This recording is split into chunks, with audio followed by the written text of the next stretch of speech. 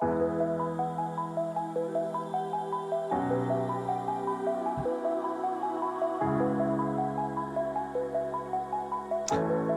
hello! Happy Sunday, folks!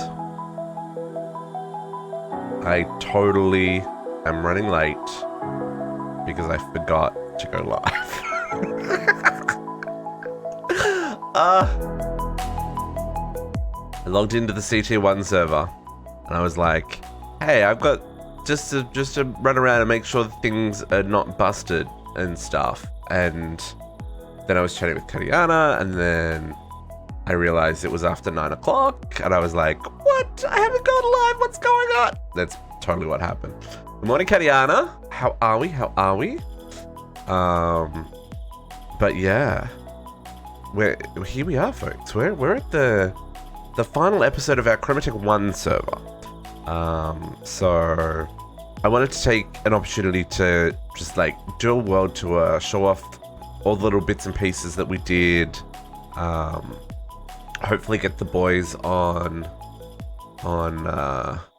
voice if they want to take us through their bases and that kind of stuff. Kind of just, you know, reminisce about the last 8 months and have it all in one spot so that if anyone wants to kind of look at all the things we built, they can do just that. So I think it's going to be fun. I will say, we did have some problems earlier in the week. The server did crash. Good morning, everyone. Good morning, everyone. Yeah, the server did crash, and we lost a couple of days of work because the backup I had was older. So, unfortunately, some of the things that particularly Potox and JC had been working on are not. You're not going to see them today. Because we lost them, but yeah, we pushed this server to its limits. This mod pack has not been particularly well optimized and stuff, so yeah, it's been we'll survive. And I know also, like, I was super sick this week, so I did not get any of the things done that I had planned to get done here on the CT1 server before the world tour. Also because I spent a whole lot of time making sure the CT2 server was up and running. But I digress. Yes, Kariana did manage to spend the better part of like 18 hours on the CT2 server yesterday. Something along those lines anyway, which I'm totally calling you out, Kariana. You're an absolute machine.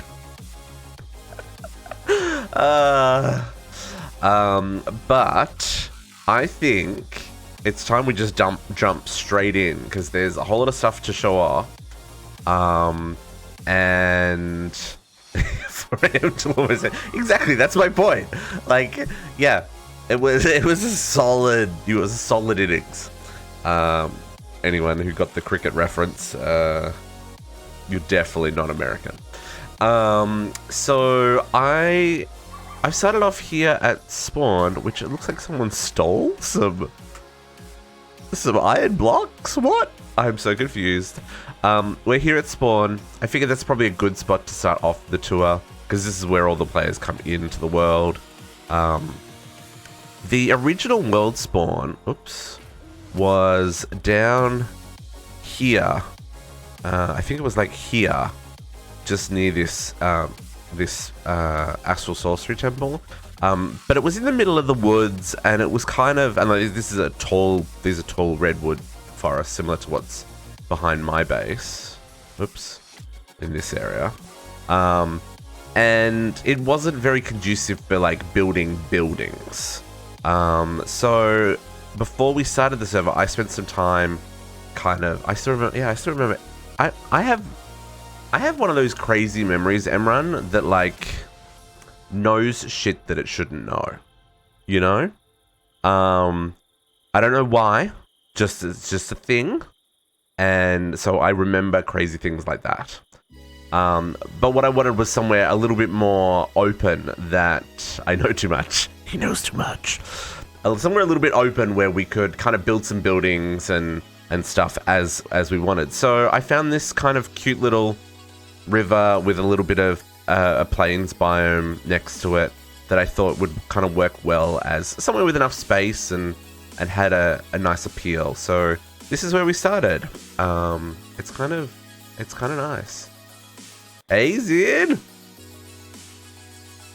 It's good to hear my voice again. Oh my goodness. I've been so sick though, and like this voice, the huskiness. Oof. It's good to see you. Happiest of Sundays. So this was our spawn. JC built us all the roads and we kind of spread out from there. The first building to go up was JC's Bar and Grill, which I remember payment was deep resident ore because he needed deep resident ore to do that quest. Now he set up this cute little kind of tiki bar I moved so quickly after playing Chroma Tech 1. I moved so fast, folks. Sorry, after playing Chroma Tech 2. So all these drawers have different drinks in them that you can take a stack for a stack of deep residents or free chips. Oh, good. I was about to say, I'm glad I've eaten that. Otherwise, I'd be very upset. And then downstairs, it's all done with Pam's brewcraft. Downstairs, he had all of the machines. I moved too quickly to walk down these stairs because there's a trapdoor there. Is this going to be a thing? There we go. Downstairs, he kind of had set up this kitchen. He was going to do a whole lot of stuff down here. But, you know, as with most projects, you decorate and then you kind of go, okay, I'm done here, moving on. Which we're going to see a bit about that because I totally did that more than once in my playthrough here. The next thing to go up in spawn was Sparkburger. This sign, I'm just going to say, Chisel and Bits is great. However, this sign took me like 4 hours to put together. Maybe longer. Thankfully, I didn't do it on stream. I did it like in the evening. But like, the problem was I put this on a freaking angle, right? If I hadn't put this on an angle, it would have been way easier to do. But, you know, getting it to look right, such a process. Such a freaking process. Because it's like 1 pixel at a time, right? Anyway, I think it still looks cool. But this is Sparkburger. We got a little patio out the front. And this is where I discovered the Mr. Crayfish's signs. And I found a whole lot of gifts that we could use for, you know, sports. Go sports! You know? And burgers and stuff. I'm Mr. Craze is some really cool stuff. We're going to see more of that when we go through my base. But like the ceiling fans and like, I mean like the washrooms, like fully functional toilets. You know, like, if I've got this hooked up, there's lights that you can turn on and off. I've got it all lit up with feral flare lanterns, so it's very neat. And then you had the kitchen, kind of, it's an open bar area. I thought that looked kind of neat for, like, real good burgers. And we had all the food in stock in these 2 spots here. All the produce is produced locally. All the crops are produced locally. So in the back here, we've got a farm that's taking care of all the different vegetables that we required, as well as some essence for the meats, just so we didn't have entities in the world. And then all the trees in their various bonsai pots for the different fruits. This managed to keep up pretty well, right? That was really all we needed. And downstairs, all the magic automatically happens. It's a big mess. All the produce is cultivated locally. Yeah, that works. I think that actually sounds a lot better than what I said. So all the produce comes in here. Like, you can see I've got like 25,000. Like, we had void upgrades on all these. Like, there was no shortage of produce for what we were crafting here. And I had it all set up with fabricators, which, if I were to redo this, I would have set up a dedicated ME system just to manage this and craft what was needed. Back when I built this, that was still kind of an expensive setup. So this was more manageable. But it's basically like all the different components and all the different recipes and all that jazz. And it's all filtered and extracted and inserted on different colors so the items go to the right places, and it's all a little bit messy. Like I said, wouldn't do it this way if I could do it again. But there's 2 floors of this stuff. It goes downstairs as well, just to cover all the things. But I think it's been pretty neat. It's all keep in stock, so all of these drawers have like thousands of items in them. So whenever someone took a burger from up here, so if I were to come up here and grab a stack of beef burgers, it'll just replenish that stack of beef burgers straight away.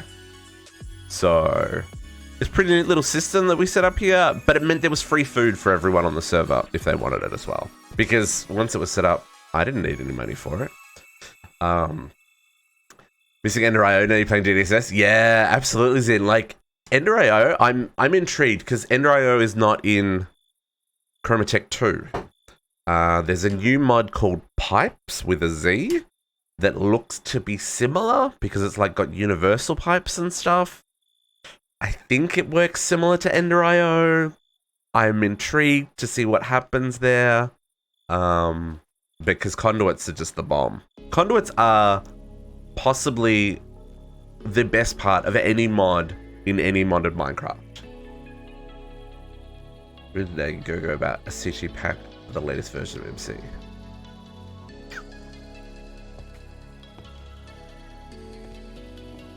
What do you mean, Nefarious? Oh, as in updating it for 117? He literally just released it for 116. Wait, so there's universe spice for? Yeah, I noticed the recipes are a little bit spicy. But this was the burger joint. I was really happy with this, and it was a fun little build. Oh, and things I didn't finish. These were meant to be full of pop, because there's pop. It's not pop. What's it called? Soda. Yeah, there's all the different sodas here, cherry soda, cola, and all that kind of stuff. I was going to automate all that too. I just never got around to it, you know? And like, there's some conduit facades that need to be installed. We're just not going to talk about that stuff. I'm still pretty happy with the burger joint. Next up in spawn, I think, was the alchemy shop. So JC created a hydrogen flask that kind of looks like the alchemy one. Nefarious, you gotta go play CT2. CT2 is 116. It is shenanigans. I started it yesterday. It is shenanigans. So here you could leverage JC's previous experience on the alchemistry quest line to get the chemicals that you wanted. I thought this is pretty neat. And he's got the ultimate alchemist manning the shop, of course. So that's pretty cool. And then after that, I think the next one he worked on, the next thing to pop up was this one. JC's juice bar. Well, not juice bar, but like, I don't even know what you call this. It's like a full metal. Yeah, of course. It's a full metal alchemist. I wouldn't even call this a juice bar. It's more like a department store, but the department store that sells juice. So JC also did all of the juice quests for us, which I thought was pretty neat. We've got all the machines boxed, but basically these are Beanie's extra trees, fruit presses and stuff. They're a little bit laggy, so that's why everything's boxed. But basically he set it up so that each all the ingredients that were required went into the ender chests. Then they would be distilled into their relevant things, and he's got a tank for every juice in the quest line. And then if we go upstairs using these nifty escalators, there is the second floor, which this is the wines. I think this is the beers and stuff, right? Yeah, this is all the fermented stuff. So anything that was like juice plus fermenting. So this is all the beers and the wines and all that jazz is up here. And then if we take the VIP elevator to the next floor, then you've got the top shelf stuff. So you've got the spirits and such. So this is all the fruit that gets distilled and then, it gets distilled and fermented and, no, it gets juiced and then fermented and then distilled. Blech. Words are hard. These ones took a very, very, very long time. So it's pretty neat. But this completed like all of these quests for everybody. None of us had to go and do it because this was 1,000 buckets of each liquid. So without JC's help on this, we would have been screwed. Also, the server would have really choked because this is a whole like. Granted, you probably don't have to create them all at once, but how slow they run and stuff. Like, yeah. Oops, that wasn't the button I wanted to press. Yeah, it's definitely worthwhile. And then he used the grid power screens to like have in-store advertising. I thought that was kind of neat. Lots of different little bits and pieces here. Now, all this is also produced locally as well. So if we go downstairs to the basement, you can see he's got quite the bonsai pot arrangement going. These, like I said, these juices, because of the quantity required, used a lot of fruit. So he's got just a couple of trees producing the fruit. He's got a whole lot of cloches producing like wheat and stuff for the fermenting. Got more bonsai there. Oh, some extra juices. I think this stuff does the like the flour and the sugar and the yeast and stuff for the fermenting process. So this is all kind of crazy shenanigans as well. But this was a super useful building in Spawn because it helped us with so many of these quests. And I think it's a really neat building as well. He did the like the downpipes with the fluid, and he used the advanced generators turbines to make it look like there's like cooling vents on the roof. So that's pretty neat. The transfer between. He's using translocators. Translocators are super fast, but they can be a little bit buggy at times. But allows you to like transfer liquids. If this wasn't box, there'd be another one there, and you can kind of transfer it through. So they're pretty cool. But I do love this building. I love this build. JC did some really cool stuff there. And then I think the next shop to show up was Zynh Spatial IO store? Did you finish this, Zynh?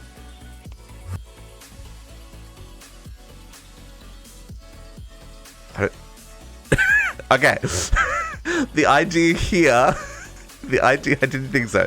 The idea here was that we could set up like little pocket dimensions where we could set up machines and stuff. And this was going to be a hub where you could, oops, wrong side. Oh no, maybe that was a world save. It was a world save. And this would be a hub where you could kind of jump to that point and explore from there. I don't know a lot about Spatial IO. The only time I've really played with it is, what's that mod pack? Material Energy 5? Where you got to save the universe by loading up the different dimensions from Spatial IO to kind of recover how the world works. Hey, hey, Potox. Good morning, good morning. But I thought this was a neat idea. So, yeah, that was that one done. And then I think Uni set up his s'mores store. I think this was next. But Uni's created this robot that's programmed to... You put the diamond in the chest, or you put up to a stack of diamonds in the chest, and the robot will then give you a stack of... up to a stack of four small smingets. That's a really hard word to say in return. So I thought that was really neat. He's got it all automated back at his base for the production. And then this little robot does all the thinking. He spent a lot of time working on the code for that because it's all in computer craft, which is crazy. But does it, I wonder if it still works. I assume it does. Do I have diamonds? Diamonds? We have had some lag issues and stuff that, you know, things don't always work the way they intend to. Open computers? Maybe it's open computers. What is it? Yeah, open computers. My apologies. You are correct. He seems to be paused.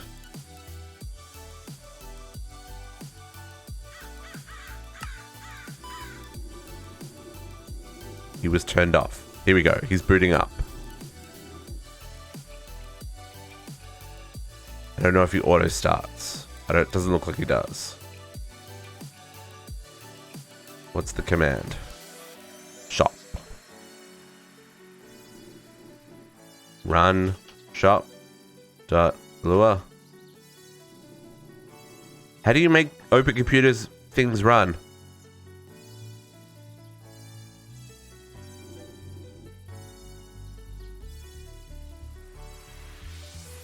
Oh. Hey, there we go. Oh.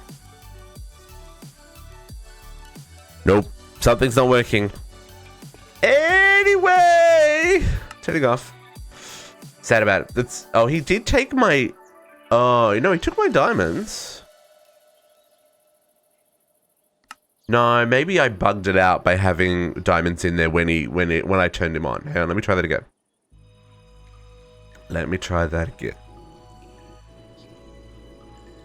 Because I may have busted that by doing what I did. Okay, shop dot lure. Count failed. Okay, that's good. So now if I put the diamonds in here.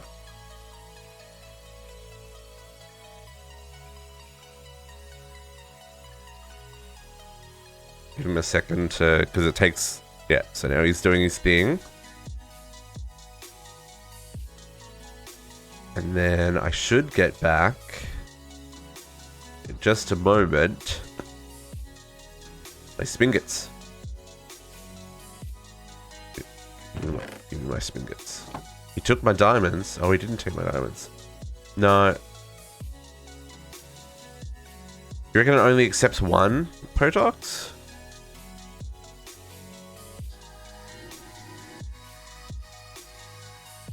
Let's try with just one.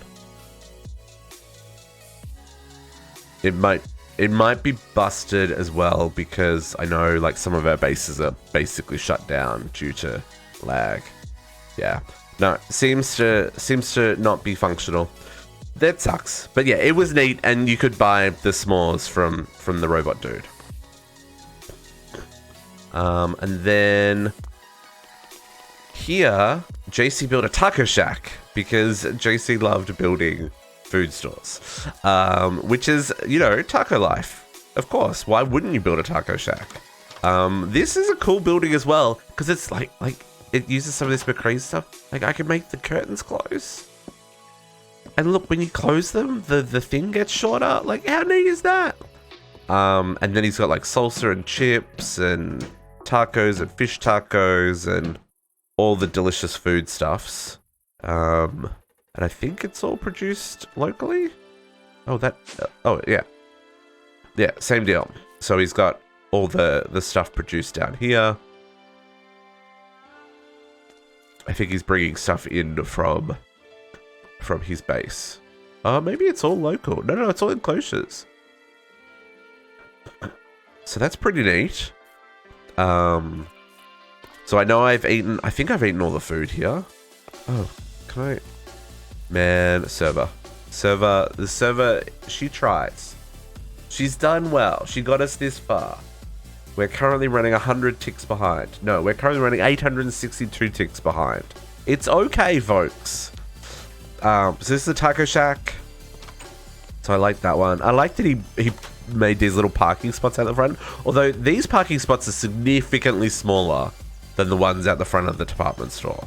I'm just saying, that is clearly only parking spots for ants.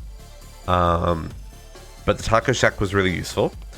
And then the last thing in Spawn, yeah, comeback totally, yeah, was the train station that I built.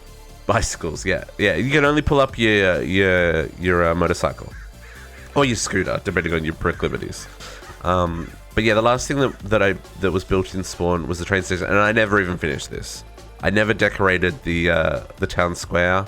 I was gonna do a big fountain here and some cool trees and some terraces for people to sit on and drink coffee, you know, all pretentious like and stuff. And then the building, I never decorated the inside, which, you know, it's okay. One of the struggles with the late game of this server has been the lag, and it makes it difficult to do things. So I just never got around to coming back and finishing decorating the train station. But I'm still pretty happy with how it turned out. It looks appropriate for a small town train station, I think. Oops, gonna fall down a hole there. And it worked pretty well. I'm happy with it. And I'm using the what's his name? The grid power screens again, just with a clock GIF. It is a GIF, but it doesn't animate for some reason here, which, you know, that's fine. So let's head off. Hey, Potox is here. Hey, Potox, how's it going?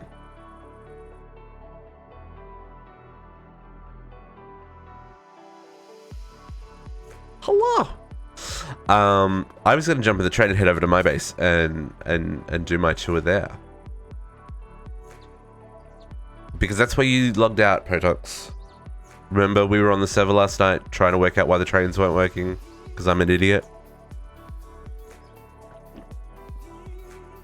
I forgot to start the engine. Good timing then. It was good timing. Because I'm going to... So that was Spawn. Oops. I'm going to totally... Oops. Is the engine running? Engine is running. So the thing that I forgot to do and why the trains weren't working is you got to turn on the engine. I should turn on this engine before I started the tour. Because it's got to get up to like 70 degrees before you can actually drive anywhere. Yeah, this is Immersive Railroads, which is a really neat mechanic. I'm totally going to change the heat of the engine so that we can get driving here. But just if I turned on the engine a little bit earlier, we would have been good to go. But look, now the engine's hot and we can get going.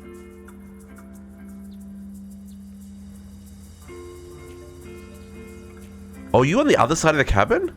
Oh, interesting.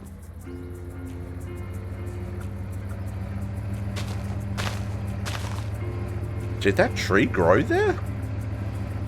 Okay, oh, we need to throttle up to get up this hill.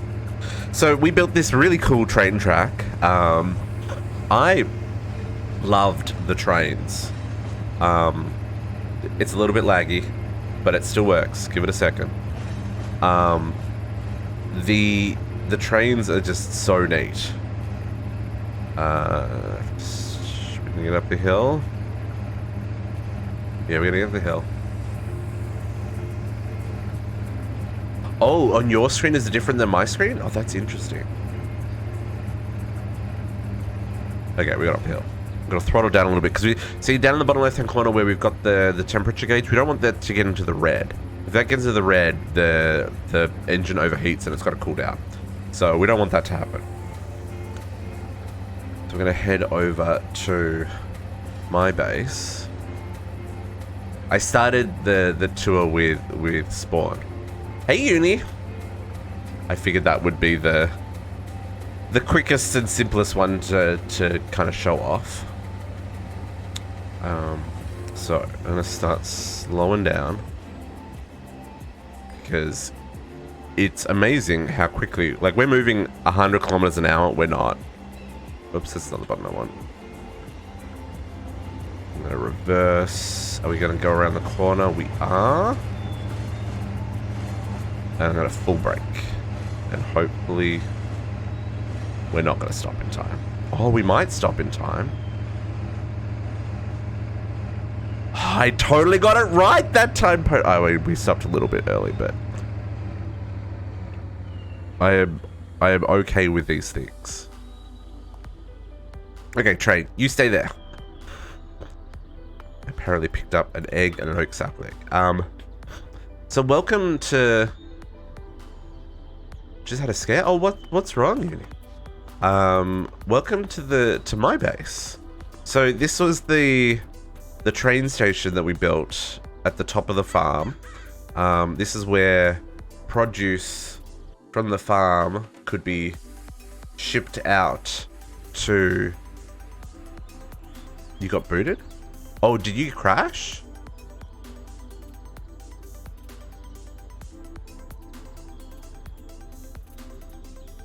Oh, okay.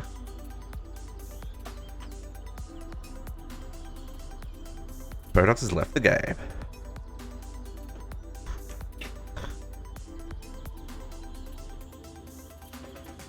Oh, that's not good. At least it's not. At least your monitor still works. So yeah, so this is the train station and my base.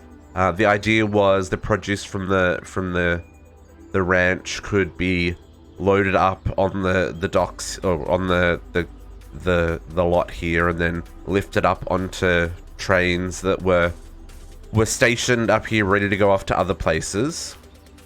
I thought this was pretty neat. This is kind of the late game stuff of what we built. So let's start at the beginning of my base, because there's a lot here.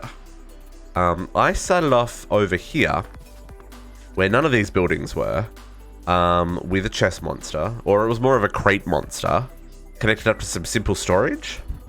And we were like that for the longest time. We started the server about a week and a half behind everybody else. And back then we were only streaming on CT once a week because we had 2 days of DDSS. So it took me a long time to catch up with people. But you know, we got there. So this area here originally had all of my immersive machines set up. We now have a number of greenhouses, only one of which is in use, and of which only one row is in use. But I'll show that off in a moment. And we do still have all the machines here, just deconstructed. Another thing that I was going to rebuild them all on the back here, make it all look pretty, to kind of fit in with the farm kind of vibe we've got going on here. But this was fun. I enjoyed this. So yeah, we started off with immersive, and that gave us some good power. We built the windmill. I think the windmill's cute. Although I will say, Potox made a much better looking one. We'll go show off his in his world, in his base a little bit later. But yeah, so we've got the windmill up here, and that was my early power, was that, until I got the diesel generators up and running, which were all set up here. And that gave me enough power to kind of just kickstart everything else. So the theme for my base was kind of like this farm / ranch that had a secret. And so I built this giant barn, and my intention was to have the top floors all hooked up with drawers, so that like this was the storage room, because I thought that'd be really freaking cool. But of course, I made the barn too big, and the draw controller I couldn't put anywhere that it worked and made sense. And also, like, getting up here to use the draw controller to drop off items and stuff was just a process. So that kind of fell by the wayside. But I kept the barn, and like I said, we had a bit of a secret here, and that was that underneath the barn was the bunker. Now, originally this was an elevator shaft that went up and down, but you have this giant fallout bunker slash, I don't know, scientific research center underneath the base. So I ended up setting up a storeroom down here, which made way more sense. You know, my classic walls of storage. I use it because it works, it's efficient, and it's very, very helpful. And in this mod pack in particular, where the creative storage upgrades only cost 2 nether stars to create, each one of these drawers has infinite storage. So I've got my storeroom. We do have the ME system above us now. It has moved. Originally it was in the ground here underneath or around our elevator shaft. But it's now up there doing its work. I'll show that off in a little bit. But this was kind of like the base, and it took a long time to decorate and get it to do the things that I wanted it to do. We started off with some immersive engineering machines because that's kind of where we were. This is all hooked up to be automated, so we've got all the different recipes for all the different parts. We have a arc furnace set up to do recycling of mob drops, so things like tools and armor come here for recycling. There is also recycling for like chainmail and stuff. It all gets repaired in powered anvil and then either pulverized or smelted down, and it's all hooked up with exports and filters and all that kind of jazz to do its thing. This is just a passive supply of extra resources. It doesn't give you heaps, but you know, I highly recommend, if you have a mob farm, recycling all the resources that come out of it. Unless you're going to use them, right? Like, you don't need 300 iron swords. You might as well melt them down and get 600 iron ingots. Makes sense to me. So this was fun. Got this all set up in here. And then the second room that we built was this side. This is kind of like the press room, I guess. I don't know what you call it. The inscriber room, where this makes all of the different processes, which is neat. I've got some growth chambers here for making fluix crystals and stuff. This is all hooked up. Everything here is hooked up and automated to the ME system. Oops. It's all hooked up with crazy conduit shenanigans, doing its thing. This is all round robin as well, so it it'll use all 3 in the stack for producing resources. It's quite the little setup. Whoops. Quite the little setup. Although it's still pretty slow. Hindsight, I would have done some things a little differently. And then I've kind of got like I just have 1 windmill power right now. My goodness. That's more power than I've got, Brad. Then we got kind of like a Frankenstein wall again. You know, because you got to have one. It's just the miscellaneous machines that you require. At the start of the playthrough, it was just these first 5 or 6. It was just the thermal machines. But over the playthrough, we've added some more machines and stuff. This is all, again, for automation. Like, these ones are for anything that required destabilized redstone. We're melting the destabilized redstone there. Gelochrothium, same deal. Okay, there we go. What's this one? The Zephyrian Erothium? Zephyrian Erothium. And then Resident Ender. You know, all set up and running. So, and then on this side, we've got some mechanism stuff set up. Again, really simpler mechanism. We only really did the what's his names? The circuits and stuff. Which, you know, it was what we needed. So that's kind of all we built. Then I've got some alloy smelters at the back here. I used a lot of Ender IO. I'll show you that downstairs because that's kind of the next area we built. This is like some late game stuff. But we've got all the alloys for like the melodic alloys and all that kind of jazz. Some dedicated machines there, all up and running. Then the next area of the base that kind of got built was the basement. Now, we started off with the main floor and the sub-basement. Basement 1 and basement 2 didn't exist initially. So we go down to the sub-basement, we've got where I set up my void miners. Now, void miners obviously use a lot of power, so I set these up here. We originally started with 2 void miners, and we really only had the 2 void miners, because this one's a botanic miner, which we never really used. This one's a resource miner, which we did use the whole playthrough, but we really only had the 2 void miners. But they need a lot of power, so that's what we've got set up over here. So originally, I started this off with the 1 steam turbine, hooked up with 1 boiler and 1 distiller. So this is the end game of Immersive Engineering's power. These make about 45,000 RF a tick if it's running at full capacity. So, you know, it makes a decent chunk of power. Is that right? 45? No, that's not right. 24,000, sorry. 6 times 4 is 24.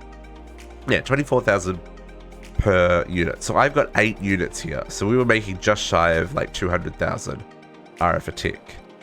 We do have a distillation tower that is processing all of the oil we were getting. It's a little hard to see, but I've got like pump jacks in chunk loads around the base. So the pump jack, when it runs out of oil, still has enough oil production to run a steam turbine. So for my 8 steam turbines, I've got 1, 2, 3, 4, 5, 6, 7, 8 pump jacks running. But that is enough to still be net positive on the diesel production required to run the boilers using distilled water. But this did a whole lot of power, and I thought that was pretty great. And we'll get to that a little bit later. But this covered all of our needs for quite some time. Hey, Dogecoin, thank you for the follow. Welcome to the pack. Happy Friday. No, it's not Friday. It's Sunday. Oh my goodness, did I just happy Friday? Yesterday was a long day, folks. It was a long day. And kind of to fill out the look here, I built these 2 excavators at the end. We very quickly used up this copper vein, but I thought this like kind of looked good as like, hey, we've got these digging machines kind of expanding the vault. So that was kind of neat. They've got nothing to mine anymore, which is why they're off. We just have a little like laser over here because we needed that set up for something. I don't remember what. Oh, we've still got things running. Joyce. So this was kind of the sub-basement section. And then after we had the void miner set up, I needed to actually produce all of the... I had to process all the resources. So that's what this floor was. So this is set up to 2x all of the ores that came in. So any ores that could be pulverized and then smelted. I am recovering from cold. Yes. See, I'm still feeling it today. Just saying. Any ores that could come in that could be pulverized and smelted were put into this array. This is just a big round robin again. Oops, a big round robin. They come in on one ender chest. They're extracted round robin to all of these machines, and then the final product goes back out of this ender chest. So that was pretty cool. And that did most of my ore processing. Over time, we added the double crushers. These ones process the silicone. And I think there's something else. But the silicone didn't go into this one, so that had to go into these ones. And then the enriching factories did things like redstone, where we got really big returns on that for there, until we added these guys. So on these two walls, I've got banks of sag mills and alloy smelters. Then these alloy smelters are set to furnace mode only, so they're not actually making alloys, they're just really quickly cooking things. And these sag mills are all auto-filled with end steel grinding balls, which is not the best one available, but it's definitely the easiest one to like mass produce. And that is all hooked up back here again with ender chests, doing round robin and extracting back into the main system. It's all pretty compact, but also pretty powerful, because it, like, when it's going full tilt, like, it runs. Then same over this side, another bay of these machines. We added some Tech Reborn grinders over time because we needed that. It usually dusts off his base. There's cobwebs on the stone. No, yeah. Oh, yeah. Well, so there's a giant ravine that runs right through the middle of this section of my base, right? It was rather inconveniently positioned. So yes, yeah, I don't dust Naga. But yeah, we added these Tech Reborn grinders because we needed to process some bauxite and stuff that we hadn't been processing. We also have rock crushers processing all the andesite, diorite, and granite we were getting. We have some creosote production here, because I realized when we were building the train tracks that we saw earlier that creosote was a thing. So yeah, so we that's all been set up here. That was some pretty late game stuff, but I guess this is while I'm here showing off this bit, we will show off this bit. So that was kind of like the internal stuff. So then at this point, I actually jumped outside of the base again, and I built the house. I really like this house. It's a little bit more modern than I was planning for kind of this farmy area, but I think it turned out really cool, and the Mr. Craze really allowed me to like decorate. Like, we've got a really nice dining room here. We've got like side tables. I've got a really fancy kitchen, which doesn't do anything, but it looks really cool. We've got this walk-in pantry. The Mr. Craze has a whole lot of cool stuff with like dishwashers and stuff. So if you make the soap, you can actually repair your tools in the dishwasher. The microwave can cook food. The ovens can cook food. There is a washing machine, which is in the pantry, in the laundry here. So washing machine can repair your armor. Yeah, it'll dishwasher. Yeah, you're washing off the grime. I get it. But I thought this was cool. So yeah, you can use this. Needs water and soap. But yeah, so you could do all that. So this is the laundry. This was meant to be another entrance down to the vault. Never actually set that up. You can tell I started digging it, but never finished it.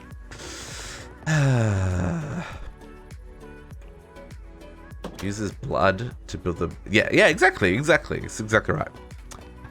Then down here we have the guest bathroom, which has a mirror in it, has a shower, also has a very, very clear open window that anyone walking past to or from the train station can see you pooping.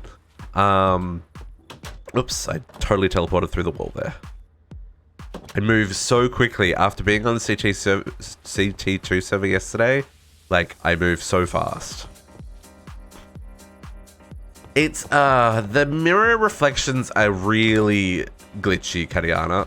Like, I'm there, but the camera position for the reflection is, like, above your head. So, like, I can't actually look at the mirror and be in the reflection. Just doesn't work. I don't fully understand how it doesn't work. or what it's doing. I mean, the fact that it does a reflection in Minecraft is impressive. And then upstairs we had the living room, again with more fans, and these lights will turn on and off, which is kind of neat. There's the office where we run the farm from, you know, all the paperwork side of the farm. We have the his and hers bathroom, or his and his in this case. Then we have the master suite, double bed, fancy, gotta loves it. I was really happy with this. This turned out really cool. And it kind of gives you a bit of a view of parts of the farm that I never finished, but you know, it's all good. Okay, so after we built the house, we went back inside and started to flesh out some of the different chapters. So we set up this kind of area to produce all of our mystical agriculture stuff. It's all turned off now because it overflowed because issues. But this was meant to be like a hydroponics lab kind of thing in the bunker, so that we could produce the resources that were required.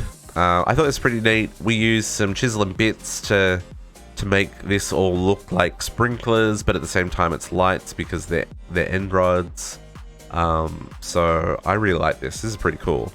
And all the essence gets collected and it instantly gets turned into whatever it produces. So I'm instantly turning the iron essence into iron ingots. So I'm not actually storing much essence. I'm storing a little bit of essence. Some of the stuff that is like used in crafting, like the dirt and the stone and fire. So like the tier 1, we stored all that. A couple of the higher tier ones we did store as well, like endstone and netherrack, the wither bones.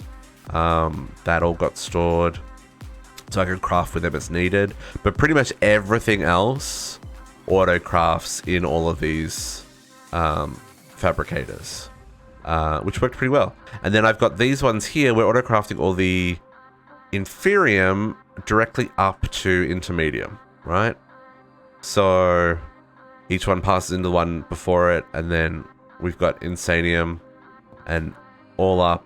At the moment, we've got 3,500 insanium, which is pretty low, but we also use a butt ton of insanium with all of the ultimate items. So this grew over time as well. Like, obviously, we started with 1 plot, and then expanded to 2 plots, and then 3 plots, and then 4 plots, and then I needed lots of insanium, so there's 2 plots of inferium. It's a whole thing. Most of these, maybe not most, maybe half of this is down to bedrock with growth accelerators underneath as well. I know all these ones are. It's just to help them tick along faster.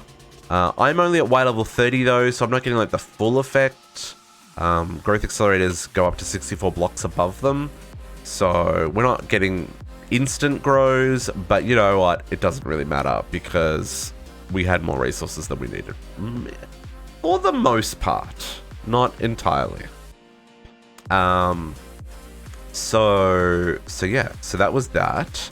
And then by this stage, I had enough resources that I could start building the ME system. So as I said, I did have the ME system here around this section. It's now been moved up here, and we were running on P2P networks, but we've moved entirely to wireless networks now. Because the P2P networks were having some issues staying connected. Mostly due to lag from what I can tell. Whereas these wireless connectors, as long as both ends are in loaded chunks, they seem to stay stably connected. So I've got a bit of a shenanigans system. If I show you the shenanigans of my system, obviously it didn't start like this. It took some time to get up to this point. But, you know, there's a couple of machines and a couple of networks and a couple of chains. And may also be part of the reason for lag. A2 is great, except when it's not. So, you know, just be aware of that. So this is all hooked up to all of the systems, right? So it uses the drawers here for storage. It uses these Yeah, Potox has got a crazy network. We'll show off some of that when we go to some of their bases, some of the other bases as well. We've also got ME drives here that it's connected to. But yeah, it's done pretty good. There was one point recently where I filled up the storage because my graphite electrodes had broken. These wear out over time, and because they'd worn out, this wasn't recycling, and because this wasn't recycling, these all filled up. It is what it is. But yeah, it only happened once, which was good. And then below us here, we have the actual brains of the ME system. I know technically that's the brains of the ME system. Maybe this is the brawn of the ME system. These are all of our crafters. So let's pop down there and have a look. We'll go down 2 floors. So I have used all of the front 2 blocks of 8. So each one of these is 32 interfaces and molecular constructors, or assemblers, sorry. All fully accelerated for speed. We hooked up this one towards the end of the playthrough, this 4 tower. Although we realized we didn't need it. It was actually a P2P problem, and some of these ones aren't actually connected. It is what it is. And then around the outside, I've got all of the crafting stations. So the main thing with your CPUs is you want coprocessors. So each one of these is actually multiple rows deep with coprocessors. And the reason for that is it allows you to craft multiple things at once, right? So be it can use multiple of the same machine at the same time, or it can produce multiple steps of a craft at the same time. So in these, I've really only got like one of these crazy 16Ks, a 64K, and, 16,000K, 64K, and then it's all coprocessors.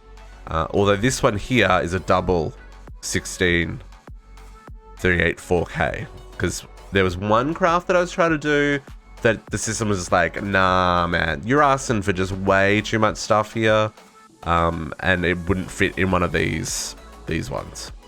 But this, I really only upgraded the first 5. All the ones around this side didn't really get used a whole lot. So they're only running 1 deep. There's only a single layer there. But they're all hooked up still. So that was kind of useful. And then after we did that, we started getting into some of the magical stuff. So the first magic stuff, the whole idea with the bunker here was like, this is all like high tech and secretive, but magic, especially Thorncraft, which deals with chaos, was kind of, is it clandestine? Is that the word I'm looking for? It's not meant to be used. So there was an illusion set up behind a secret wall and an old maintenance room. They set up a bunker where we did all of our Thorncraft stuff. So down here, I have got my altar set up. I've got a little dedicated ME system so that we could store all of the crystals and stuff that we required. I've got all the crystals in drawers here. Got all the different research components all stuck together so that I could access them all from within range. There are a couple that I didn't get done because I couldn't work out what they are, so like some of the add-ons. But we did almost all the research. There was some research we didn't do. I don't even remember what that was anymore. But pretty close, right? And then we have our flux condenser lattice to get rid of the flux. We have jars on jars of different essences. We've got 2 smelteries doing their thing. I've only got them up to thaumium. I never upgraded them to the void ones. Probably should have done that at some stage, you know. And then I've got my arcane pedestal, which again, I was surprised. We never had any problems with this. Wow, I move quickly. So I didn't need to build stabilizers or anything. Everything we crafted stayed stable. So I was pretty happy with that. So this was kind of neat. I've got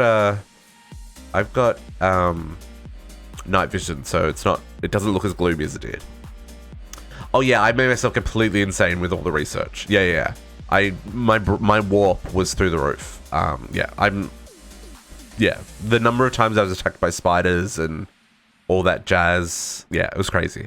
But that's why we built the salt bath, where we could just sit and chill and get warp ward, and it was great.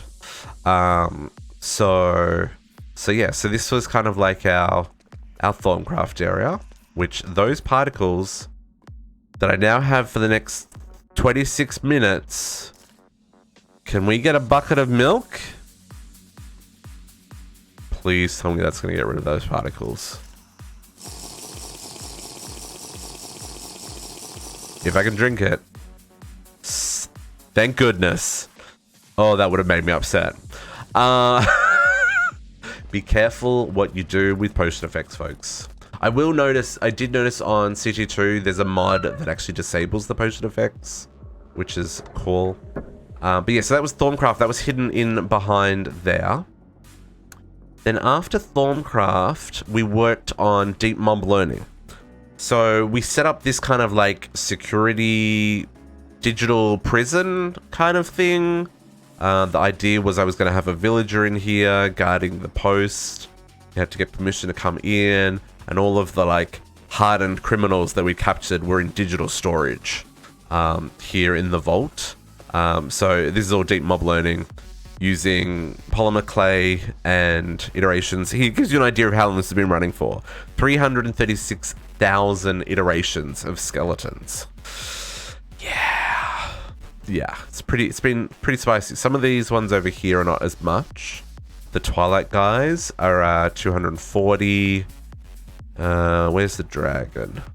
Oh, the dragon's up to 200,000. Okay. Yours hitting millions? Yeah, but you set yours up way before I did, Uni.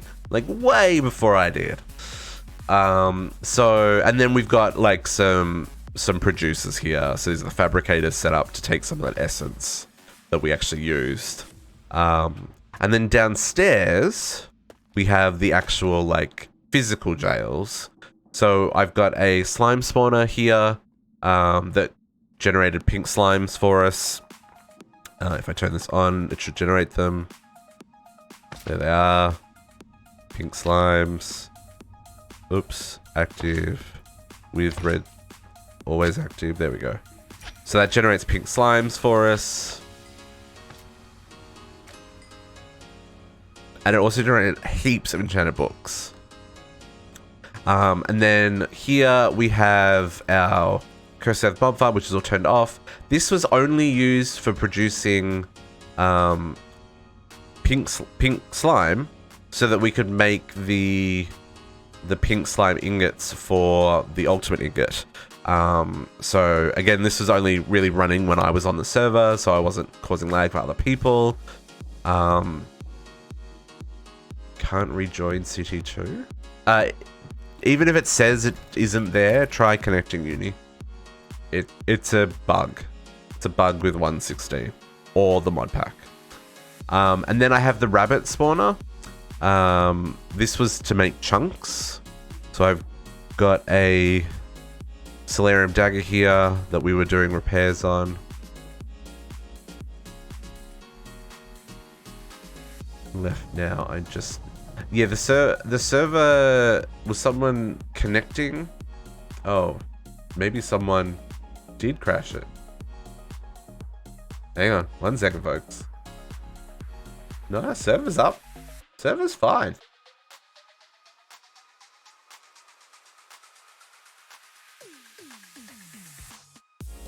Emrun was connecting.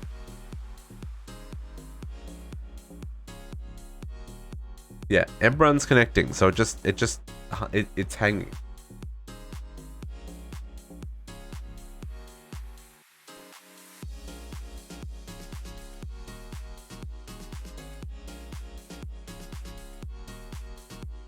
Or did it hang before Emrun was connecting?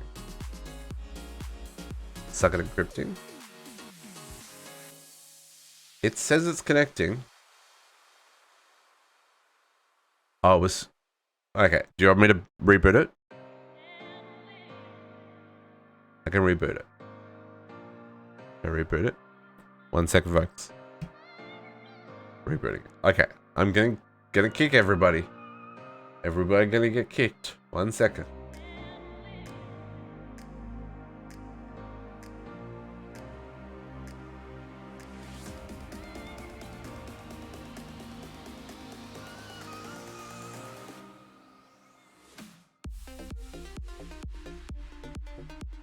Stopping server.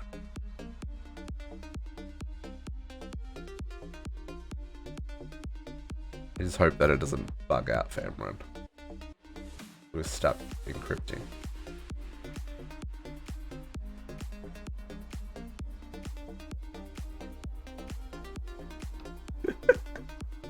It's thinking about stopping, folks. What did you do to the server? Come on!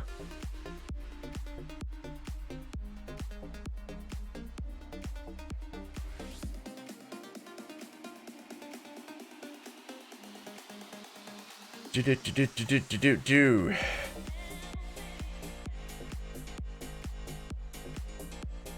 Not even stopping.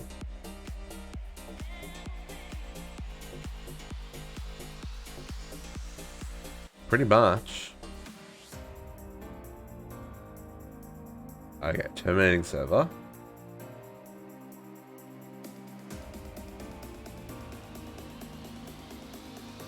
Use dungeon rating as usual. Okay, there we go. Everyone's disconnected. Server is stopped. Okay. Cool. Starting back up again. There's good loot in those dungeons. Okay, server's rebooting, folks. It'll be up in a couple of minutes. Okay, so yeah, so this is making chunks because rabbit chunks are by far one of the easiest ways of getting chunks, right? Rabbit chunks are a tier 3, so they're already pretty high tier, and they don't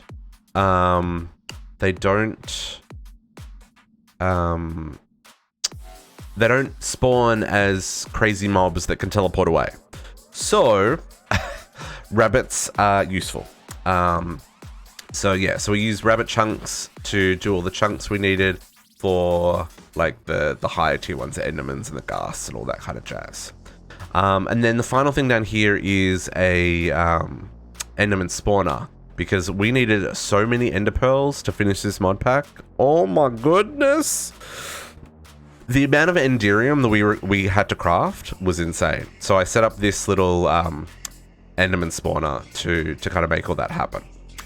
And while we were here, we also set up a challenge room, a key room where we could challenge the mobs. So you know, this was fun. I enjoyed this. And there was a little viewing room so that the peeps could watch the arena while we were here. I thought that was fun. And that was kind of cool. Then what did we work on next? I think the next thing we worked on was...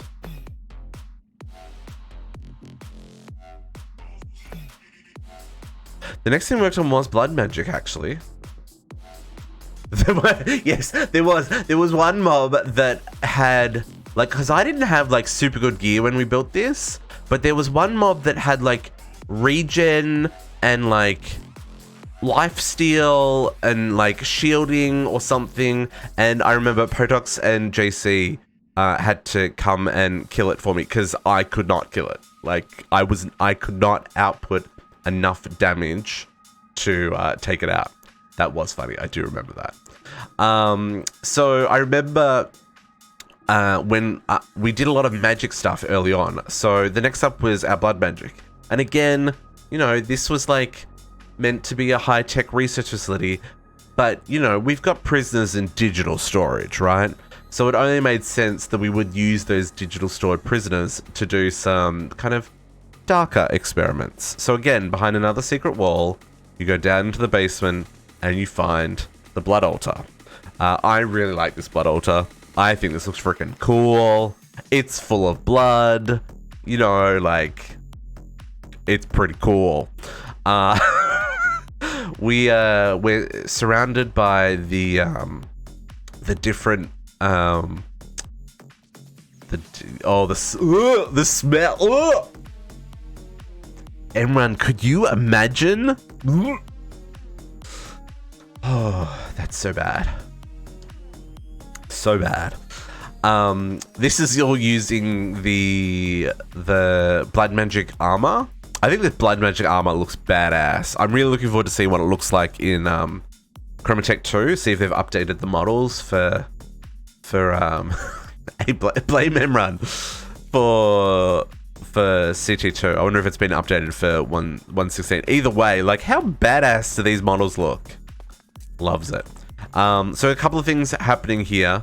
Again, we've got just some hidden walls to make things easier.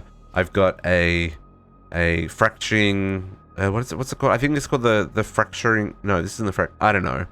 Anyway, there's one of these rituals that grows the different colored crystals. I have a mob spawner here that can be used for Can I open this? That can be used for filling the Tartaric gems.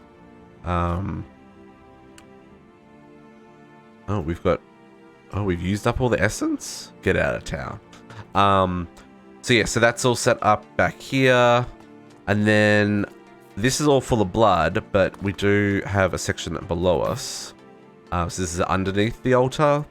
So I've got automation set up for all the different runes. They all get crafted automatically.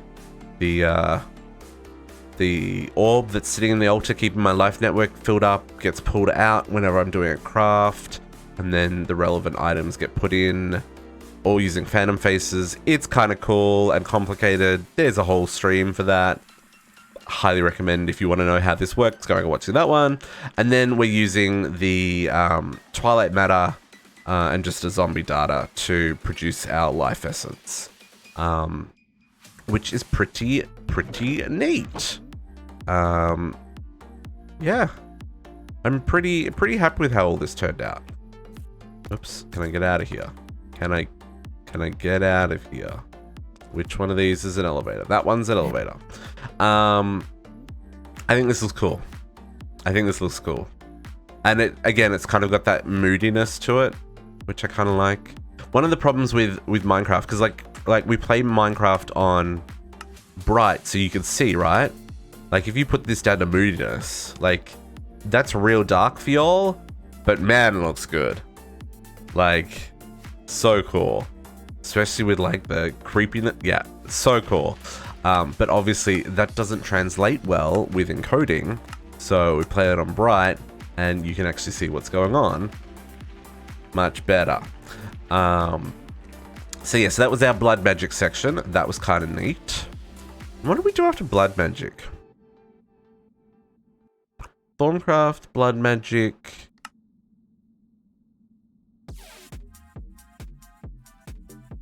Oh, Botania, that's right. So then we went and did our Botania area, because I did all the magic first, right? It was kind of backwards. So if we head up this direction, now this silo, where this silo is, there used to be 2 spider spawners. I was going to set this up as a spawner thing with the spiders, and they'd drop and they'd be crushed and stuff. Just never got that far, so it is what it is, and that's now just a silo, because it makes it look like these ones. But if we head up this way and follow the path into the woods, which I move very quickly, so it's very hard to walk through here now, you come over to where our little Botania area is set up. So a little fountain for our water source, Petal Apothecary, we've got our altar, which is all set up with automation so that it can craft as required. We've got our so that's the portal. We've got an elven altar, which you can put a spark on for instant crafting of runes, which is just magical. Oh, is that in CT2, folks? Did they bring Botanic Editions across? Do we have an elven altar? I hope so. And then over here, I'm using the Astral Sorcery Starlight Transfusion to turn pumpkins into cake. And Kekamuruses with some crazy mana spreaders and lenses to produce a lot of mana. Everything's all sparked up with dominants and recessives, and all that kind of jazz. We do now have our Everlasting Guilty pool. So remember this one called there is. Yeah, I noticed that Botanical Machinery. I'm intrigued to see how that works. So this does all of my like auto dropping of like mana diamonds and all that kind of stuff gets produced here. And on this side, we've got the agglomeration plate for producing Gaia steel and Terra steel. So that's all very neat. Excuse me. And then over here, I've got automation set up for producing the living rock and living stone. Underneath, I've got a little dedicated ME system that basically, if these were not full, it would produce more, right? So it would automatically place the hang on, let me show you how that works. We're using the cyclic builders. They're set up in square mode, so they basically make a ring, and they're positioned around the flowers, so it would place a square of stones, and then these annihilation plates are hooked up to an ME system that only has storage for the living stone. So it could only destroy those blocks. So when they turned, it would import them, and then it would go into the system. And it was all set up so that it would turn off automatically when these were full. It didn't work perfectly, because if they were over a certain amount, it would stay full, and then, yeah. But I think that was a TPS issue. And then I had my Gaia Arena here, which we set up for the Gaia battles. We did a few, and then we realized we needed to do like 300 of these for the ultimate ingots. And the server gods provided us with all of the spirit shards we would ever need. In this mod pack, there isn't a way to automate production of the Gaia, from what I can tell. In CT2, there is. We can make caged mobs, and you can actually put bosses in them. So that's going to be interesting. But yeah, in this one, that wasn't an option. While we're over here, we also have the stabilizer for the Chaos armor. That was a whole process. I didn't do that on stream. You missed out on that one. Apologies, folks. But it's kind of neat. JC did it on his stream, so if you go and look at some of his more recent VODs, he does have how that process works. Okay, so Botany was done, and then we did Astral Sorcery. So, hey, Potox. So if we head back out this way, across the bridge, one of the many bridges, we have our Astral Sorcery area. So out here we built all the Astral Sorcery stuff. There is a tick acceleration ritual, which truthfully didn't do much with the TPS.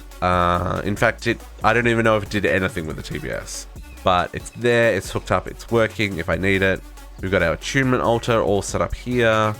I've got my Astral Sorcery altar that is hooked up again with another perfect collector crystal, so I can craft day or night.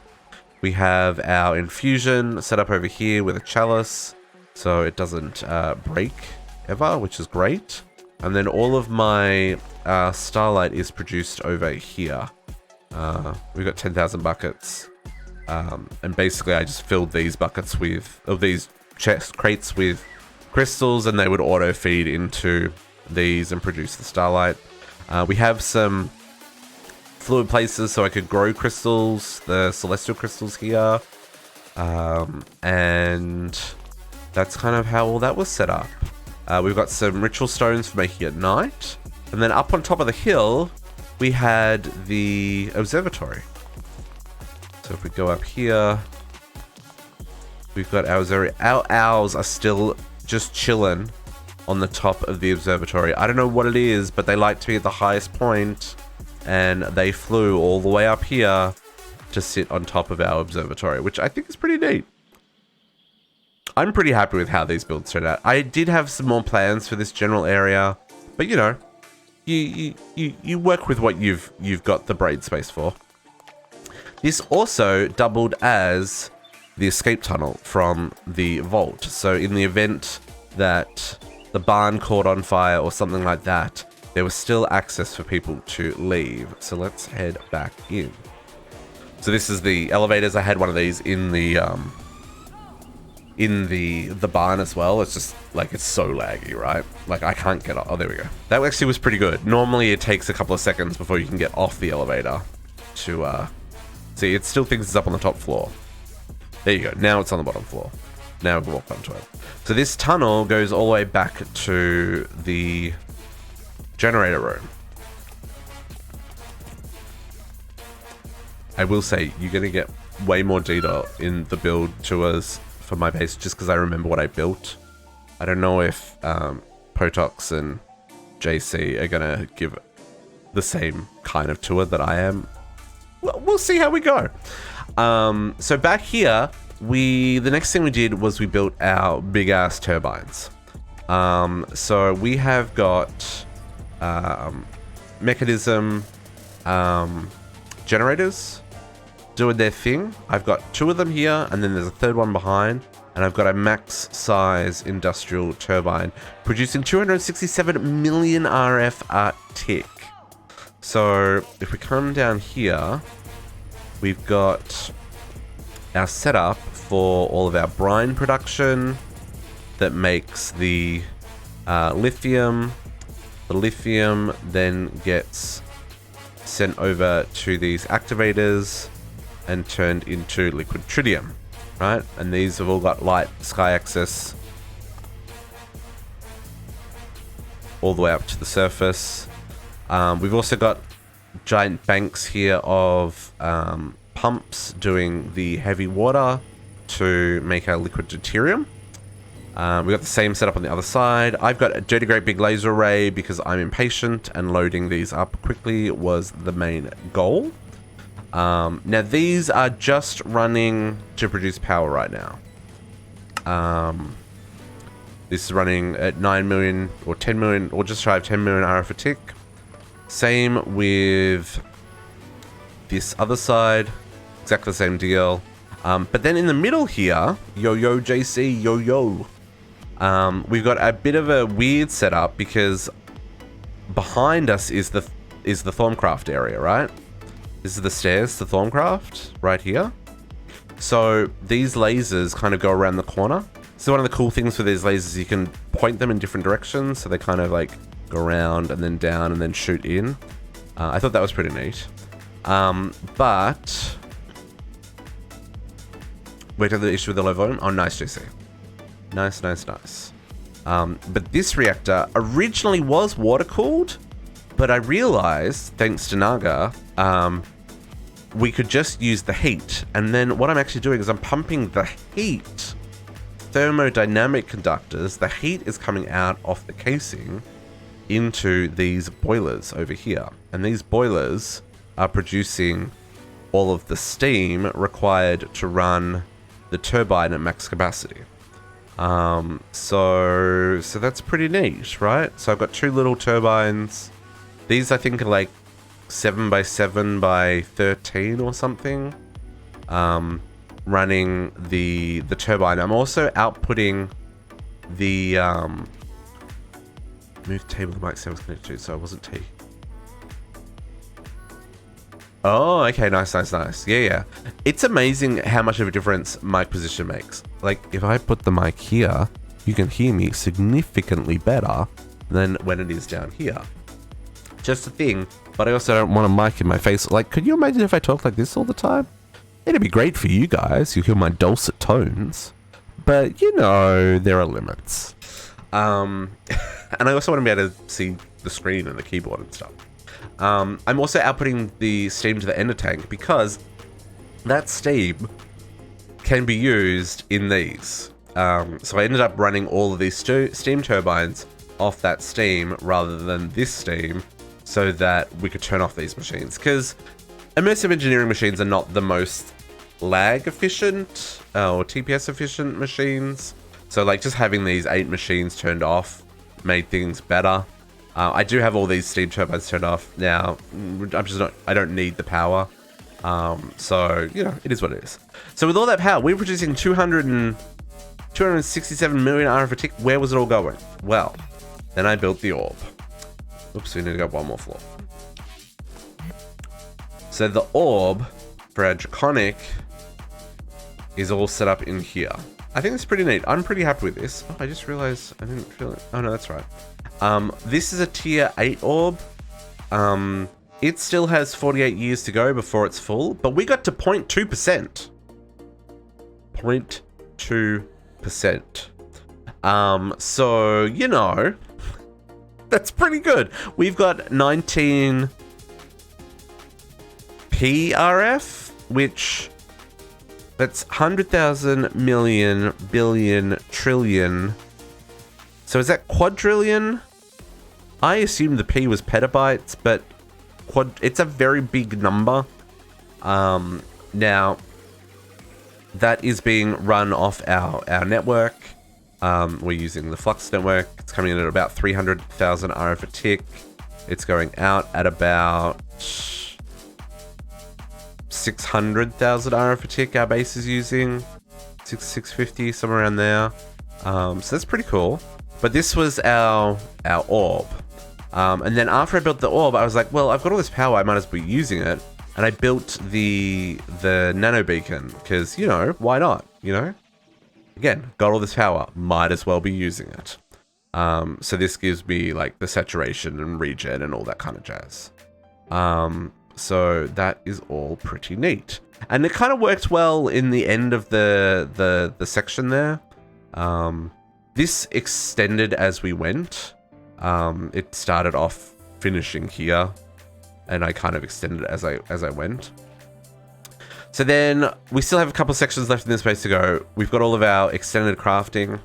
This is all set up with automation and packages. We've got a whole array of atomic reconstructors for creating the crystals. We've got a whole array of empowerers for empowering the crystals. We've got all of the ender crafters set up with automation.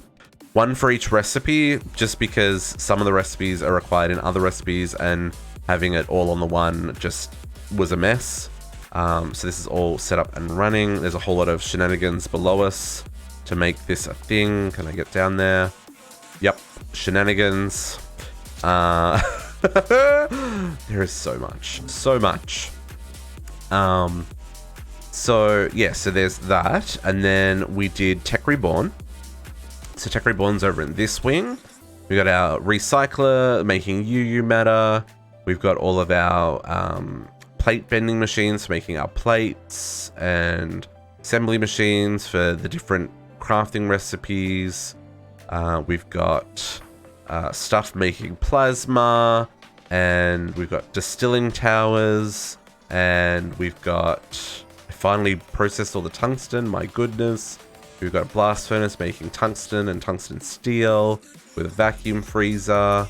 And then we've got a tiny little fusion controller, which we've run out of helium by the looks of it. It's probably because I turned off the distillery. But that was producing like 60,000 RF a tick, which is kind of nice. So that was our Tech Reborn stuff. And then after Tech Reborn, I want to say we worked on space next, right? Oh no, we did Deep Resonance. So I set up a little Deep Resonance section down here. I was going to set up more automation for this, but this was actually really hard to automate, and I ended up just doing it manually. But we grew crystals, which I've got some spares here, and all of the shenanigans associated with that. This is another bit. I was going to decorate the tunnel, like cover up the area above, make it look like there's like stalactites forming and stuff. You know, all the things that you plan to do, but like you've obviously taken on a way bigger project than you intended to. So that becomes a thing. And then after we did that, then we did space. Then we went to space, right? I did space after that, after Deep Resonance. Trying to think what parts of the base I haven't shown off yet. Oh, Draconic. We did Draconic next, and then we went to space. So over here, I've got my setup for the automation for the fusion crafting. This is all hooked in with conduits and round robining and crafting and stuff. Oh, bees. You're right, Kenny. And we did start bees with after space. Yeah. So this is all hooked up. This is pretty neat. I was pretty happy with how this worked. It worked pretty reliably. The only one that had issues is if you were making chaos cores, because they need awaken cores, and sometimes it got a little bit messy even with even when it wasn't pushing in the next recipe, but we got it to work. And then we also have some more smelting arrays here. These are our alloys. I just wasn't producing enough resources. So for the end game, I actually had to produce all of the alloys I crafted manually. It's like I had the individual components, but the actual alloys themselves, I wasn't getting enough from the seeds and my other sources. So there's a dirty great big round robin array. No, these aren't round robin because these are alloys. It was too messy to do it that way. So each one of these has its own interface. So that did like all the Enderium and stuff. Yeah, I noticed, Uni, you've had a big day, a very big day. And then we've got our combination crafter down here, which is all set up with automation. So that's kind of neat. And then we went to space. So that was a whole process. That took us like 2 weeks to get through all the stuff. Wait, get all way over here. So we've got our control center over here. We've got our silo, which is really freaking neat. I am apparently too close and it can see me. What?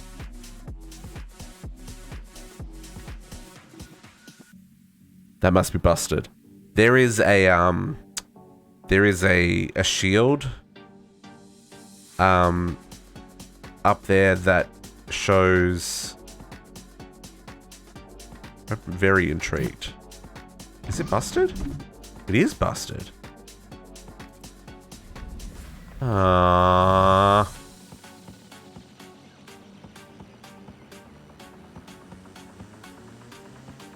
Oh, it's out of power.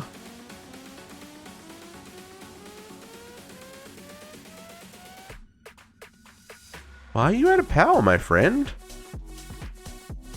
Did I not hook up power to this? Folks, what kind of a disaster am I?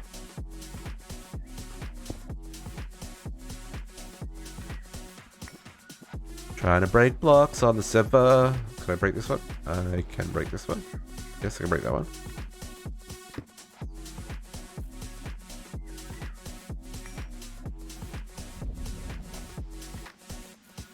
Can I get in there then? That's the next question. The answer is no. I cannot get in there. Hang on. I want to fix this. It upsets me that this is not working. Okay.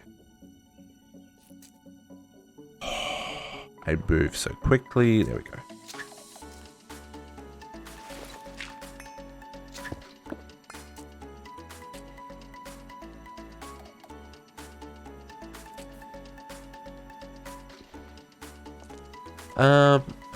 I didn't hook up power to this. Did I?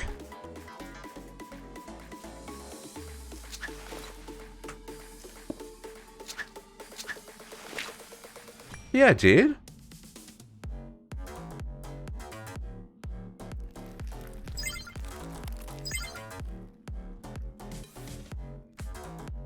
Why is it not outputting?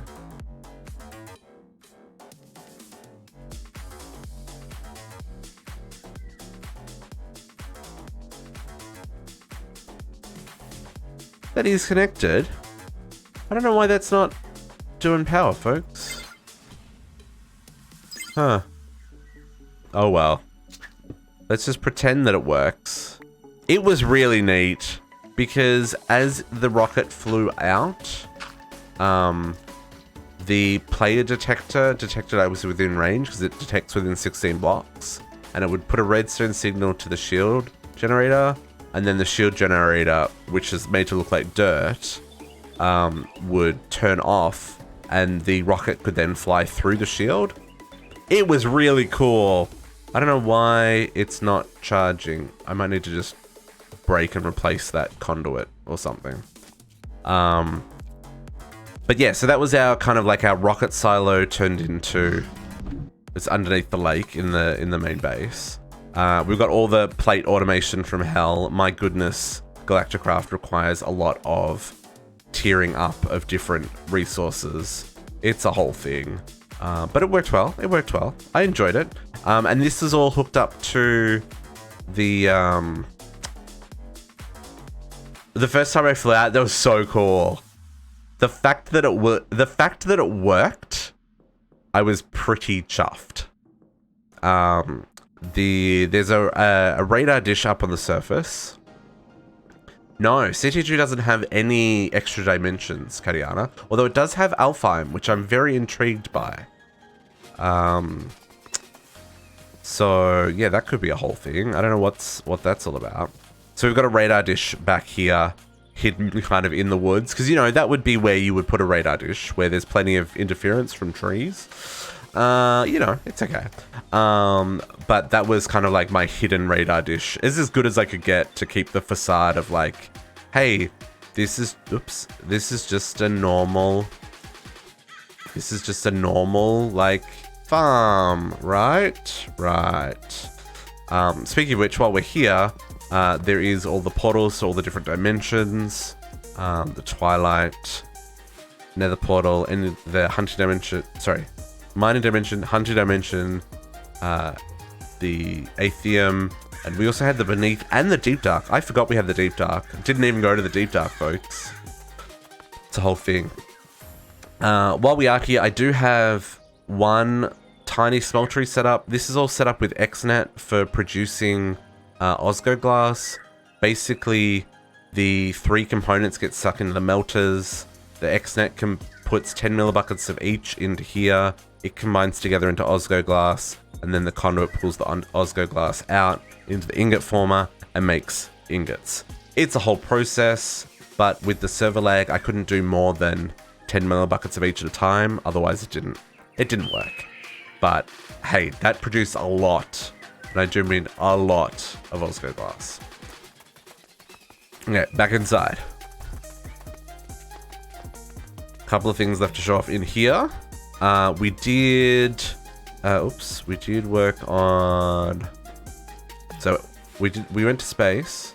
After space, we did new Mattercraft. So we've got all that set up here. We've got all of the different plastics set up. We've got a manual array set up here. We've got our assembly table set up here. This has now got our creative compressor, so it's always able to run. We go back here.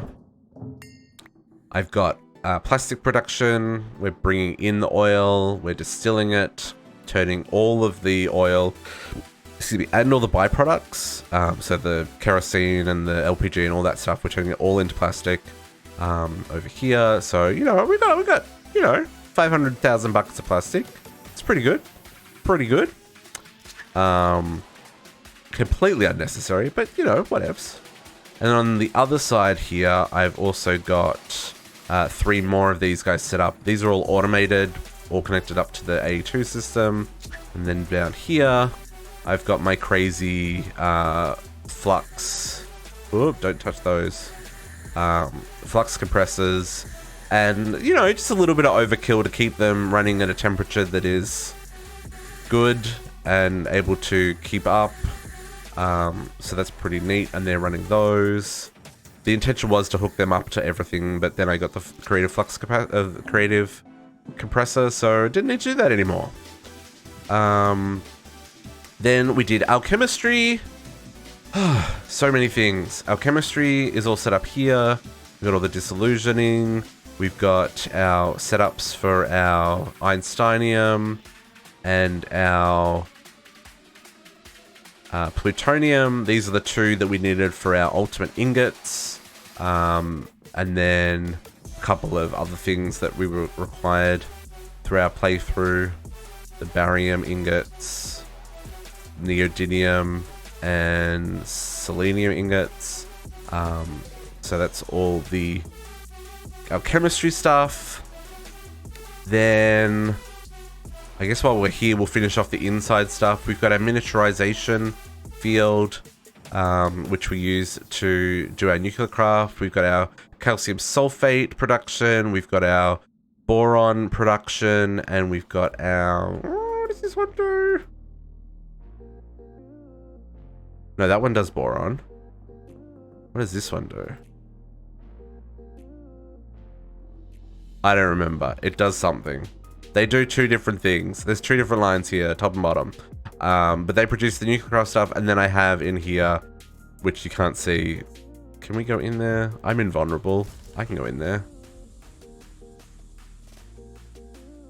Where is my little pocket thing? In here, we've just got some isotope separators running. I did this in here so that I didn't have to deal with any radiation, though I do have the scrubbers running, so there isn't actually any radiation being produced in here, which is nice. But yeah, just a little pocket machine so that we didn't have to irradiate our base.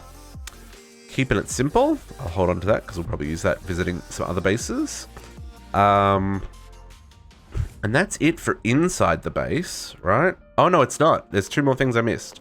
Over here we've got our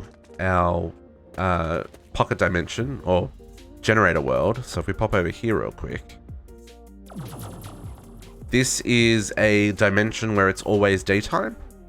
And it's a flat world, so I can build in here. So we've got our empowered canola oil setup, which was fun to make, but it also produced like a 0 power, so I turned it off as soon as I finished making it. Go figure. I've got the tier 6 solar arrays from Environmental Tech. These are all set up and running passively. And then, oh, these are off.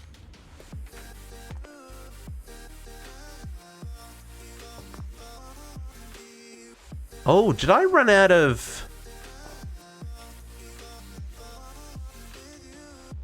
I ran out of... I must have run out of uranium. Good morning, Shifter. Well, that's interesting. Huh.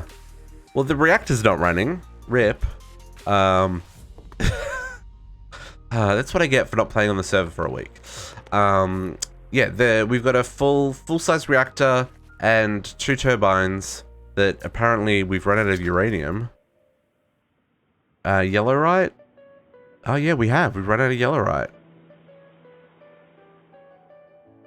Yeah, because we were using the yellowite. Oh, you know what? Because I've got the void miners turned off. The void miners are turned off. I'm not producing any yellowite anymore, so we're not producing. Yep. Okay. Today we learned. So yes, this is all shut down, but you know, hey, power plant, cool, looks neat, it's pretty fancy.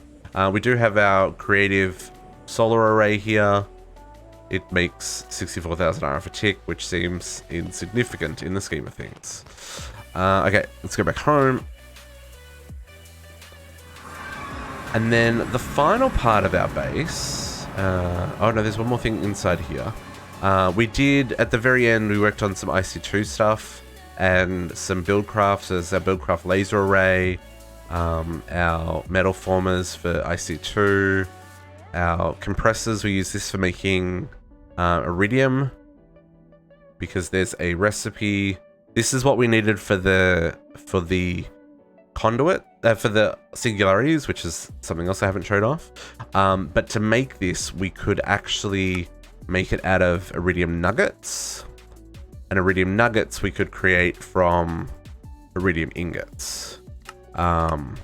So we were producing iridium ingots from the from our void miners, but the iridium ore only came from the seeds, and you needed so much of this. So I set up this array to make the iridium super, super quick. And then these guys are making the scenarium that's required for the creative crafts. And all of that was sent down here to where all of our singularities were produced. So all of these are producing singularities, one for each. Shenanigans, we also had the RF and EU singularities in these spots. And then behind all this, we were producing a lot of dragons for the chaos shards. All of these are dragon produced. I think there's 12, 13, 14, 15, 16, 17. No, 16 dragon producers, which I've turned off now because we finished all of these recipes.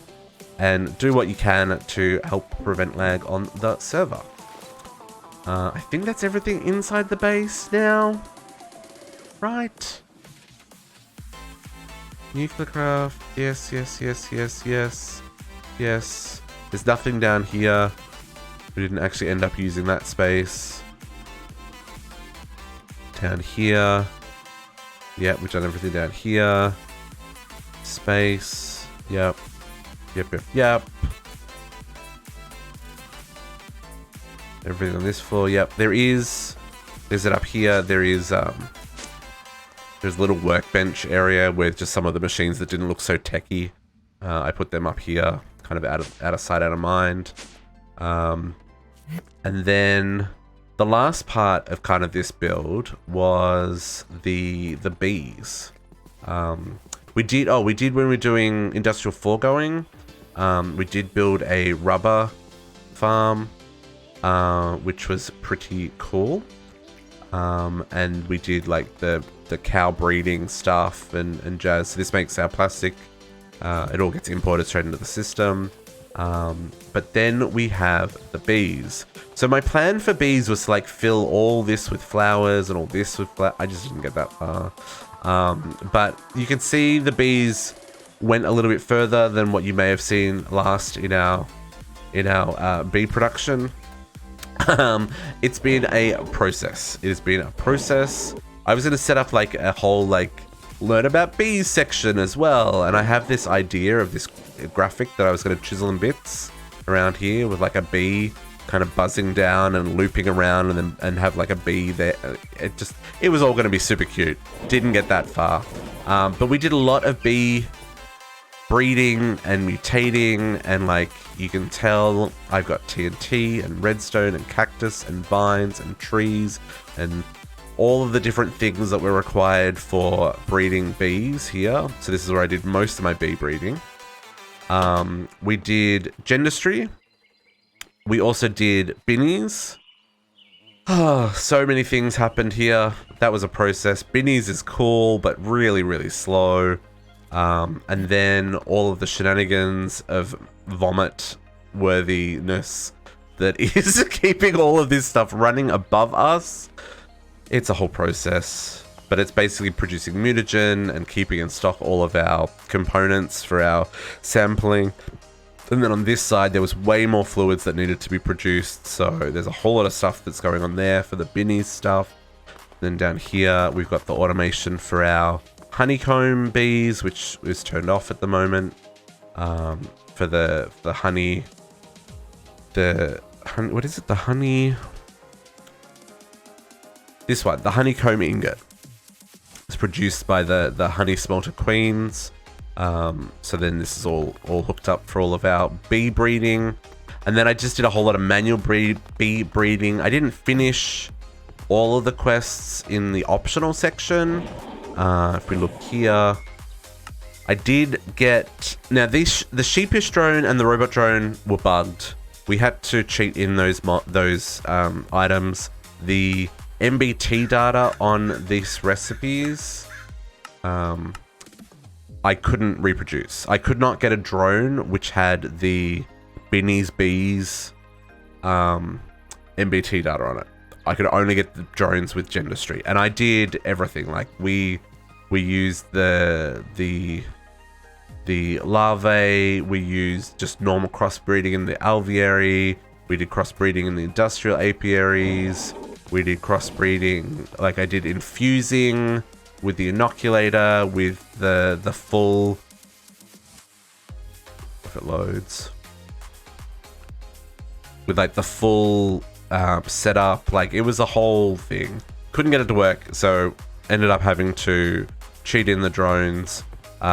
We were able to get the chromosomes for the custom, this one we could do, but it did require, again, making sure all the MBT data at the bottom there was in the correct order for it to work. But I didn't get all of these combs done. I got some of them done. It's just so much crossbreeding for something I don't need. So I'm going to call this good enough on this chapter. I haven't done these ones because oh, well, that one I probably could do. This one I can't because I need the bees for yin and yang. But I'm going to call this good enough on this chapter. I don't need these resources. Bee breeding takes a very long time. Server's already laggy, and I'm out. So that was kind of bee breeding. That was crazy. We do have some other farms set up over here. Some more essence for the things I was particularly low on when I was making the creative items. More ender pearls because you need more ender pearls. I didn't need to set up these farms, but I just wanted to. This didn't quite end up looking how I wanted it to look. So that's why I never really showed it off on stream. The idea was these were going to be like big farms, but because of the way these farmers kind of keep the centers empty, it looked kind of weird. So maybe I should have just ripped them out and just planted fields of veggies instead. Who knows? Never really finished that section of the farm anyway. And the whole idea with harvesting with the drones, that was a disaster. I couldn't get that to work either, folks, so apologies. But it was still fun. Is there anything we missed? I mean, we've got our little fisherman over here, the fishing net that fishes for us, which is also doing some weird glitchiness. And that's everything on my base. Question mark? Did I miss anything? Does anyone think I missed anything? Do I think I missed anything? I think that was it. Okay. So, off to tour some other bases. Whew, that only took me a very long time to say. Think that was it? Think that was it, JC? Is Potox in the train? Where is Potox? Oh, Potox is there. Oh yeah, we did do the little office here for the trade manager. He was responsible for all the stuff coming in and out of the docks. I think that was it for the base. I'm pretty happy. Hey, JC. Rude. Why is there a bat up there? Yeah, I don't think I missed anything. I'm sure we'll remember something later. But I was pretty happy with all this. It all came up pretty cool. And yeah. So now off to some other bases. Who wants to go next? JC? Potox? I'm going to jump in voice if you want to do the tour yourself. If you want to voice the tour yourself. I need to know where I'm going so that I can switch the tracks. I think Potox is AFK. Yeah, Potox is AFK. So, JC, do you want to go next? QQQ. Oh, people can't hear you. Now they can hear you. Let me switch some tracks so we head over to JC's base. Oh, so you're starting from your base? Does that run? That runs by spawn, eh? I'm at my base that I'm going to run to your base. Oh, okay, then I'll go to my base. I was at spawn. Oh, or you can come to my base and then we can come from here. Okay. And then we'll go back to Potox's base.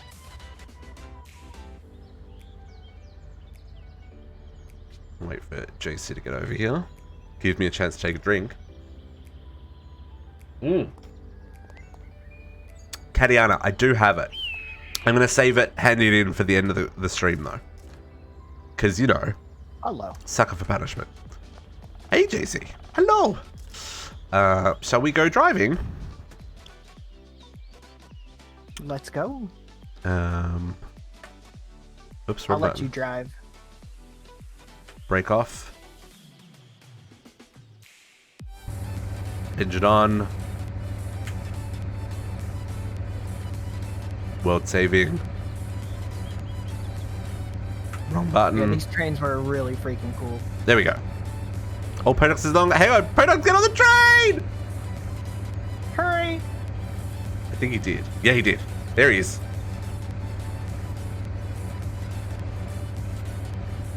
Oh, stinking. Now, I've got to make sure that I don't, like, just blow through JC's base. Because... Yeah, we don't want to go too fast. there is a turntable at the other side, but, you know... After my little experiment with Potox last night and going through the, Oh, that's so funny when it goes downhill, we stick out the top of the train! So this train track goes over to JC's base. These trains, man. They're so freaking cool.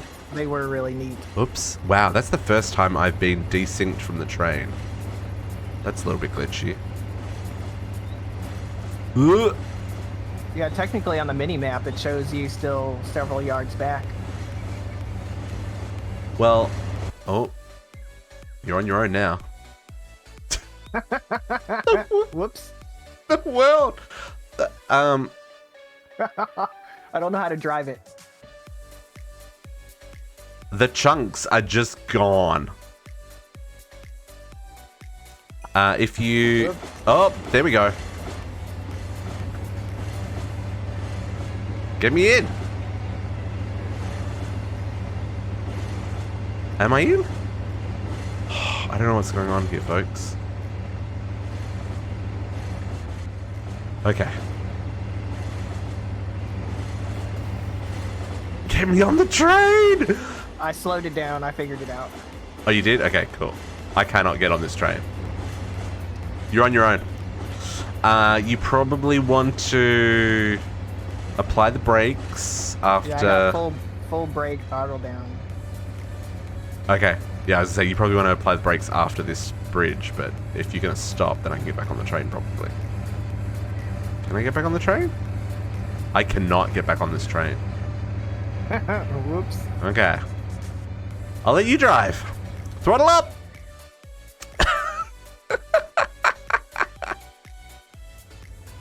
We're going... I think we're going, maybe? Question mark? TPS. TPS. Are we gonna just park it here and fly? Oh, Oh there it no, goes. there you go.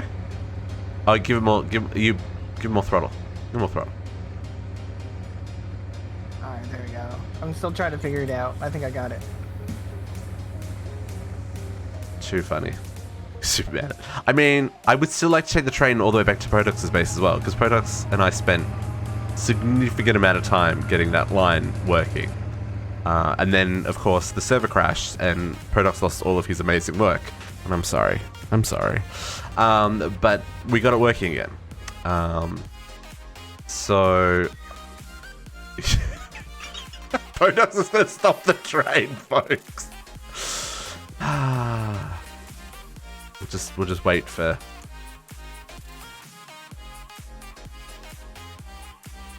Oh, she's Slowly moving. coming. You want to slow her down? Sure. These trains are so cool, folks. These trains are so cool.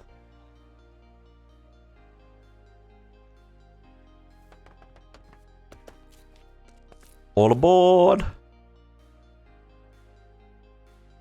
No, Potox is invulnerable. Because people did Viaducts. With this lag, Emrun, I did. So for the record, Emrun, you know how my base is over multiple floors? When the elevator was being really laggy, I tried installing viaducts to kind of get between the floors, and I just couldn't get it to work in a way that made sense and was easy and fast. So yeah, I did try. It just didn't work. Yeah, the TPS isn't helping. I don't want to go too fast. You're going backwards. I have no idea how that's happening. If the throttle is below the midpoint, you'll go backwards. Okay. That's okay. We can replace the train. We might break it and replace it before we head back the other direction. Because I cannot interact with that train right now. Close enough. Close enough. Okay, so let's just pretend the train pulled into the station. JC, do you want to show off what you built here? Yeah, welcome to my train station. Nice, We nice, have nice. the lovely station here where we have people selling their wares. This is what I wanted to do, folks. Chips, sodas, like, this just looks so good. Magazines. Looks so good. Like, I can't even see you, District. You're invisible. Oh, hang on. Let me reconnect real quick. I may have desynced. That might be what happened. That might explain why I completely could not do anything. 1 second, folks. Let's just real quick reconnect. Because the world just noped out of existence, right? Yeah, I was like, Like, no. The chunks just disappeared. Hacks. Exactly. Hacks. Hey. Oh, JC, did you get, after I had to roll back the server, did you get to redo the bits that you lost? Yeah. Oh, you did? Okay, good. I'm sorry about that. It looked like it would have turned out okay. And no, it works, Potox. Oh, it looks like it's desynced and weird. Oh, no, that's how it's supposed to look. Oh, okay. And then you use like a redstone signal, and it turns like a clock. Ah, there you are. I can see you now. Now I exist again? Hello! Welcome back. Hello. Okay. All right. So, yeah. And then we got the ticket booths on the other side. Yep. All very nice. Yeah. And then we can go check out the break room real quick. Oh, I moved too quickly. Compared to CT2, yes, we move. Where we move like molasses. So this break is the room for all the employee break room. Yeah. Just gonna watch a bit of oh, what's this one? This is Ninja Scrolls. Yeah, I was gonna say the other one's Bleach, isn't it? I was like, I don't recognize this one. Oh, I didn't fall through the floor. Wow, TPS mustn't be too bad.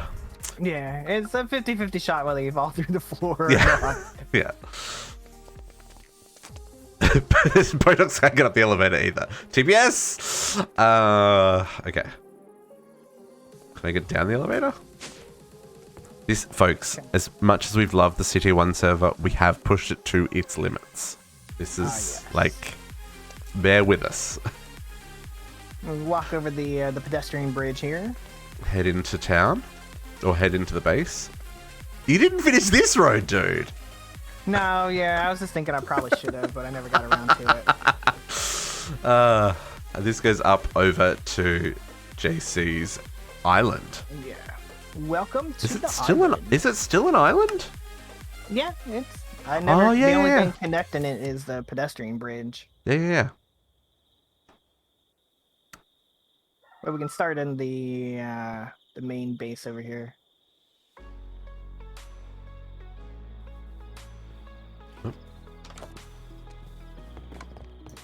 I do not have a spacesuit, so we're not going to any planets. Just FYI. Yeah, we don't have to.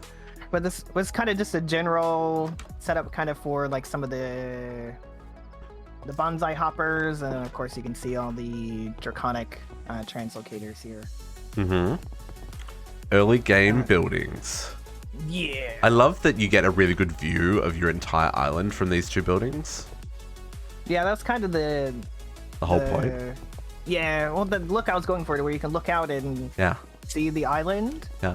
And then I can look out the back window and I can see Uni's base through the trees, kind of. Yeah. And then I really like looking out the window and seeing the draconic ball and Yeah, that came out real cool. The train bridge adds a nice factor to it too. I really like what you did with those bridges, by the way. Yeah, thanks, man. I think they turned out pretty well. The walruses are watching, Kariana. Yeah. The guard animal, they're still there. He's got a couple of friends now, so instead of just one, it's 3. Mm-hmm. They're multiplying. Exactly. I'm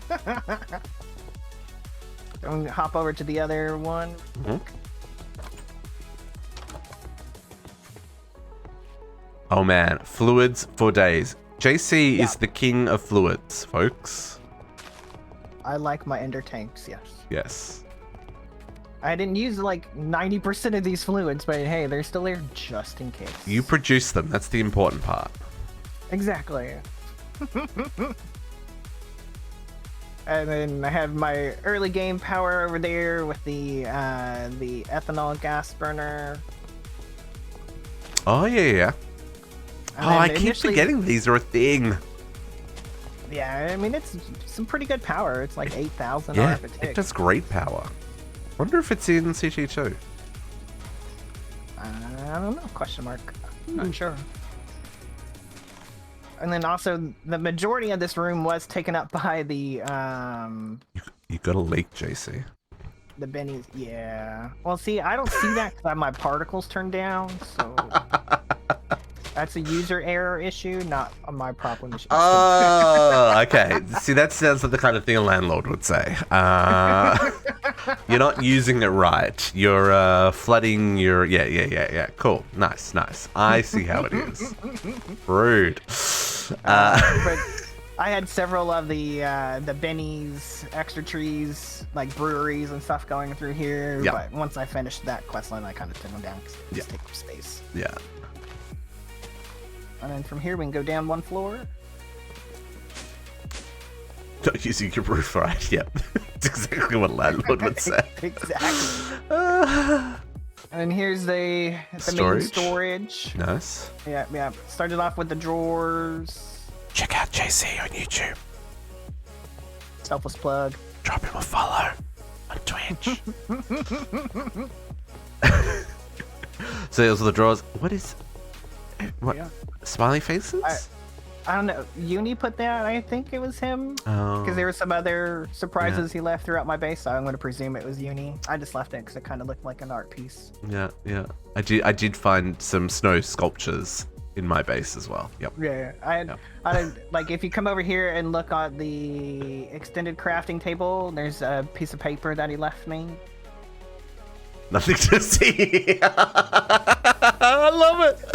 I love it. I kind of left that one there. Yeah, because there's nothing to see there. Exactly. That is is really there if you can't see it. That's one thing. If someone knows how to place items in the world in CT2 without having to use an item frame, like you can with Draconic, please let me know because I have plans for the CT2 server. Just say. I know you can do it with Draconic, but CT2 doesn't have Draconic. So, like, to do that, I have to use an item frame, which looks weird. Anyway. So this is the main hub. Yeah, it kind of started to get cluttered as we were going through, because, like, some of these chests and the crates have... Huh? Oh, the plop mod. Ooh. Yeah, I've used the glass item frames, but I didn't realize there was a plop mod. I'll look into that later. Anyway, sorry, distracting. No, you're Too many things to look at. Some of the crates have like single items that I had to make, so I didn't fill up my ME system. Because believe it or not, yeah. all the 16,000K drawers, they fill up rather quickly. They do. So because they still only hold 63 different items, right? Yeah, it's a pain. Where are your drawers? Not your drawers. Your just drives. This drives, they are 2 floors down. Oh, yeah, right, yeah. We'll see that later. So we can go one down. Oh. And this is kind of like the work center, where we have the molecular assemblers and the crafting processors, and then early game automation over here. And I just kind of left because they were still connected and still worked. Yep, totally. And then you can see the bottom part of the ME controller. So where much I ended up storage. having to switch to all wireless because of the P2P issues. You haven't had any problems since switching to wireless? Nah, Yeah, it's been sweet. running like a champ. Like Yeah. when I logged on today, I didn't even have to like break my security terminal, which is Yeah. weird. Yeah, I know in the logs there's something about a chunk load timeout, and I think what's happening is there's too many loaded chunks, and when it times out, the P2P networks don't connect properly, and then that's why it's causing it. That's the only thing I can think of, Makes sense. but the wireless seemed to work for some reason, so, you know. yeah. But yeah, the rest of the drawers down here. So many drawers. Go down again. Go down one. So here is my disk drives. Oh, yeah. Yeah, they fill then up all real my- quick. Yeah, as you can see, they're all orange, a couple red. Yeah. I would always have to come in here and remove single items Mhm. all the time. And then I've got my ender chests for pumping out items needed for some of the stuff at spawn, and then some of the stuff in my dimension world. Yep. And then I got a giant battery back here that holds 9 trillion RF. That's currently not full because it all went to the draconic ball. Oh, yeah. Yep. And then some more molecular symbolers behind you. Oh, I had to man. add more. So many. Yeah, and I still had to take out patterns of things that I didn't use anymore because I was running out of space again. Yeah. Alright, we can go down one more. And start off back here. Start off JC's about base is so cool. chemistry. I love that he put signs on all the different sections of his base. Yeah, and so I could figure out where I was going. I think Captiana gave me that idea. Oh, yeah. Nice. So this is where most of the alchemistry stuff is fully automated. I didn't have every chemical automated, just a couple of the ones where you can combine them or split them, and the other ones I just kind of did by hand for the quest. Yeah, there wasn't really a need to use them once you'd crafted them, right? No. Other than the it's ones more we just needed the mod. for the ultimate ingot.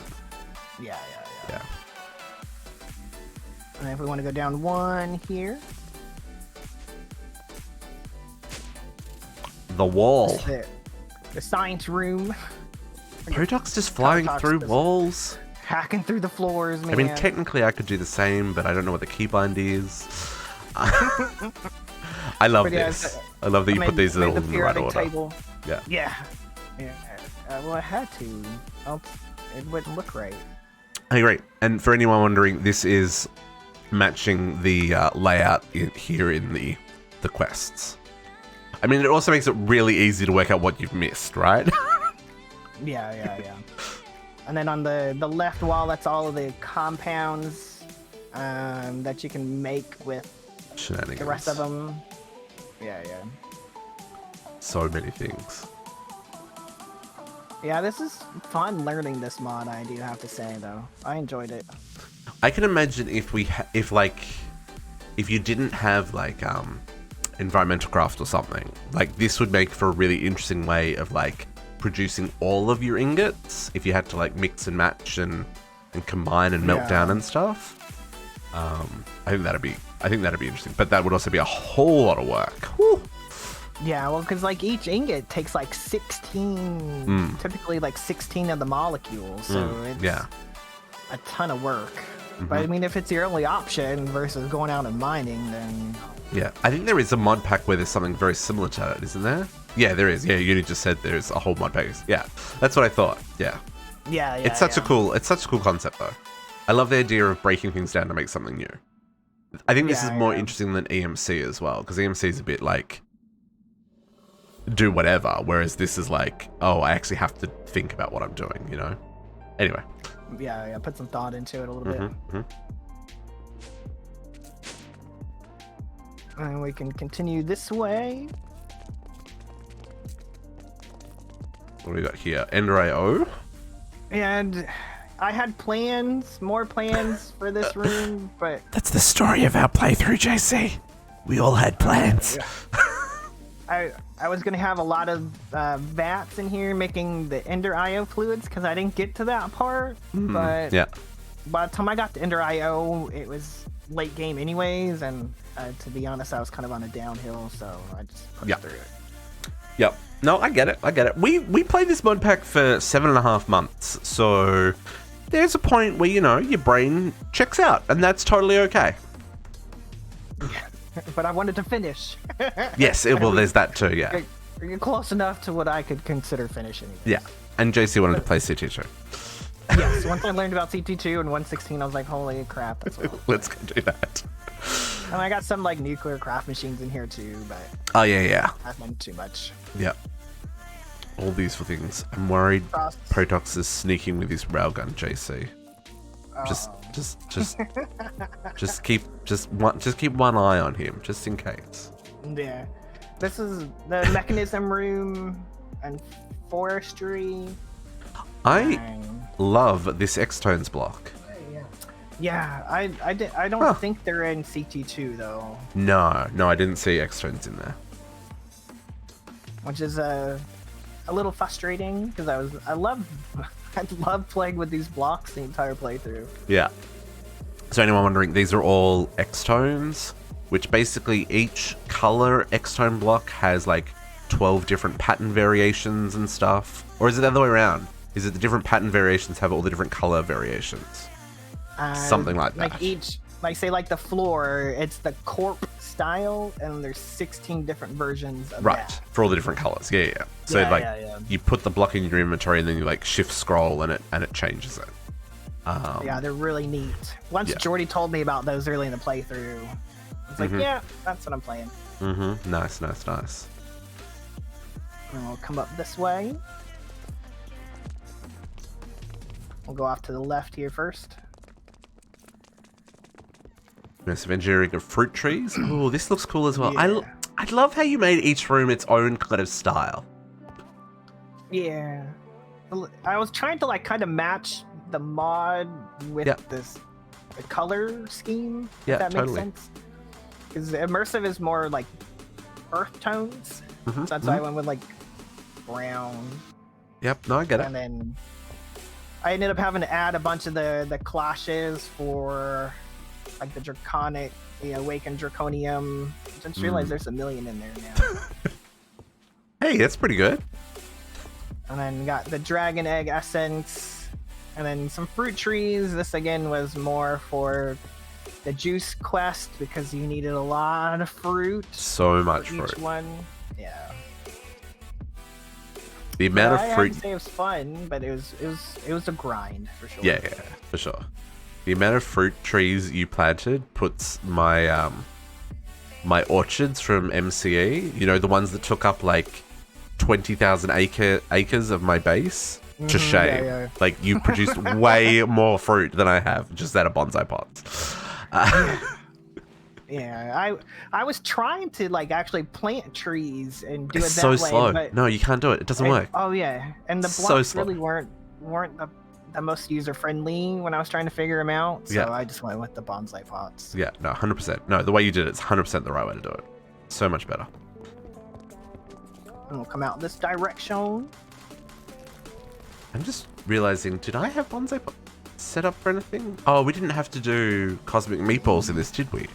No. No cosmic meatballs and no mysterious stew. Or ultimate stew. Yeah, for the Spectry ones. Oh, yeah, I didn't show that. Yeah. But yeah. So you got mob farm here. Mob farm, yeah. It was more for wither skeletons, so I can get the heads for the wither boss. Why are you killing witches at the moment? For XP. Oh, okay, yeah. No, I'm sorry. This has been turned into pink slime and liquid meat. 'Cause I needed the pink slime for the pink slime ingots towards the late game. Yep, 100%. And then behind you is the thermal room. Nice. Yeah, when I was going through this is when we figured out about the thermal mediators being really OP. Right.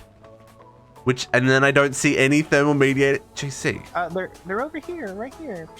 There's one. Well, I Oh, had there's to one make over here too. Well, when I show you some other rooms, there's like That's true. a That's lot true. more because they only work on the thermal machines. So Yeah. this one was the first one that I made, and I was testing it out, and that's when I found out that it more or less tick accelerates the thermal blocks. So Yeah. that was fun to learn that part, anyways. Yeah, no, that's it. That was a game changer. They make, so if anyone's wondering, these thermal mediators, depending on the machine they're next to, will increase the speed significantly of the machine. And they can also stack. So like if you put 3 of them around or 4 of them around this compactor, it'll be 60% plus another 60% plus, like they get real fast. So Yeah, and it just said a heads up though, it does use more power too. yes. Because I've had to like add extra points on some of them where I was just running it off to say the 5,000 conduit where it burns through that like super quick. Yeah. And depending on what machine it's connected to will be how quickly it uses the fluid. Some machines don't use any fluid, which makes me wonder if they're even tick accelerating the machines, but others will just like burn through the fluid really fast. Yeah, and it is. It would be interesting to know the concept. Like talk to like the guy that made thermal and find out their original intent and kind of like the coding behind it. Yeah. I guess. I'm gonna go this direction. Actually, additions, extended crafting, draconic. Ooh, okay, yeah. Yeah, all the. Good morning, Siki. When I was learning this stuff, I was actually kind of proud of this playthrough. I was able to actually fully automate the draconic crafting of the cores. Nice. So Oh, I was kind of proud makes of it myself so in much that way. easier once you automate that, right? Yeah, for sure. It's the first time using the extended crafting and the ender crafting blocks. So these are the first ones that I set up. And then down over here, just have the matter condensers. I'm making matter balls. Making a lot of matter balls. Yeah, I have like 6 million now. What were you using them for? To make the UU matter. Yeah. I'm making so much. It's a net positive because I should have set up more of the Tech Reborn machines. Yep. But I didn't want to go overkill. So. Yeah. And then Potox told me because before I was using the nuclear craft cobblestone generators, and he's like, "No, use the water." I'm like, duh. Yeah. What is it? 10 What times is better. a little bit cheesy because technically it's not an item, but because of the way the translocators and the lasers work, it transfers it as an item, so it totally works, and I would totally take advantage of that. And then back here, I just had my simple setup for the actual additions, where I just made a bucket of each. I didn't need to make it like fully automated or anything. Yeah, some of these quests were a little bit like, okay, we're gonna make this thing. I'm never gonna use it, but we're gonna make this thing, so let's just make it. Exactly. Made it just for the quest. Yeah, 100%. It's a lot easier to find my way around your base with you leading the way. I'm just saying. Go down one. The number of times I've got lost in here. Yeah, my base is pretty expansive. And welcome to the pneumatic craft room. Nice. Yeah, where I got everything for pneumatic craft set up. This is fun learning too. I enjoyed this one. Yeah, Pneumaticraft is in CT2, and it's the new version, so there's a couple of changes. So it's going to be fun to relearn. For sure. But, and then back here is Galactic Craft.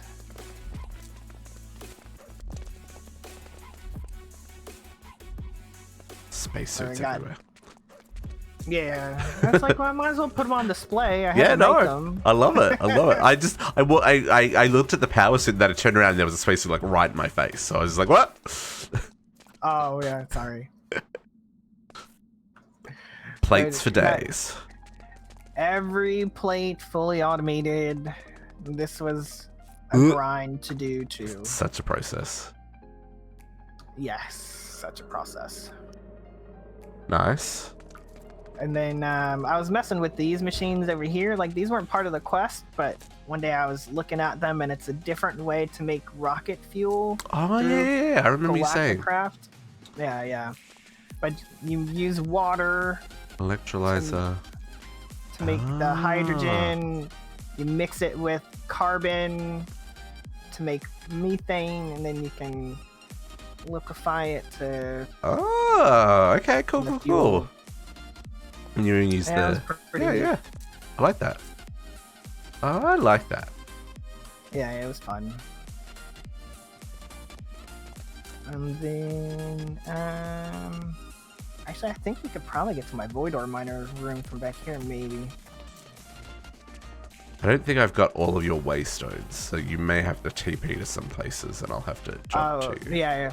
So here's the last room that I was making for the singularities. As you can tell, it's still a work in progress. Singularity sucked. Yeah, I mean, They suck so bad. Fun. They suck so bad. But while we're here, we can go up on the elevator here. So this is IC2 and Tech Reborn. Yep. Yeah. Oh, yeah. This was fun. And I got the compact machines over here. Radiation. I love that you put the radiation core on the front of that. That's great. Yeah. It was I came to the conclusion that when you run the IC2 reactors in the compact machine, it does not power unless you're in the room. Like it wouldn't, the dimension doesn't load? I guess because the uranium rods would not tick down unless I was in there. To where I looked at the number before I got out, logged off for the night, and I'd get on tomorrow and they'd be the same, but as soon as I popped in, they would start ticking down. Interesting. Well, that's good to know. Yeah, so maybe I tried chunk loading it and through the FTB utils, and that still didn't work, so I don't know. Interesting. Okay. Go up. Oop. So this is my ore processing, and then generators? early game power gen as well. This is advanced generators. I liked these machines; they were fun to make. Yeah. I believe we pretty much all went with 2x processing because we just didn't think we were going to need that many ores. Yeah. We were wrong, everybody. We were very wrong. If you're starting CT1, produce more ores. Yes. And then if we were to go down one block and look under these machines, every single one of these machines has a thermal mediator underneath it. Right. Yeah. Because behind you is the tectonic petroleum that was needed to make the 3 times. Jeez, yeah, you did just a couple of magma crystals there, 1 or 2. Yeah, these also have a thermal mediator under each of them as well. Oh, jeez. But I was quickly running out of tectonic petroleum, and it was clogging on my IMI system, so I turned it off and just went to 2 times. Yeah, totally. And we come outside, and this is my immersive area. Nice. I love immersive machines. They're so cool. Yeah, it was fun to make all of these. I enjoyed it for sure. I'm intrigued to see if the models have been updated or anything for City 2. Or if it's just a straight port.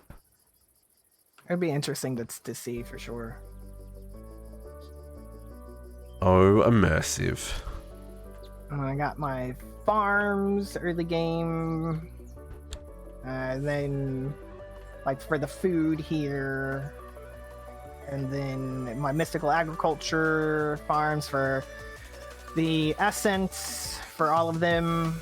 Mm-hmm. And I tried to use the greenhouse glass because I heard you could stack it and it multiplies, so it's like a full stack, but I didn't notice much of a difference. Oh, that's really interesting. Because I have the same, and mine basically insta-grow. Yeah. Huh. Oh, okay. I wonder if there's a limit. I wonder if it's over a certain amount it doesn't work. Because that Maybe. plant should be basically constantly getting bone meal tipped. Or maybe it's too dark. I don't know. I know that when we go to like my dimension world, when I put the growth accelerators, they like insta grow. Yeah. Better than the glass did. So. Yeah.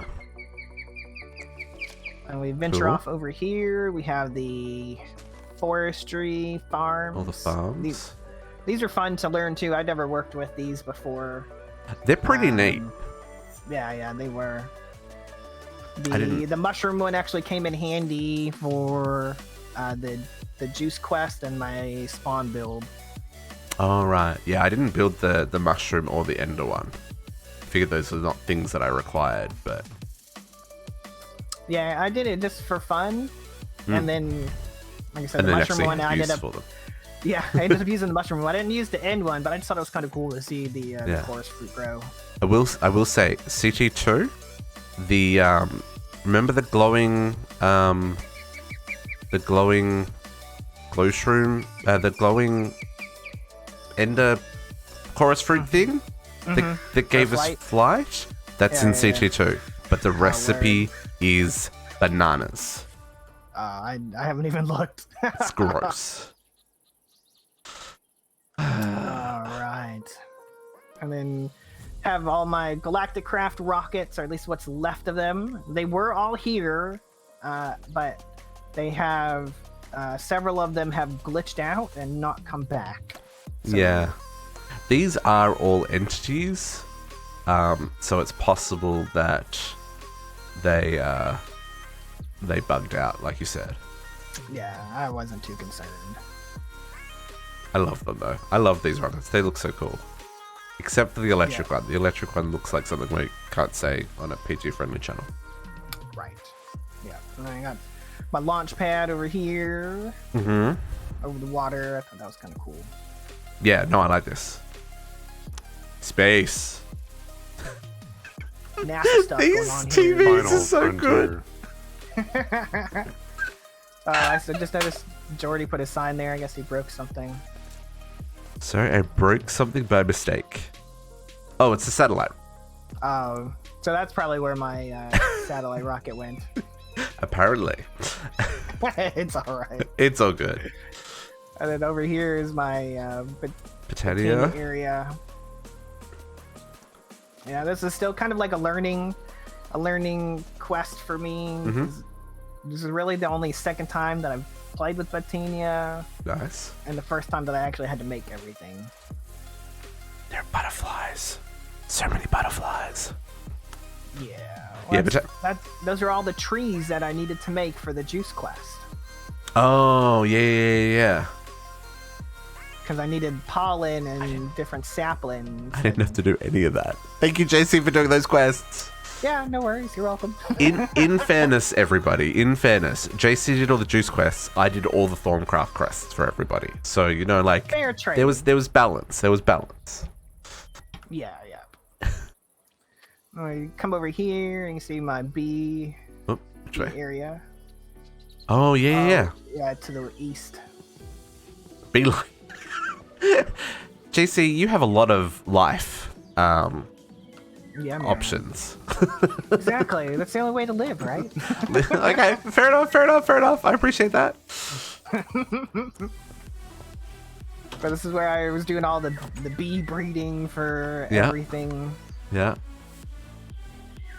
Oh, you even planted the orchids on the Yeah. Yeah, Okay. I wasn't sure exactly what it required, so I was like, I'll just do everything. Yeah. No, just to totally. make sure. Totally. Yeah. Some of the bees require some really random things to actually grow, folks. Just so you know. Yeah, the ones that grew in the nether were a pain in the butt. But... Yeah. Oh, you actually grew some in the nether? Yeah, I went through, like, the wither skeleton one I grew in the nether. I thought that's where it had to go. Oh, so for that... I didn't do the hell, I didn't learn about the hell biome thing yet. Yeah, there's a hell emulation biome. Yeah. You absolutely want to use that. Yeah, I learned about that afterwards. So. Ah, cool. I'm gonna come off this way over to the draconic area. Okay, yep. See my tier 8. Man, it's only at 0.002%. 1.84 thousand years to go. It's Yeah. it's I mean that'll be soon. Ish. Ish. Yeah. Yeah. Soon-ish. Yeah. Yeah. But I mean, you are only putting 8 million arithmetic into it, so you know. Yeah. It's not a, well, it's a lot, but not a lot. Yeah. This is one of the reasons that we had to roll back the server, folks, is because when the server crashed, all of our flux networks died, and as soon as our flux networks died and the server rebooted, they emptied our draconic balls, so we had no power. It was very, very annoying. So you know, something we'd spent literally months filling was empty in just a snap. It was very Thanos. Anyway. Yeah. That would not have been fun to empty those out. No. I assume we're coming down here next? Yep. This was initially going to be like my deep mob learning, and then I was like, I had to do the Twilight Forest Yeah. quest line first. So then I was like, oh, I'll just make this a trophy room kind of deal. Yeah, I like the idea where you put the items on there, like with the heads. Yeah. Like, That's cool. Hey, I got this from that and that from Yeah. this. I like it. I'm gonna go down one more. And So this is where mob deep learning. mob. Yeah. Lots of stuff being made. You're only here. keeping one drawer's worth?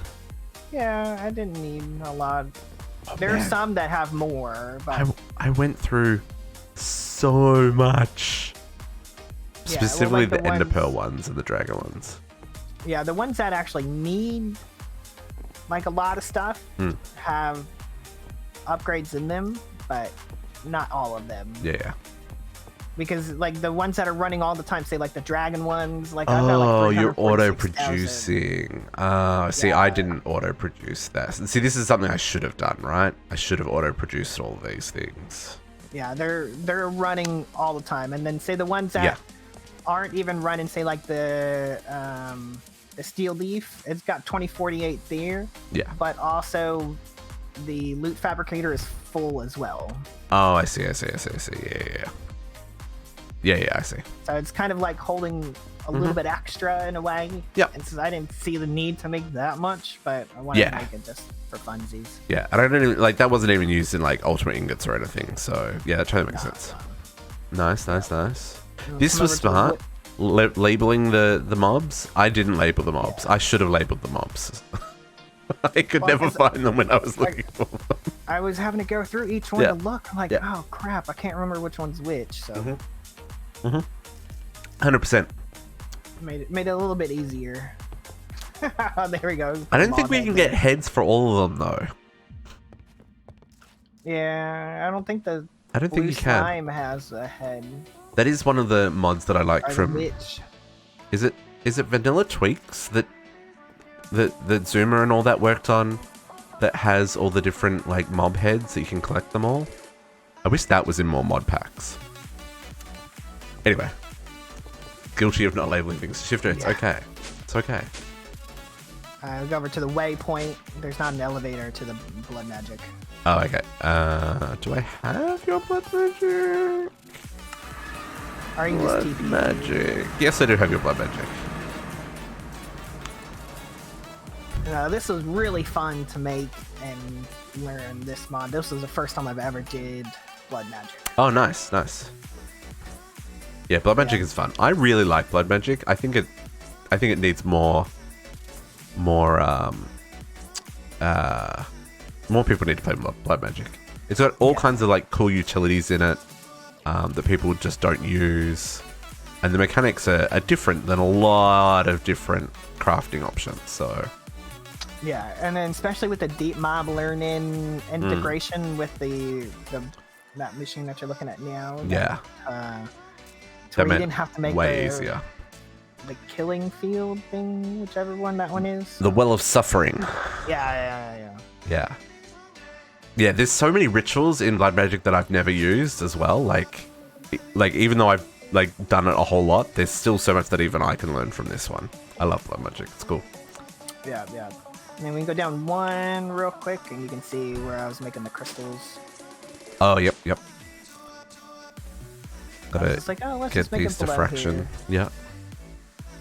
You can tell how long we spent on the server, folks, by how much the crystals from Thorncraft have spread. I've got some really big fields under my base.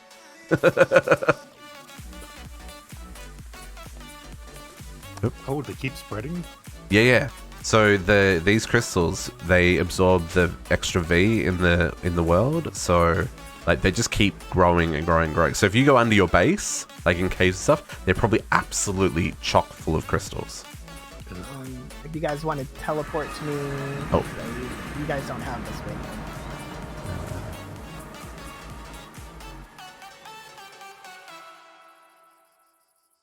I apparently can't TPA to JC. Game. Here we go. TPA. Why won't it let me tab? Try me. No, it's not letting me. Am I not pressing tab? Maybe I'm not pressing tab. Hang on. Or maybe because you're in caps. Okay, then let me do Potox. Maybe I'll... Oh, I don't know what's going on. Anyway, I'm here now. You just TP to him. Yeah, there you go. So this was kind of like my multi-purpose automation room for... Oh, yeah, I see. Where I got all the molecular... the atomic reconstructor set up to make all of the stuff for actually additions.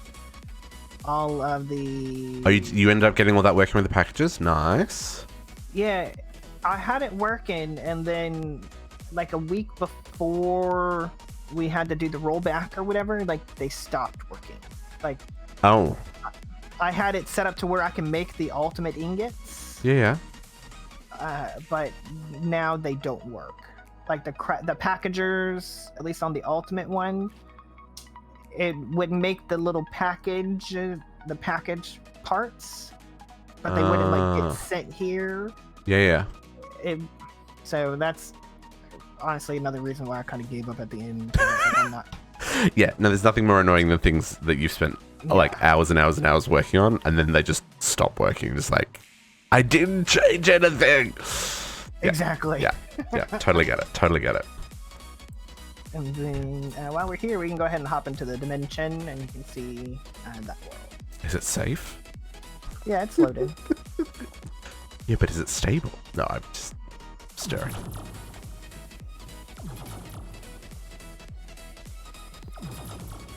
Do we come to the right dimension? Yeah, you will have to fly off. Oh, okay. I was like, this is just a forest. Which direction are we going? My waypoints got removed. Let me get there, and then y'all just TP to me.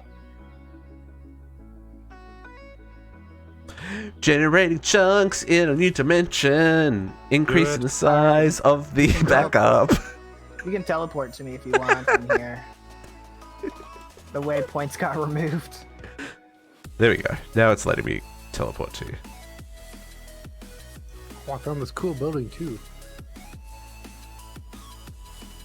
So this is like where I was making my power. Nice. So we got the extreme reactors, we got the 4 tier 6s, and there's actually 4 of the draconic solar panels up here too. Oh, up on the roof. Oh, neat. Oh, that's a smart place to put them. Save Better on than putting them chunks. underneath of it. Well, it is. Oh yeah, that too. Yeah, well, I ended up building an extra 4 just to keep it looking balanced in my little reactor area. I didn't even think to stick them above where the reactor was going. That makes way more sense.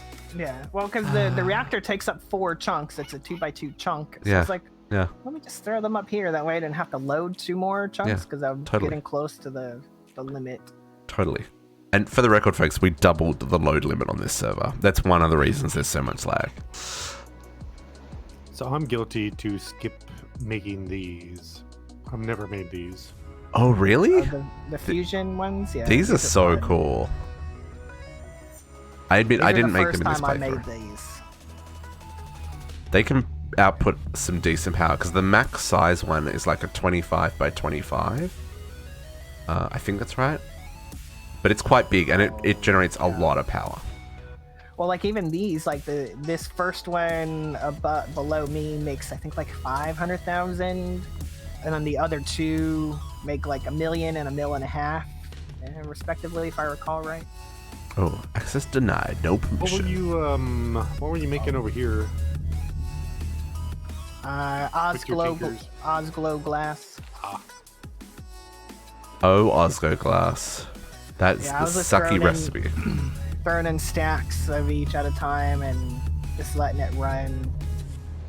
I mean, it wasn't like fully automated, but it was close enough. The one frickin' thing I never used the black hole tank for is lava in this playthrough, and I don't know why after looking at this. Yeah, that's actually a really, really smart way of doing it. Katiana, in E2E, Osgo glass and stuff is a lot easier because there's the alloying block, which allows you to automate alloying in a much more sensible way than doing it in this silly thing. Yeah, that's I remember watching you do that towards the end of your E2E playthrough, and it made it a lot easier. Yeah, it's so much easier. Oh, the fusion reactor thingy? Oh yeah, these are fun. I highly recommend playing with those. Yeah, they're good. What's, And then every what you got going on over here? this was for to get deuterium for nuclear craft for the fusion reactors. Yeah. Because the first one takes deuterium and hydrogen, and that makes helium 3. Mm-hmm. And then I needed that for the other one, and that makes a byproduct of just regular helium. See, I don't understand why they did the way they did these machines. Because if you just hover up and look at them, how do you put that in a wall? Oh yeah. Yeah. This is for the I know, but I mean, just like quad schminget.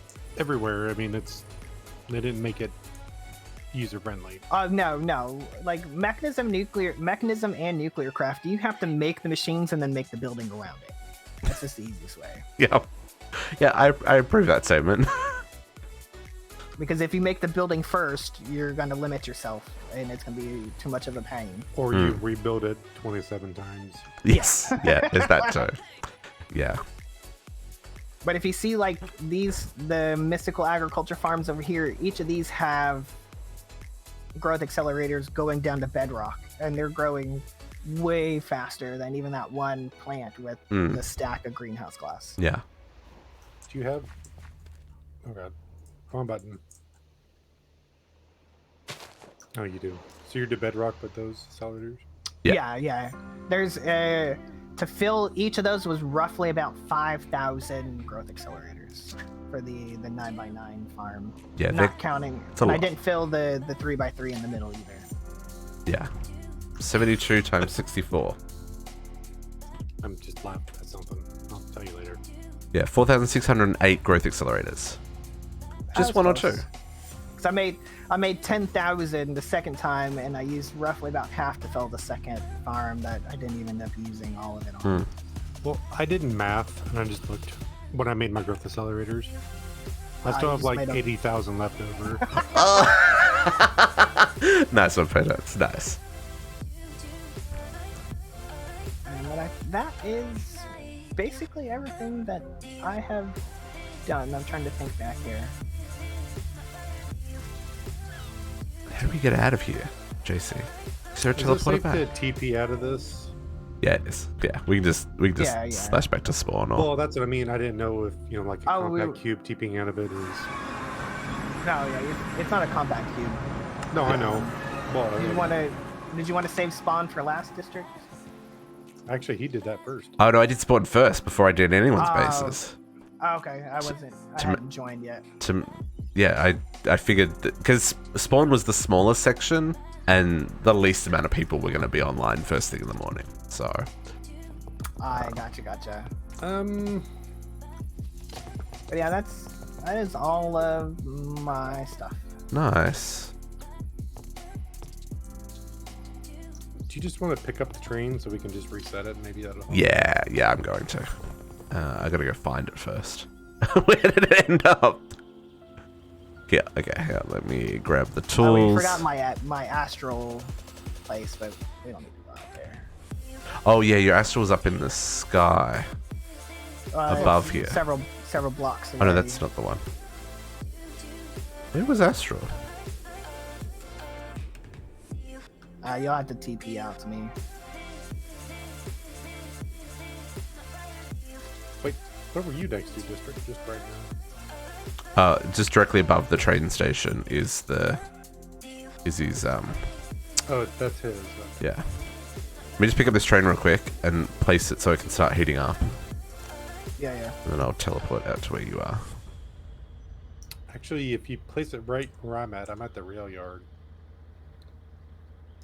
Or do you want to do it from JC's base? I mean, I can do it from anywhere. I just want to make sure wherever I do it from. From where your setup is to build the tracks, like where we were at. It's a shorter distance, I'm assuming. That way we have less issues. Okay. Look at the size of that train, folks. I'm not overcompensating for anything. Oh, hey, hit F5. Is it like the rockets? Does it? It's like a train arm. I feel like a transformer. What the actual? Hello. Anyway, I'm just gonna TPA to. Why can't I? There we go. More than meets the eye, Kadiana. Oh, that's right. Yeah, the astral sorcery up on the mountain. I forgot about this. Yeah, this is fun too. Yeah, I like this. This is neat. And Gee, it wasn't letting me TP to JC either. yeah, I feel it's a lag thing. I think it's just a TPS thing. What's the word? Encased is the word I'm looking for. Encased the entire mountain in. yeah, decorated the mountain itself, Kadiana. That's exactly right. Well, half of the mountain, the part that you look at. Yeah, we're not going to look at the other side. Exactly. I'm kidding. Nice. But yeah, this is fun to build too. I enjoyed it.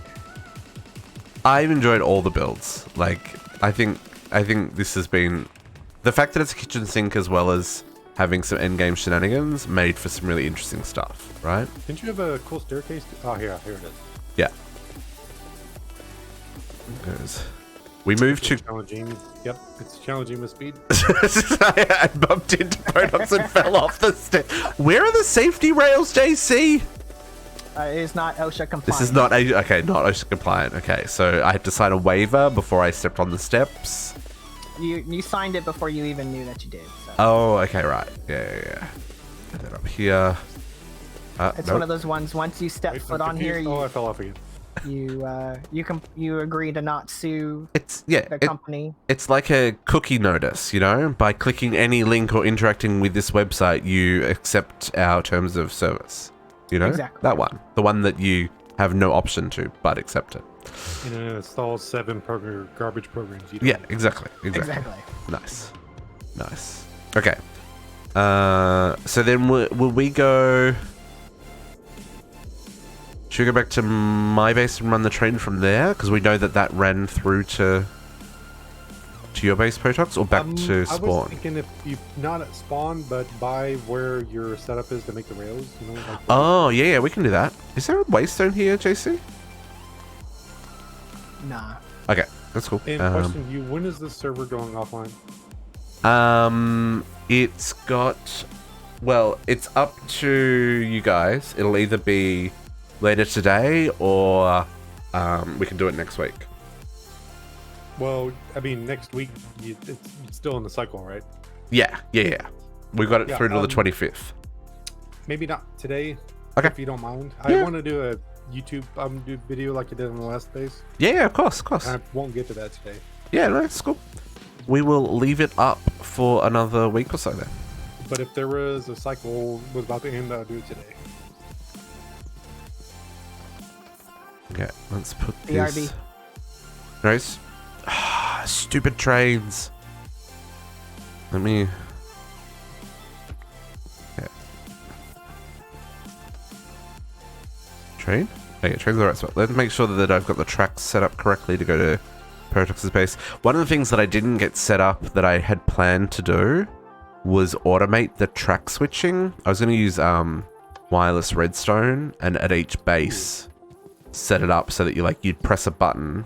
So like at spawn, you could pick JC, and then it would trigger the wireless redstone on all of the toggles between spawn and JC so that they were facing the right way. I just never got to that. You know, it's all the things that you plan to do. Need my base, and I'll check this one. Is it facing the right direction?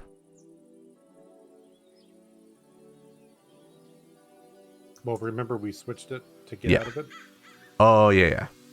There we go. So now we're good at my base. So while we're here, folks, this is the machines you require to make these trains. So there's the big smeltery where you do the rail casting. Oops. Then the rails get put into this former to be turned into rail segments. It's a whole process. You make the sheets and you bend them to make the trains. It's really cool. All these trains are made up of like 24 components, and the trains all need to be placed. The tracks all need to be placed with like treated timber, and it's so cool. I'm a big fan. It has been a lot of fun. But I was going to build like a train yard here with all the trains on display, but the entities cause a little bit of lag, so you know it was probably better that we didn't do that. Okay, let's turn this engine on so we can actually use this train. All right, I'm gonna sit here for just a minute, wait, and check on the puppy while we're rolling. So Yep. When JC gets back, we'll go to the next stop. Oh, JC is back. Yeah, I'm back. Okay, we're just gonna... okay, he's laying in the middle of the floor. I always get worried when I stop hearing him. Yes, right? It's like children. when you don't... oh, I can't edit the MBT data of JC. NB... But yeah, he's always chewing on something, like all of his toys. Yeah, 100%. And we hit a point where I didn't hear him chewing on anything, so I was like, yeah, where's he at? We need to check on this little rascal. He's like passed out in the middle of the living room floor. Nice. Okay, so let's head off to Potox's base. I wonder how many trees we grew. None of them. We did this last night. Oh, we did. Yeah, we tested this last night. I was feeling pretty good last night. I was under the impression that was the case. It's weird. I'm on the side of the train with Potox, but on your stream it shows my name still on your side.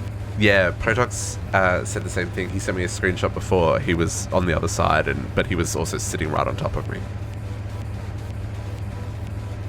Little desync or lag probably. Katiana, the CT2 server world tour is going to take me like 5 hours. No, it's going to take me longer. It's going to take like 6 hours. I mean, this one's been going for 3 hours. If you believe it. And there's still like a whole lot of bases for people who are not online at the moment that I do want to go and show them off. It won't be in as much detail because I didn't do the builds, so I can't cut it all through them. But I still want to show off what people do. Chicken! This chicken will survive. The chicken will come out the back, don't worry. Dang it. Come on. Did it survive? Yes. Yeah, he did. Chicken survived. I can go faster. Why are we going so slow? Full speed, Captain. Oh, no, I can't. We're doing 120. That's as fast as it goes. So we did build the train track all the way down to Potox's base. This time I'm going to try not to just blow through the train station like I did last night when we were testing. But these train tracks, folks, go like all across the base, all around. We're going to go through the forest here all the way down to Potox's base. It's very cool. Shoot an egg. Nice for us. I love it. Oh, a little bit of lag there. A little bit of world save. Yeah, it's kind of a trek down here. As long as we get enough speed to get up the hill without overheating. Because if we don't get up the hill, this is going to be a problem. We're the little train that could. We can make it. As long as we don't overheat. We're all glitching through the floor. Minor detail. Minor detail. Okay. And we made it. We should have gone through and cleared the trees above. Oh well, that's fine. Just lower the throttle a little bit so that we don't overheat. Starting to head towards the end of the track though. Hey Mindy, thank you for the follow. Welcome to the pack. Unfortunately, this is a private server, Mindy, and this is the last day on this server. We are literally doing our end of season world tour. All the VODs are up on YouTube if you want to see how we got here. But we're off to one of our server member mates' bases at the moment to show off what they built during the season.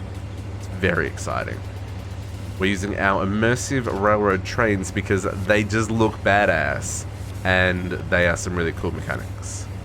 In 8 months. Yeah, this was 8 months on this server we were playing here. Oh. Come on, train, we're almost there. Oh, okay, phew. I thought I was gonna get kicked out of the train again. Now this is where I need to start slowing down, right? Pretty soon. We have a couple of bins yet. But I can probably kill the throttle and let it start to slow down a little, because we're still moving at 120. And we go down this hill. I probably should brake. Yep. I'm going to apply the brakes, folks, as we go down this hill. At least Full brakes. His track circles back around. Reverse so throttle. it's not too bad. Yeah, but we've got to... I did this last night, and no joke, like, we just blitzed straight through the train station. Word. Yeah, so it kind of goes, and plus it probably doesn't help that it's loading in my base too. Oh yeah, I should have flown over here before we flew over here. That's okay. That's okay. This is gonna be fine this time. Hey Kara, happy Sunday. You're catching us just as we're doing our world tour at the end of our CT1 server. Let's see if I can stop this train in the right spot this time, folks. I will say, I'm moving at 60 kilometers an hour almost. That's pretty fast. So, I know it doesn't look like it, but TPS is a thing. Okay, full brake. Full brake. Reverse. Hey. Oh, look at that stop, Nice. folks. Okay, GG. engine off. Oh, that was like Underground on staircase point. for the first time. Perfect. Yeah. So Oh. this is the train station. Oh, I didn't yeah, even know depending- you did the underground pass under. Depending on what side you get off of, you can get to the. This is totally a thing that was very common in Australia.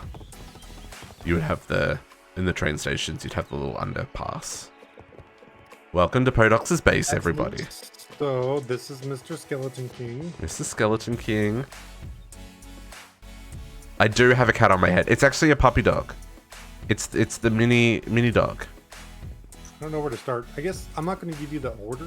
I don't know how I did things in order like you did. Yeah, no, it's all good. So I guess we'll start the outside and go to the inside.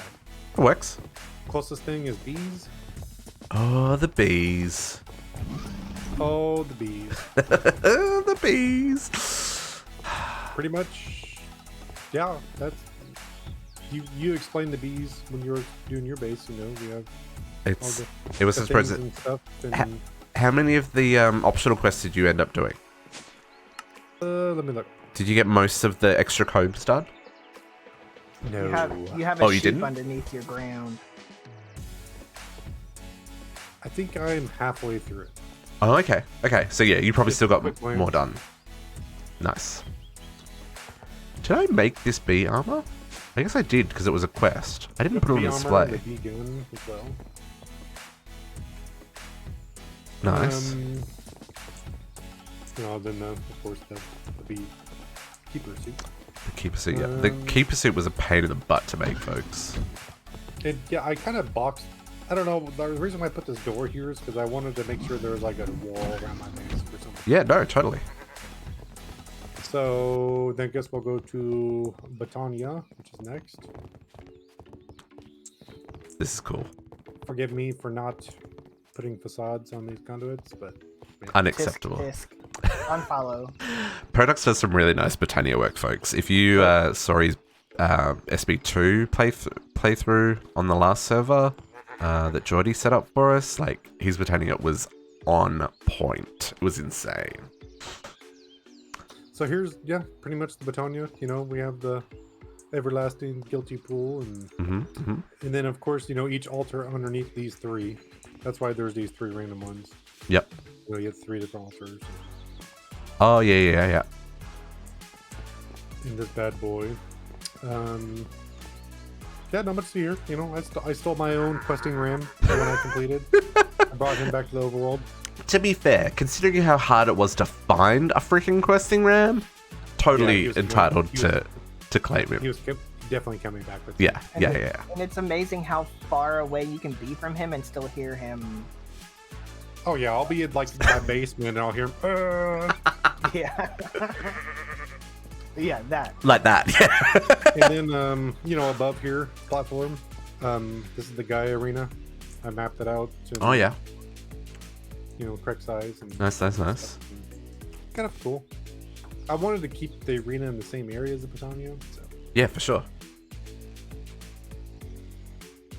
I'm really glad we didn't have to fight the Gaia like 400 times each. I'm just putting it out there. everything's auto-fed with coal. I just flames are stupid easy. Mhm. It's easy to automate coal. Yep. So that's just how I automate my mana. Yep. pretty much. And with the server running all the time, it totally makes Yeah. sense to do it that way. Didn't need a speed run. Yeah. Slow and steady wins the race.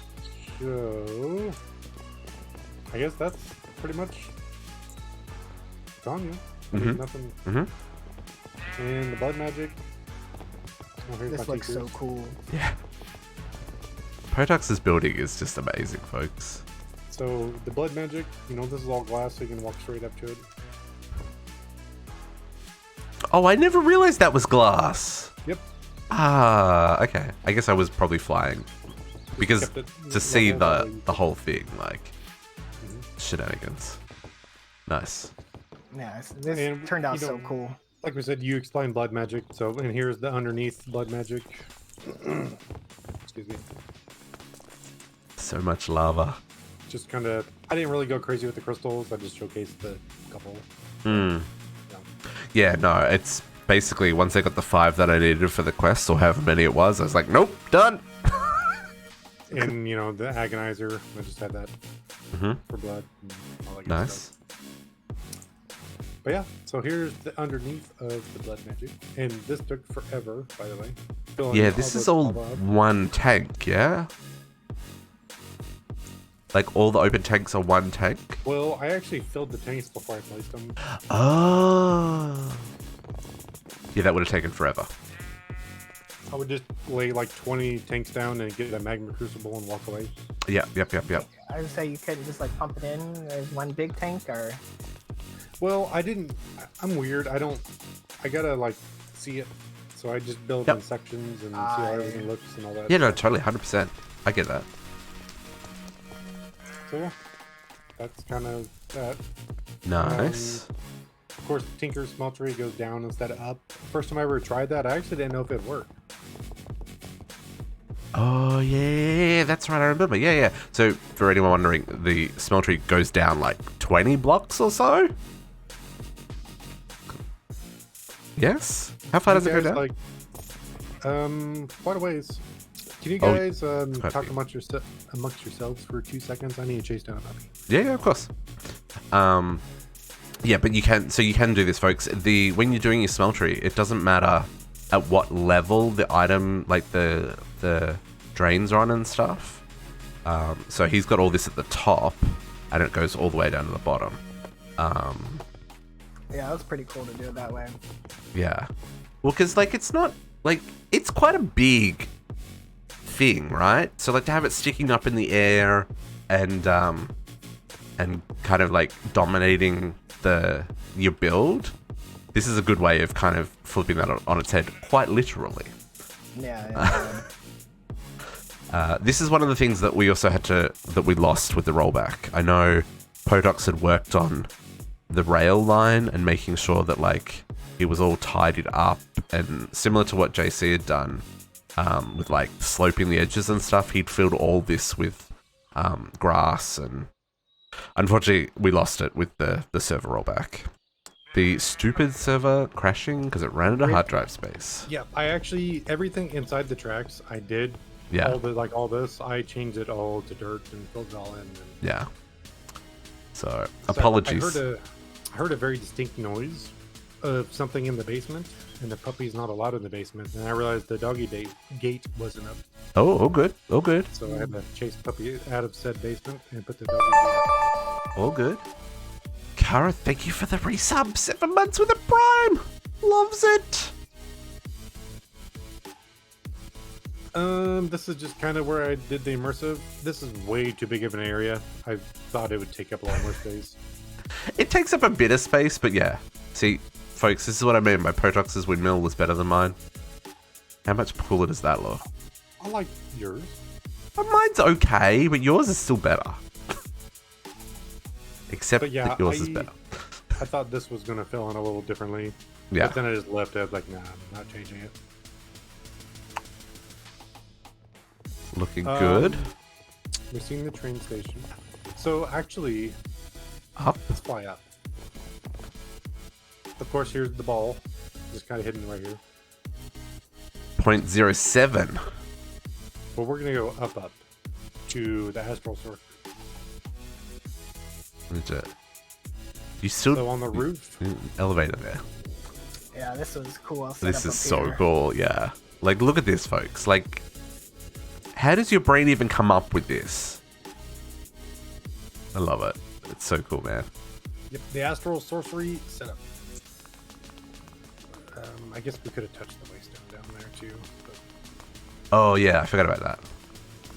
So yeah, you know, I kind of made like a little observatory area for the telescope. Yeah, and, yeah, I love it.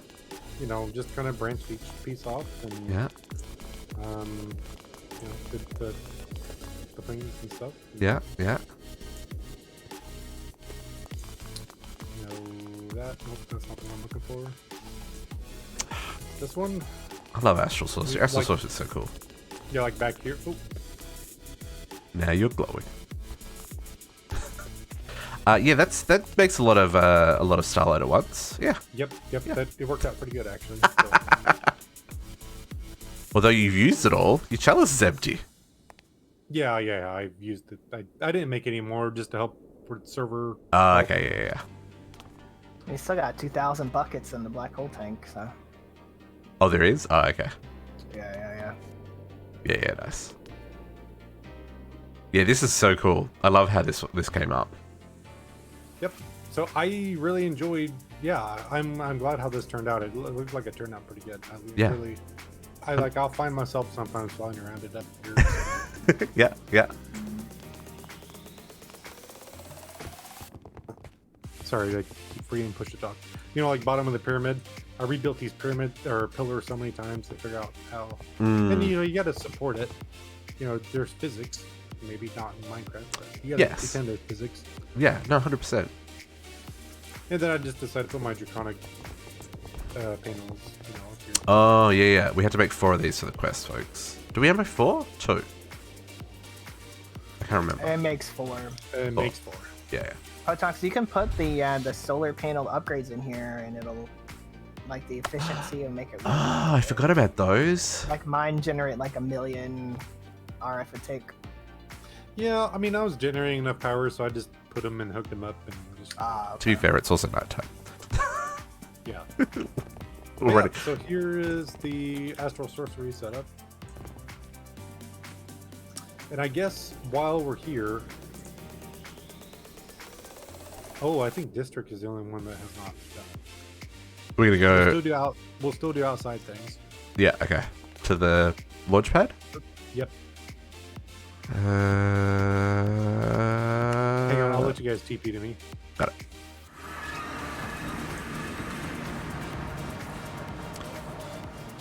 Hi, JC. Potox doesn't do things by halves, folks. So here is the Galactic Craft area.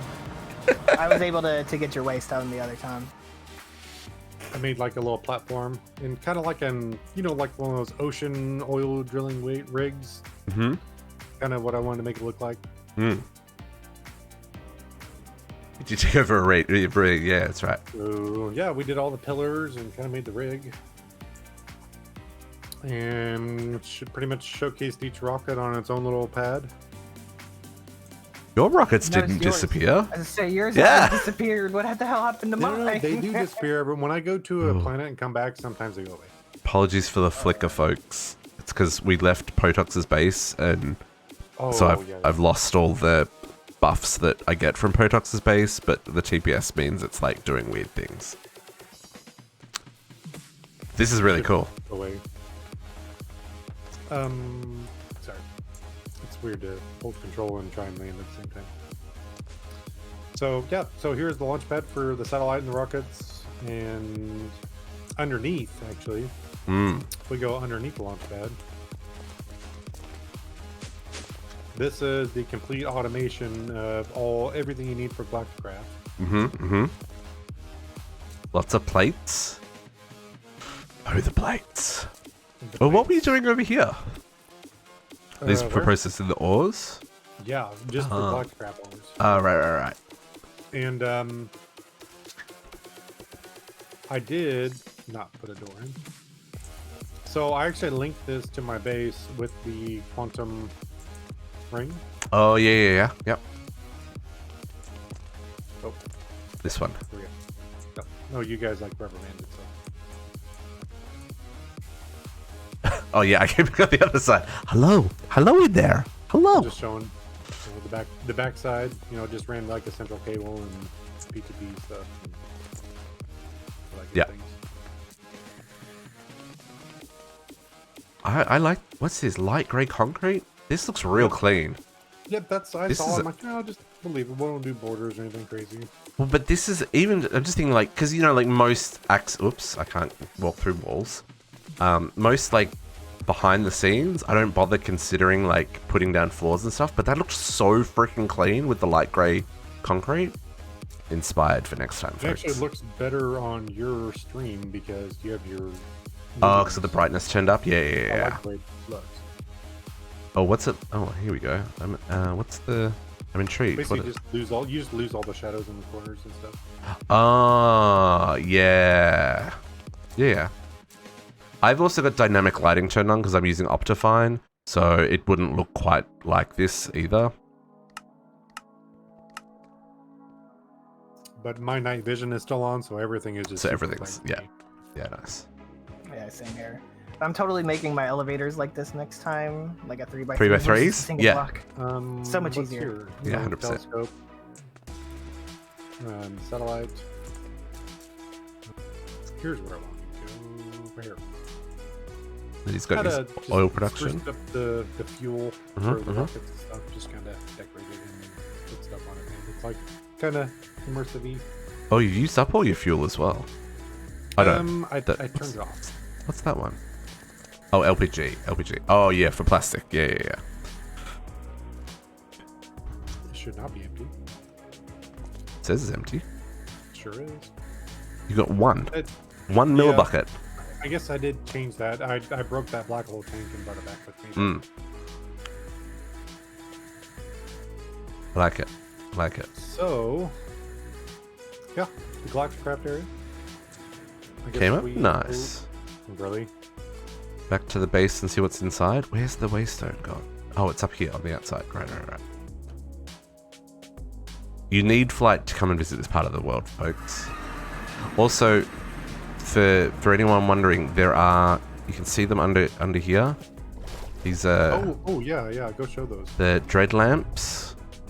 So we set up Potox set up a ring of dread lamps. You can just see them in the water there, to prevent the squids from spawning. Because my goodness, so many squids while he was working out here. I remember I was watching his stream and I did a kill command to kill all the squids because they cause a lot of frame rate and TPS issues for the server. And literally within like half a second of all the squids on his stream dying, they all reappeared. So the dread lamps made it possible to not lag out the server with 300 squids spawning around him while he was working on Galacticraft. And I'm surprised you remember that because I remember it now. The dread lamps.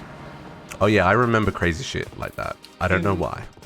This pack rains, 8 days a week. Have you noticed it hasn't rained since we came on the server today? But I was just gonna say it took me forever to make these the roofs with the frames. Yep. Because I decided one day, I was like, you know what, I'm tired of getting rained on. But Potox, have you noticed it hasn't rained all day? Yeah, it's not raining right now. It rained loudest last night. So It did rain last night, but it hasn't rained today because I found a way to turn off the rain. Oh yeah, that's right. I've disabled rain on the server. Can you turn the restart off? Sorry? You turn the restart off, right?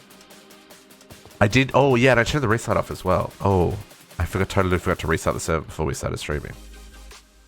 Oh well, it's fine. It seems to be running fine. Yep. So all the panels. This probably was most of my game time on the server was just making the roof. Building the roof, yeah. Staggered roofs. Yeah. This is crazy. So for anyone wondering, this is all framed slants, and then it's all the great wood and the silver wood from Thobcraft.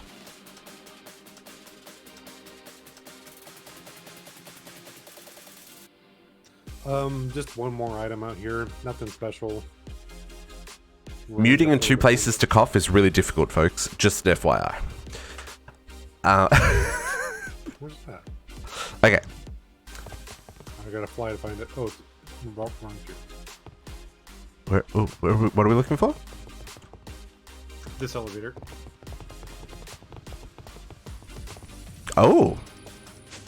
Nothing special. This is just my fuel room for the mechanism generator. Just kind of put it in the floor and. So doing the deuterium and the tritium. Yep, and just the glass. Evidently, the solar panels did work through this glass, so that worked out really great. And then I just poked it above that hole right there. No, Shifter, enjoy. We'll catch you later. I'm going to show off your base as well, Shifter. So yeah, we will. I guess we'll get into the base then. Inside? This was kind of a starting staging area. I had my bed and stuff, but then I decided things changed a lot. Yeah. Oh yeah, that's the thing. Like playthroughs, you start with something simple, and by the end of it, you're like launching rockets, right? Going down one, the 4 portals, 4 of the portals, stand-up portals, I guess. Yep, and I really did enjoy, using that castle doors because the blocks mobs and stuff. Yeah, the castle doors are neat. I shut this one down. Didn't need it anymore. I probably should have shut that one down. The mining dimension one down. I made the other portals too. You know, the Beneath, Deep Dark. Got my own personal. Oh, I didn't think to do that. I forgot that was a thing. And I've also walked past this a dozen times and didn't realize it was there. Good one, District. It's nice to have your own little. I don't know if that's a 116 thing. And this wall wasn't here. I blocked it off. This was an abandoned room. I kind of started bees here, but I was like, yeah, we'll just kind of start deep resonance. So that's kind of where I did that area.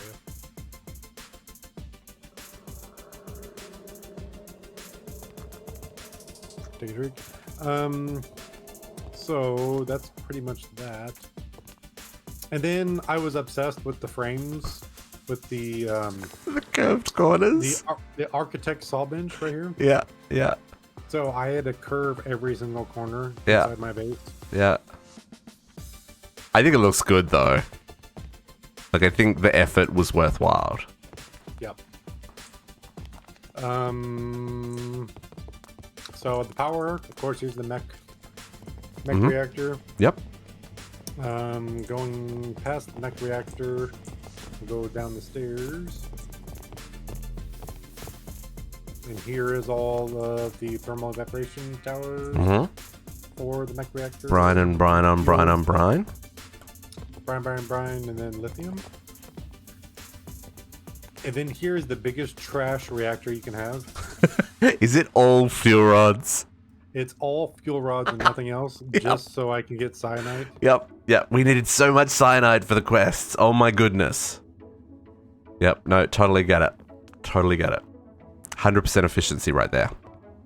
We'll talk about this. We'll talk about this in a minute. This was an after occurrence. Let's just pretend it's not there. Yeah, that didn't happen. And here's my bed. Is that where you slept? Yep. I love it. And actually, here this is not finished. But if you just kind of go in here and drop down. Well, apparently, I'm walking through walls. I did make a steam turbine. Oh, that's right. It's hidden underneath. Yeah. Nice. I just didn't really feel like, displaying it, I guess. Yeah. It's not a very pretty machine. It certainly doesn't fit with the aesthetic of most bases. Making 57 million RF it takes, not bad. Yeah, it's not messing around. So we'll go back up. Flight is hard, folks, when we move this quickly. Yeah, it's kind of confusing. I didn't dig that out right, JC. There's you get like juke and jive. Little access to the top up here. I have an access to the top. And then actually if we go down... This is one of the things I don't like about the mech reactor is the only spot you can access is that top center square. Then if we go down to... Oh, I didn't know there was... Oh, this brings us back here? Oh no, this is different. Yep, we're feeding the fuel into the reactor. Yeah. It's all coming in from the bottom. Yep. Gotta love how quickly these fluid lasers can transfer fluids, folks. I was about to say, they're super OP. They're super OP. Loves it.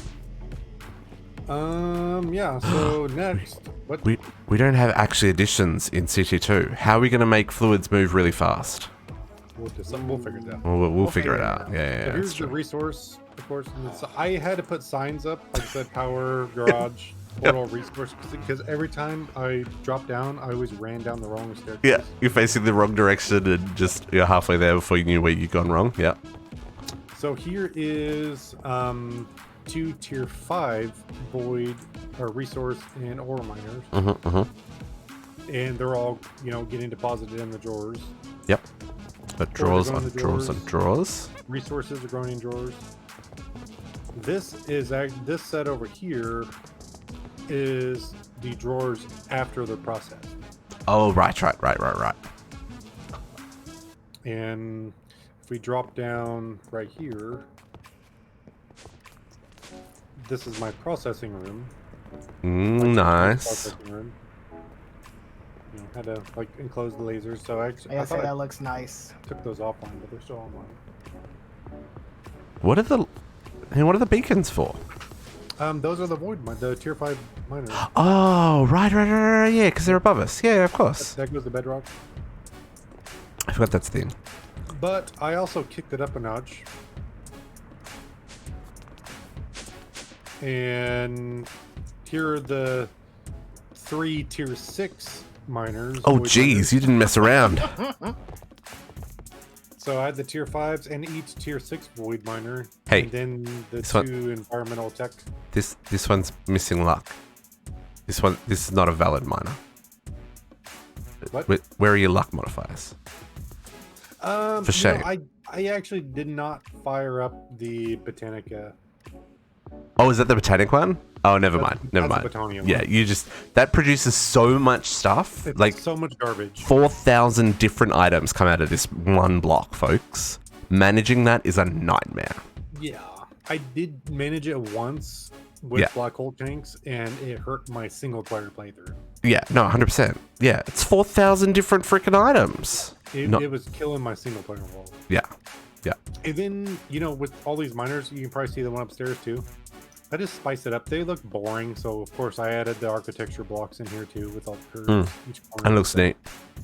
That looks very cool. Gotta keep it interesting, folks. That is the Yep. whole aim of the game.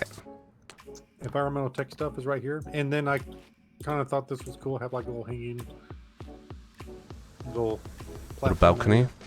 And you've got the personal nano beacon and just the normal nano beacon, so any guests that come to Potox's base get like all the buffs. Yep. So I guess that's. We'll go up. Oh, maybe. Go up to. Oop. Inside of Potox's head is very colorful, folks. Okay. Keep bringing it. And here is the mystical ag area. I love how the frame drawers look with all the seeds like that, and the pattern with the circle. That's So these fields were full, but I took out a bunch of the garbage ones to help with server performance.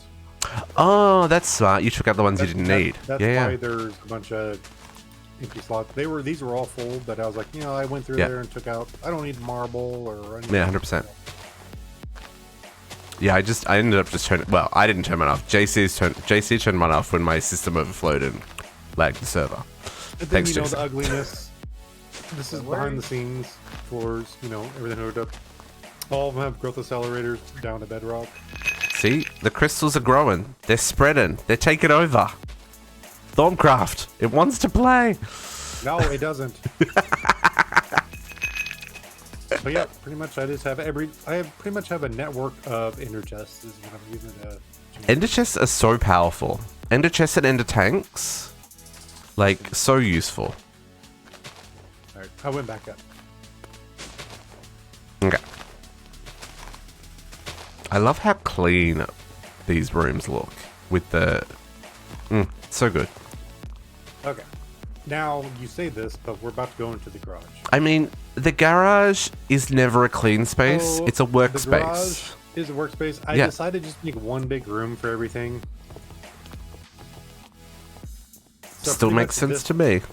This is my machines and my automation. And why is there no facades right here? Why is there no facades up there? For shame. So he's got all these thermal machines, all these Ender IO machines. Saw nothing.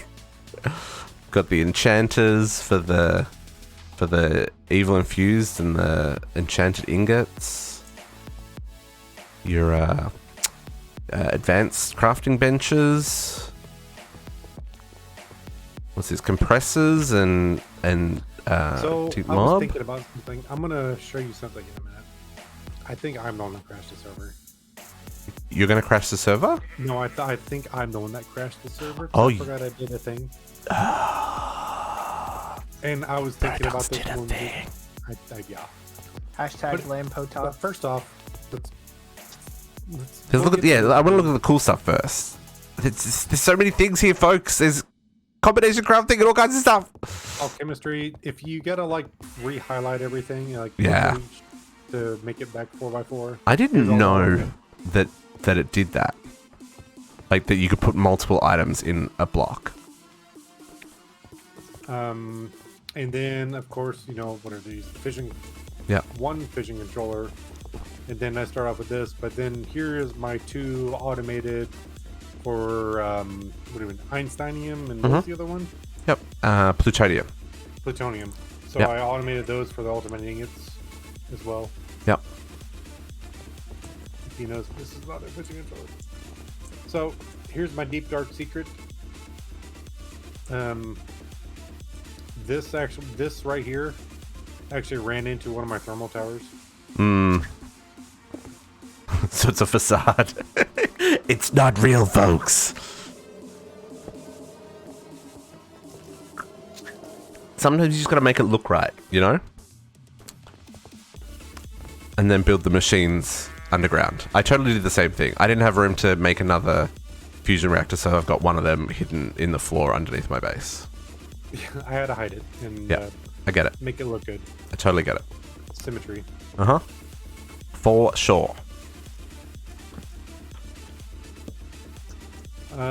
So yeah, that was my alchemistry. This room, of course, you know, is way too big and open for what I did, but you know, whatever. They're big machines. I think it's like it's totally fine. A big open area that does nothing. Yeah. So Think about it as air circulation. You know, you're working with chemicals, so. I guess we'll drop down right here. I'm gonna AFK for a bit. Nice. And this is just all the automation for the empowers. For all the empowers, yeah, nice. And then the atomic reconstructor automations. Oh, okay, yeah, sweet. And then right here, you can only see one of my inner alternators. Oh, But its alternators go down for days. oh yeah. Well, no, for each recipe, I made each one. Yeah. But I figured I'd just showcase one on top and then just Oh, build I see. others underneath of it. Yeah. That makes sense. Yeah, so that's this one's up here, and then the others are all below. Yep. And then, you know, the draconic, and I didn't try and beat this dog too much, you know. Yep. That's a terrible choice of words, but Yep. Now there's stuff that we've done 100 times before, right? That you just like, okay, I'm just gonna get it done. And then there's other things you're like, oh, this is new and interesting, and I want to try something different with it, you know?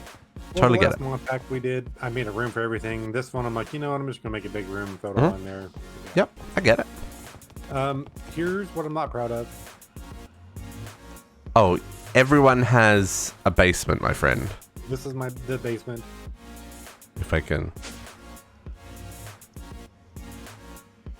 This is work. Like, look at this, folks. Look at how many CPU processors he's got. Like, Yep, I filled the whole 32 channel. there's so many. And then all the cores for crafting. So many. You just got random dragon eggs everywhere, dude.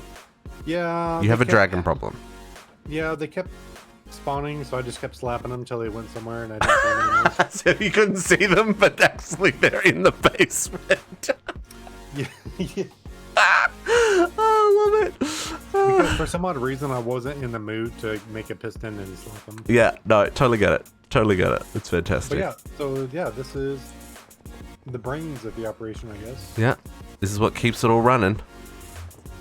Yeah, and then my all 16 to 84K drives. You made so many of those drives, man.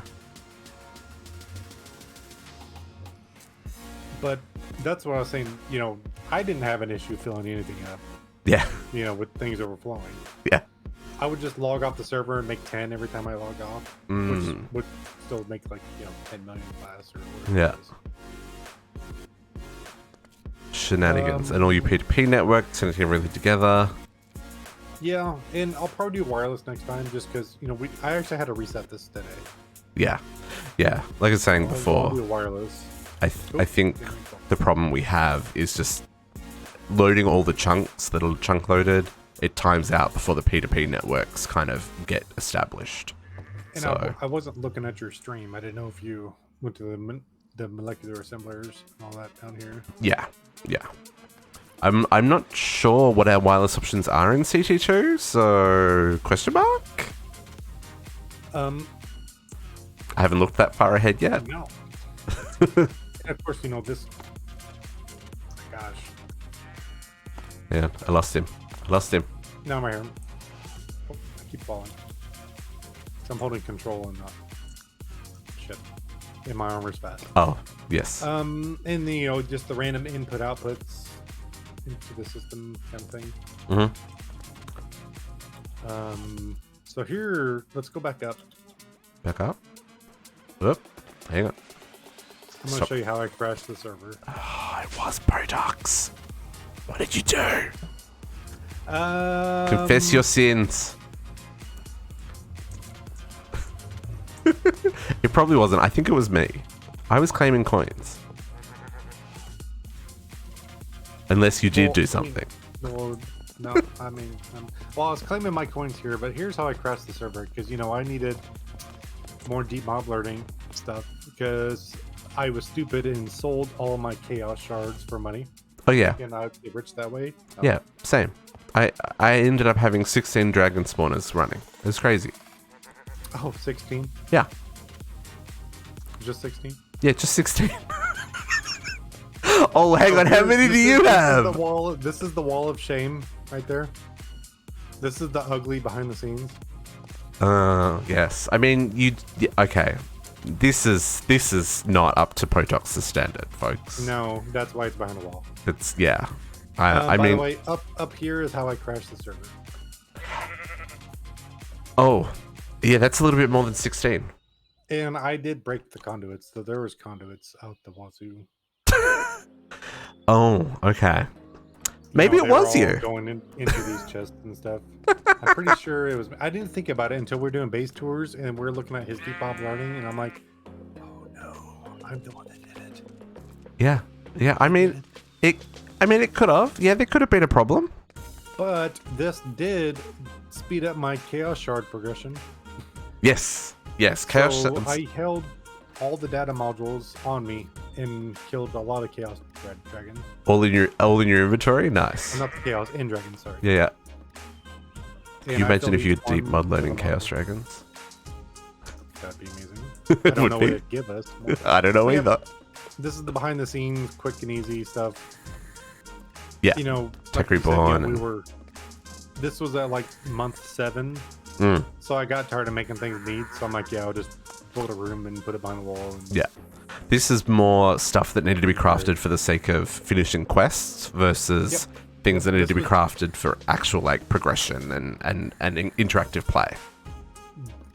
This was just for like single items. Yeah. Yeah, 100%. I get it. I get it. And, you know, nothing really here. I like, put spaces between walls to do, the Tunnels and cabling networking yep. and all that. All this stuff happens. Katiana, this is an example of like what we do behind the scenes to make our AE2 systems run. You need room to breathe. Yep. So I learned a lot, kind of. I'm almost scared to look at your network with the network tool. Oh yes. Well, you gotta do it when you're standing in the middle here. You gotta stand right here and do it. I'm gonna hook it up. Oh, you know what? That's not so bad. That's not so bad. Well, it's better since I cleaned up my P2P tunnels. Yeah. It's not so bad. It's not so bad. It's not so bad. I'm not seeing much connection to above. Oh, I guess no, because everything comes down. Yeah. We're not seeing any red dots, which means everything's connected, so it's all working. Oh, I love it. I sat down and broke every single P2P tunnel and went through everything and redid them. And Nice. so I think that's. I do have 3 compact cubes. Oh. I don't know if I've ever been into your compact cubes. Where are they? So here's the thing. One is making 4 s'mores ingots. Oh yeah. The other one's making pink slime ingots. Yeah. And the other one is making UU matter. Oh, okay. So here's the kicker. They're still making them. How many do you have? I have no idea where they're at. Oh, you don't know where the machines are? I've moved them 3 times, and I don't remember why I put them last. Trying to think if I noticed They were in the mining dimension, but I moved them from the mining dimension. Oh yeah, here's my tungsten steel and all that stuff. I don't think I... Can you... Where's... Oh, here you go. Yeah, this is like the hot tungsten steel and all that stuff. Oh, yeah. You know, just ugliness and stuff. I'm stuck. I can't fly. Pulse, let me out. Alright, get me out of here. There we go. One back in the hole. I'm trying to think if I saw them anywhere. They were in the mining dimension. Wait. Maybe are they still there?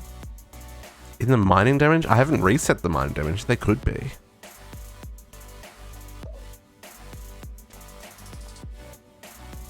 Oh, I thought I moved them. No, they're here. In the mining dimension? Yep. Oh, that's right. Yeah. Yeah. Oh, yeah, I have been in these. Yeah. I went to the top one. So this is making... Where's my stringy device? This is making the 4 small schmingets. Oh, It's so crude without the creative tank. This one's not running. No, I turned it off. Remember, I rebuilt this in the overworld. Oh, yeah. With the creative tanks. Yeah. And I only needed like 2 machines instead of all that. Yeah. Once And you've got the chocolate and the... I stole a lot of machines out of here too for it. Like I stole all the crafters that were on this wall. You can see like, conduits doing nothing. So this is kind of the 4 s'more setup. Yep. What did you use here? Oh, autocrafters from Cyclic. Oh, I don't think I've ever used those. Yeah, they're nice. Oh, nice. Really nice. And they don't hurt a lot. Oh, nice. Huh. I wonder if... I noticed Cyclics in CG too. I wonder if those are in there. And what's the middle one? Middle one... Oh, yeah, this is just... I don't know why I put this in a cube. But this is just a... Why not? These are pretty laggy machines, right? They do have a lot of calculations. I don't know why, but they are. My plan was I was going to make this entire room... Oh, jeez! Yeah, but you didn't need that much UU matter. I did 1 row, and I didn't realize how fast it was producing them. Yeah. You definitely didn't need that much UU matter. So I was like, nah, that's fine. Yeah. We're good. Yeah, no, it's cool. It's cool. And then the bottom one is just crude and ugly still. This is my pink slime production. Oh, yep. Nothing special here. It was ugly. Didn't feel like making it pretty. Put it in a cube. Totally makes sense. Nice. Nope. Why is this only 2 blocks tall? Very confused. I don't understand what happened there. Right now I'm thinking that Welcome back, Jason. might... Oh, yeah. Go up.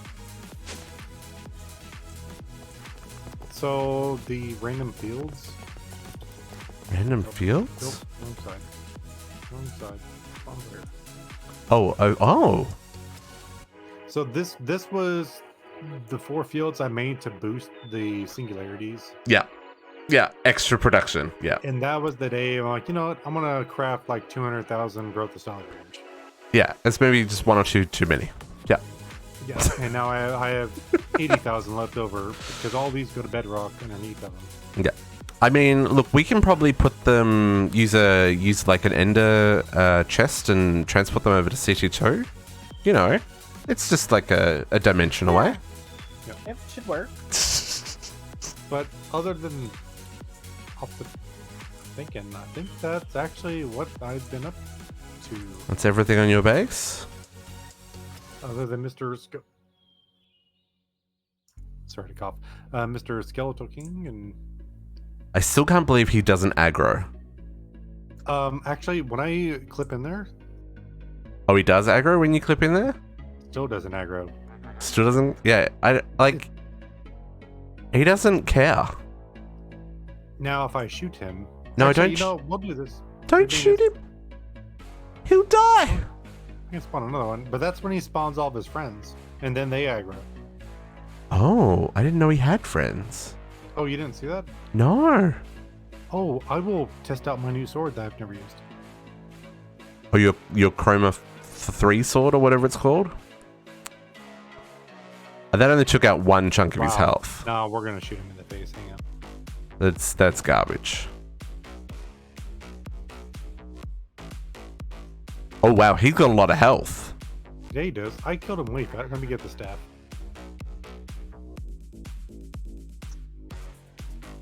Has he got more health? You're not doing a lot of damage. I'm shooting him with a railgun. He's got to be hurting. Wait, what's my railgun set at? Oh, Probably peaceful mode. that shot through. Okay, he's with a ball shot through the wall. I don't want you to destroy your base. I did make a backup before we started streaming, folks. Oh, I had to turn it up. Oh, that's right. And then he spawns the death. Yeah. Can you kill them? Ah, you didn't kill them in the right order. Well, TPS. Usually they attack you in the right order.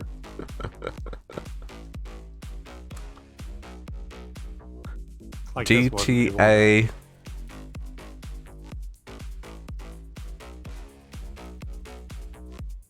E and H. I don't even know how to pronounce that one. Slain by Potox. Nice. So close, but not. So close, but so far. Exactly. Yeah, that's what I've been doing for 8 months, I guess. The train disappeared, folks. No, Oh, it's still there. It's there. It's just completely wigged out on my screen. Yeah, I mean- I can see it, but don't I see it. can't see it on your stream. That's Yeah. weird. This is impressive. This is crazy. I love it. I'm gonna pick up the train. I'm gonna go show off. Oops. No, it doesn't exist. I'll come back and get it later. I'm gonna go show off Uni and Shifter's bases if you guys want to hang around. Because I do still want to show off what they did. I'm gonna go Uni's first. So again, I don't have Uni in voice chat at the moment. I don't know if he's at work. I know he was in stream chat earlier. We can run around and figure this stuff out. But yeah, so yeah, I just want to show off what people have worked on. So Uni's base is all like in this in the wall here, right? It's very cool, all in like compact machines and pocket dimensions.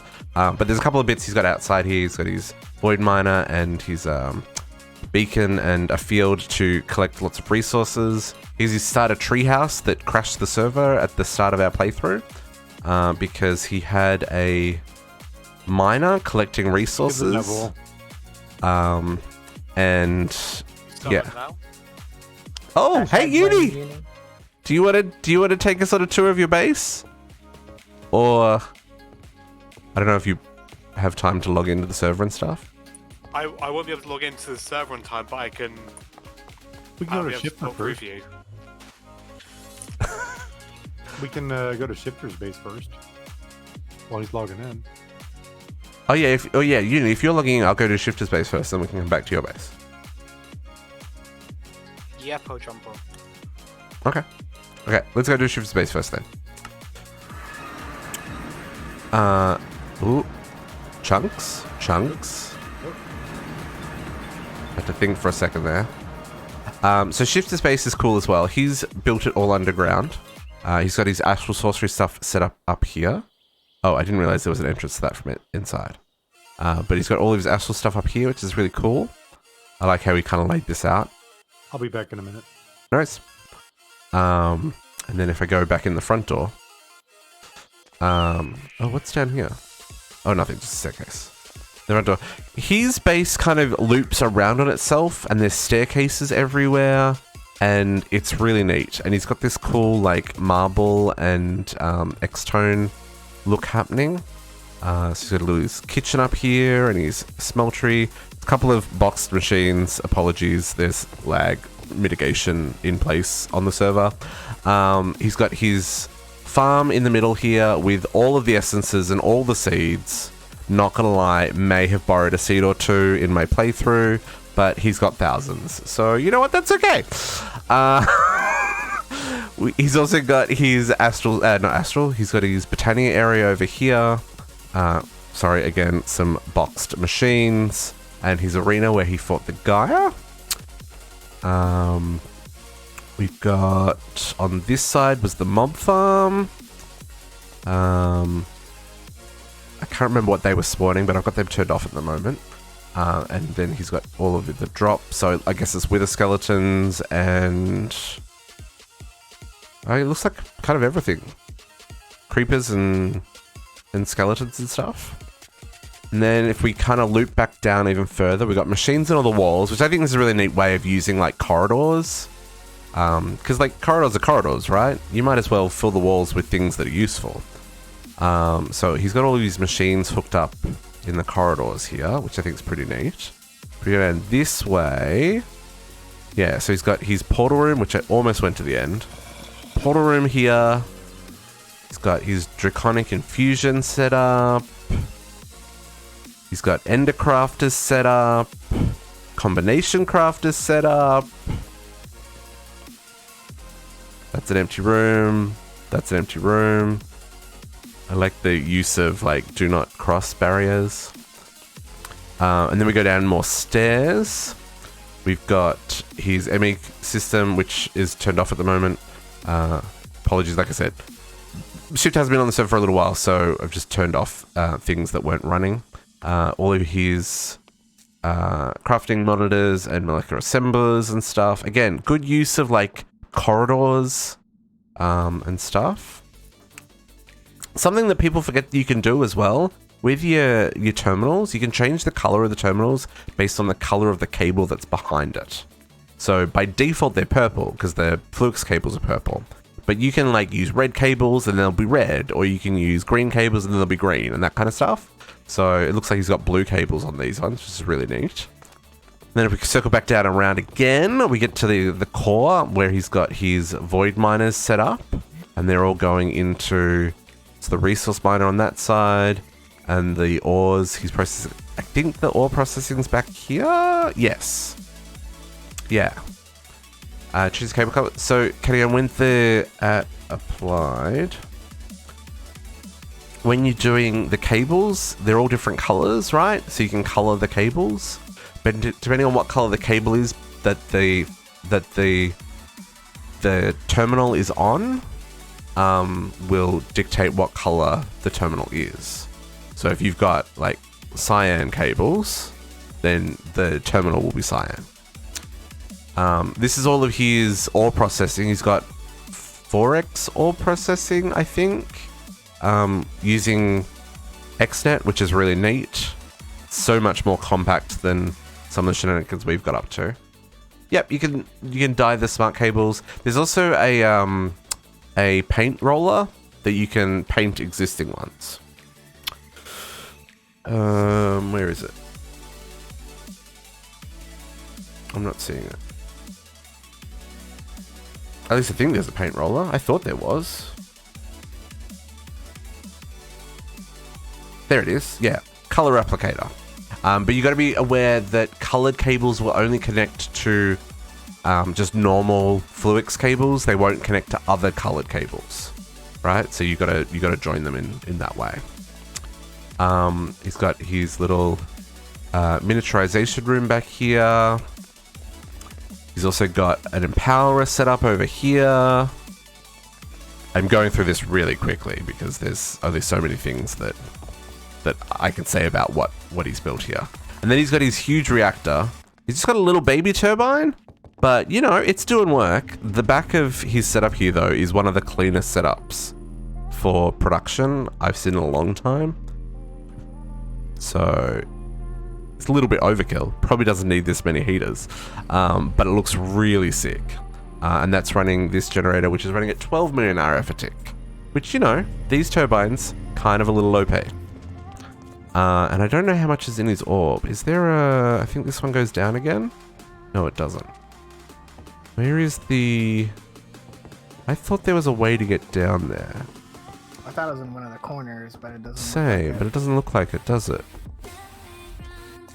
Am I mixing up our season playthroughs? I think it was his previous one. There was a teleport down. I don't know how much is in there. I'm gonna break a block.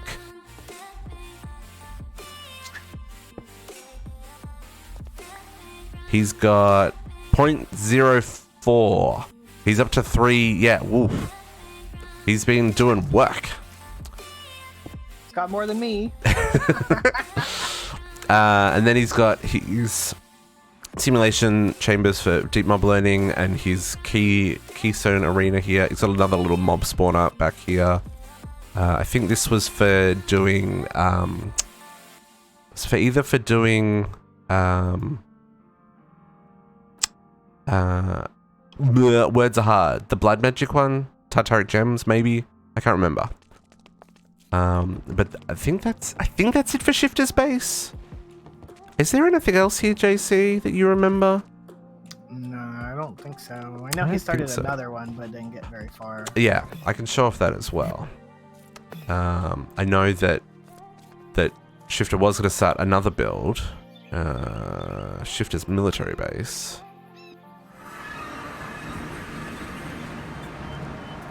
Let the world load in. So he found this island out in the middle of nowhere that he had started the build for, but then he got a new job and he's been super busy with work. So, you know, life comes first, folks, not Minecraft. Oh, I didn't realize he had mined out all of it underneath. Holy crap. Yeah, because he was doing work, right? Like, this is all going to be set up for, like, the whole base was going to be underground with the military base above kind of thing. It's going to look really cool. That's a super cool idea, man. Yeah. Oh, I didn't realize there was a dungeon underneath here as well. Oh, cool. But yeah, what is life without Minecraft? Exactly, Uni, exactly. So yeah, I wish we'd had a chance to see what he was going to build here, but Shifter is on the CT2 server, so hopefully we will see some shenanigans builds coming out of him there. Minecraft, tacos and bees, oh my. Exactly, Kariana, exactly. I also have Zynh's base, which I'll pop over to really quickly. Zynh didn't get heaps through their playthrough, but they do have their SATA base set up. Looking pretty suave. All their machines set up. Machines I didn't even end up using with Ender Utilities. And he's got portals. Oh, Jordy's base. I have to go to Jordy's base. And then Zynh's generators up here. It's running on like a little bubby reactor is running all 4 of the turbines. And then they started doing some terraforming over here. To build their big base, but again, life got busy, and you know, that's okay. It's all good. A little Britannia area up here. And then let's go pop over to Jordy's base. So Jordy built this crazy base as well. It's a big boy. It's a big boy. I don't know. Oh, neat. I didn't even notice how he decorated his nether portal. Oh, that is cool. I just saw that too. That's what we need for spawn for the CT2 server. Something like that. Yeah, for sure. I like it. So he's got some portals, got a miniaturizer, and he's got some farms back here. But then inside, an environmental thing going with speed boost because I got that speed warp. Yes, yeah. He's got all the stuff happening. Inside, each wing has its own little like setup, and each of them, like if we go down, we can. Oh, I'm moving very quickly here. Like he's got his reactor down here. Holy moly, I move fast. So it's all the mechanism stuff. Brine towers, lithium, reactor, it's all still running. Very nice. I move so quickly. Those flat buttons look way nicer than what my buttons look like. Interesting. RF Tools is in CG2, yeah? I believe so. Yeah. Yeah, it is. Yeah, it is because I've looked at the builder recipe and oh, that's spicy. Yeah, there's some crazy recipes in CG2. These got the builder recipe requires netherite and nitro crystals. Oh, nice. That's good. Yeah, that's look fun. He's got all these machines for crafting here. I think he's got some stuff underneath. It's very hard to. So yeah, and he's got more stuff under here for all of his automation. Like, this is really clean. I really like the style that he's gone with for his builds here. And then, oops. Can I use, there we go. We can use the elevator. And then on the next wing, what's this one? This is environmental check, so this is his void miners. Oop, right down. Oh. He must have them somewhere else, or he didn't end up getting them built. You know what? That's okay. Again, life gets busy, and we don't get to do all the things that we wanted to do. Let's see if we can get back up again. Server. You move there we go. so fast here. Yeah. Because I've got speed plus and speed. See up in the top left, I've got behind where I'm speaking, there's two little icons. Yeah. So we do move crazy fast. Move fast enough because of the armor, and then Yes. you get the double boost from the environmental. Yeah, controller. absolutely. Okay, what's in this one? Oh, this is his mob farm. I've lit up the mob farm because the silverfish ate all of the stone blocks around the outside, and mobs were just spawning and like spreading out everywhere. So, you know, these are things to consider when you're building mob farms, is especially this mod pack where there are the named mobs. So if you get infested mobs and they die, they spawn silverfish, and then the silverfish go into any blocks that they can eat, etc, etc, etc. So yeah, so you've got a mob farm there. What's in this one? Oop, that one's a hole. This one's a nothing. A little hard to see, but that's a work in progress. This one is the same. Oh, this is the storeroom. Yeah. We checked 2 stream yesterday. It was a good stream. Yeah, hey Min, how you doing? Yeah, we just started Chroma Tech 2 yesterday, so we're just doing a tour of our Chroma Tech 1 world at the moment.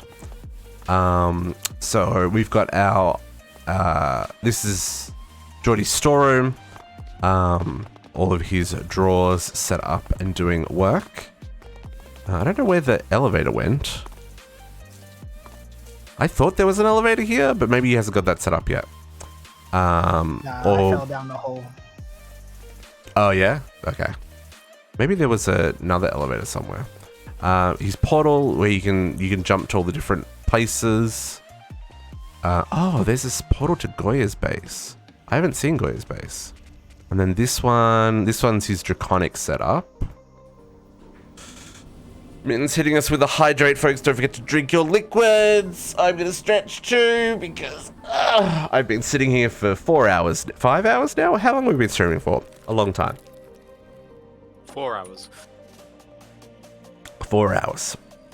Ooh, yeah. And here's Draconic's all set up. Nice.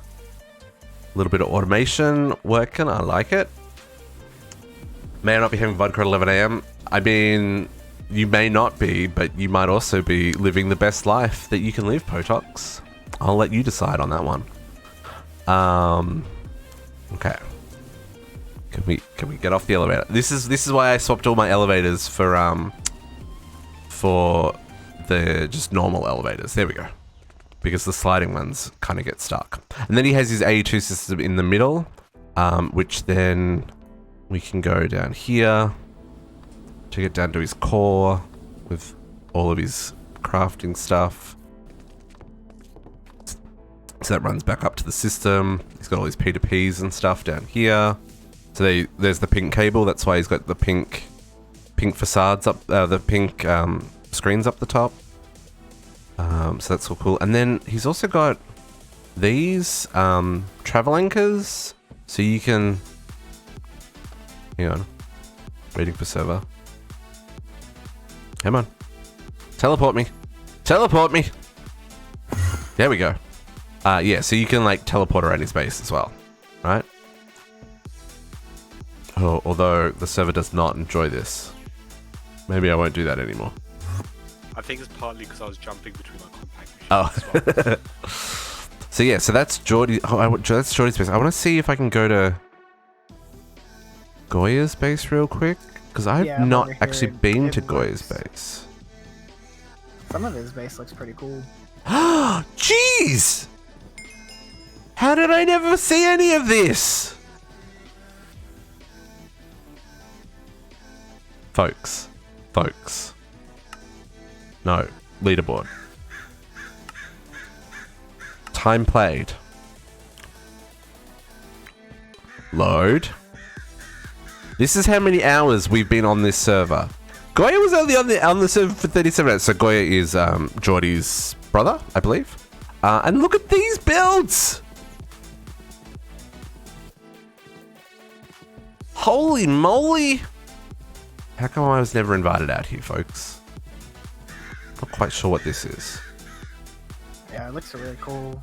It's probably like a build in progress. This is so neat. This is so neat. I love the little grassy rooftops. Oh, this is farms. I cannot walk through doors. I'm shifting to... Oh, I like this a lot. This reminds me of, like, really creative vanilla builds. That's something that you forget. When you're playing modded, you just assume use machines. But you know what? You can still do vanilla builds, folks. This is really cool. This is cool, Goya. I'm sorry I didn't see this when you were on the server. What's in here? Oh, nothing. Hang on, can't get in here. There must be an inside to this building. Oh, here it is. Oh, okay. Oh, more farms. I see. Okay, this is clean.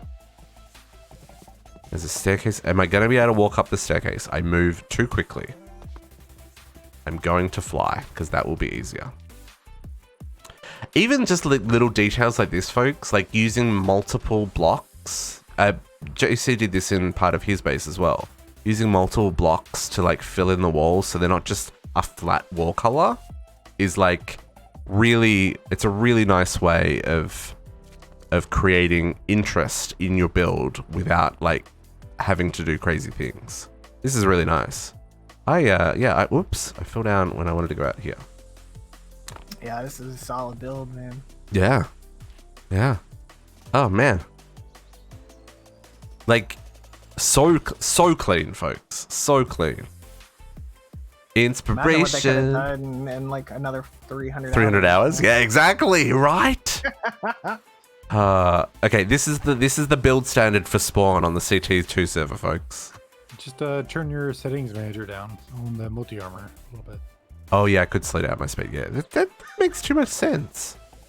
And look how much area he'd cleared. So I wonder what he was going to build.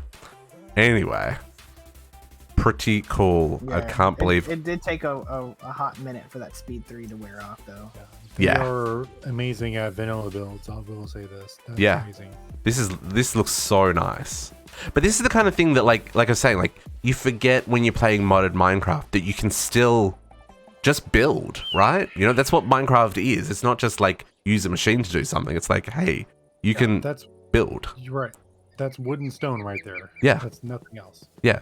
It's wood and stone and some glass that is chiseled, you know? And like using the chiseled blocks to get you different textures, like makes such a huge difference. It's so cool. I like it. All those the buttons for accents too. Yeah. Yeah, absolutely. Just like little details. And like the iron bar on the top to make it go up a little bit further.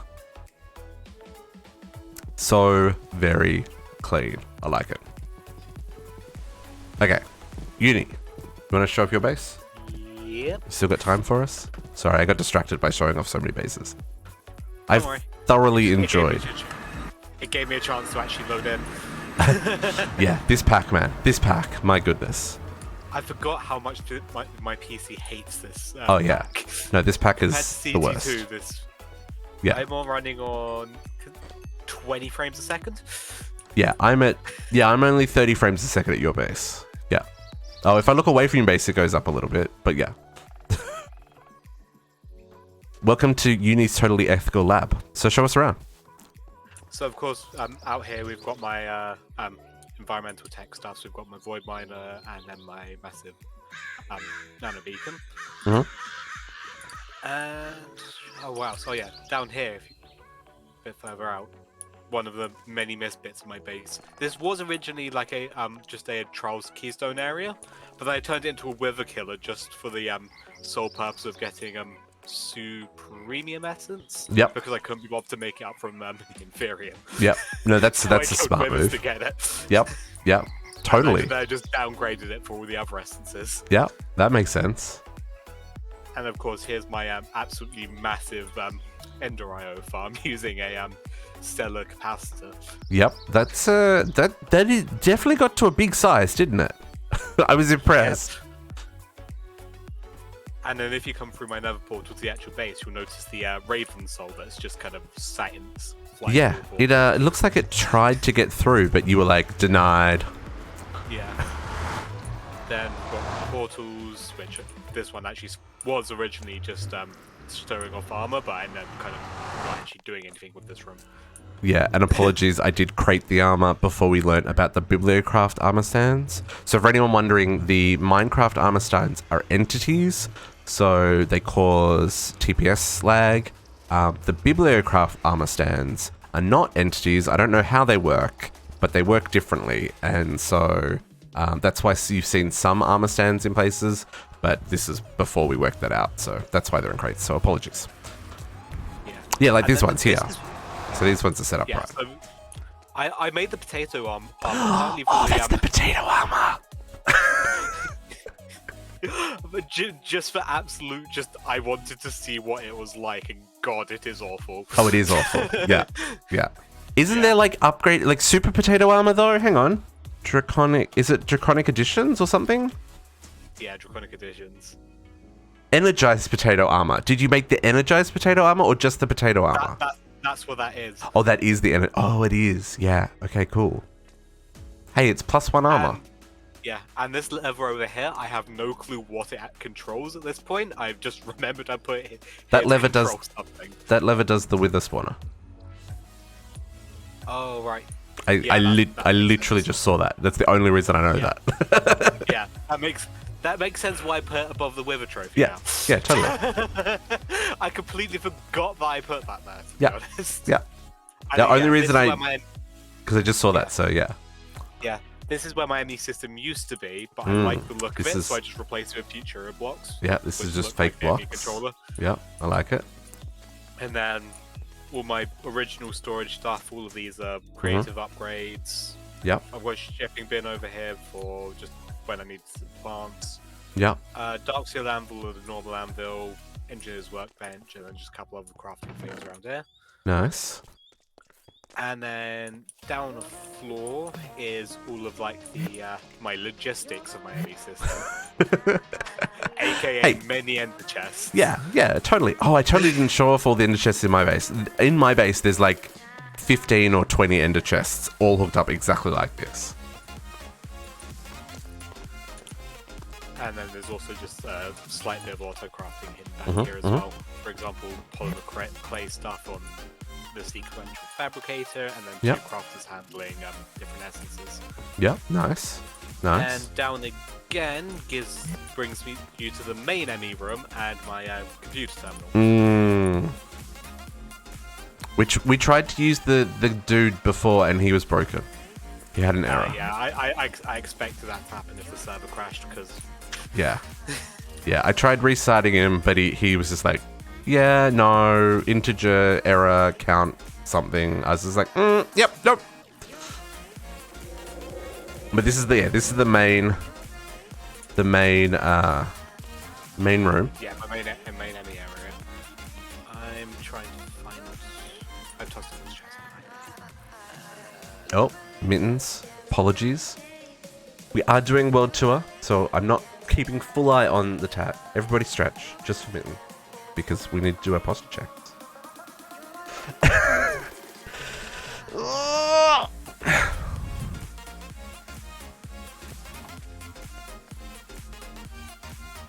What are you working on, Uni? I'm confused. I'm just booting on the computer into fun mode. Oh. Oh, is this why it crashed? Because this guy wasn't running, so it wouldn't work? No. This is just something completely different. It's Oh, that's right. I remember. I've got two different BIOSes for my computer: my coding BIOS and then my fun BIOS. Yeah. Which is just an entire desktop. No, Uni has too much time on his hands, folks. When Uni's got time, he's got too much time. Nice. And then this is just all auto crafting stuff down here. Then if you actually go down a floor, I've got a few more bits hidden. Oop. These elevators do not like the server lag. Just say it. There we go.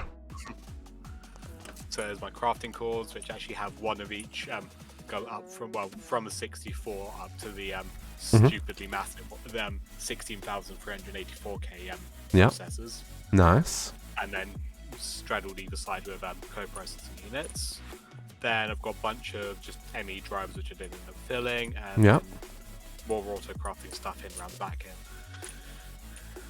Essentially, my main goal was to try and keep as much of the auto crafting hidden from the main base as possible. Yeah, absolutely. So it was all hidden in like the caves and all other bits and pieces around here. Man, all the cables and like the machines that have specific sides you have to use and stuff. It's like, so crazy. Yeah. Then if you come back up to the top floor, and then down to my other elevator that I've got hidden in this floor, behind you.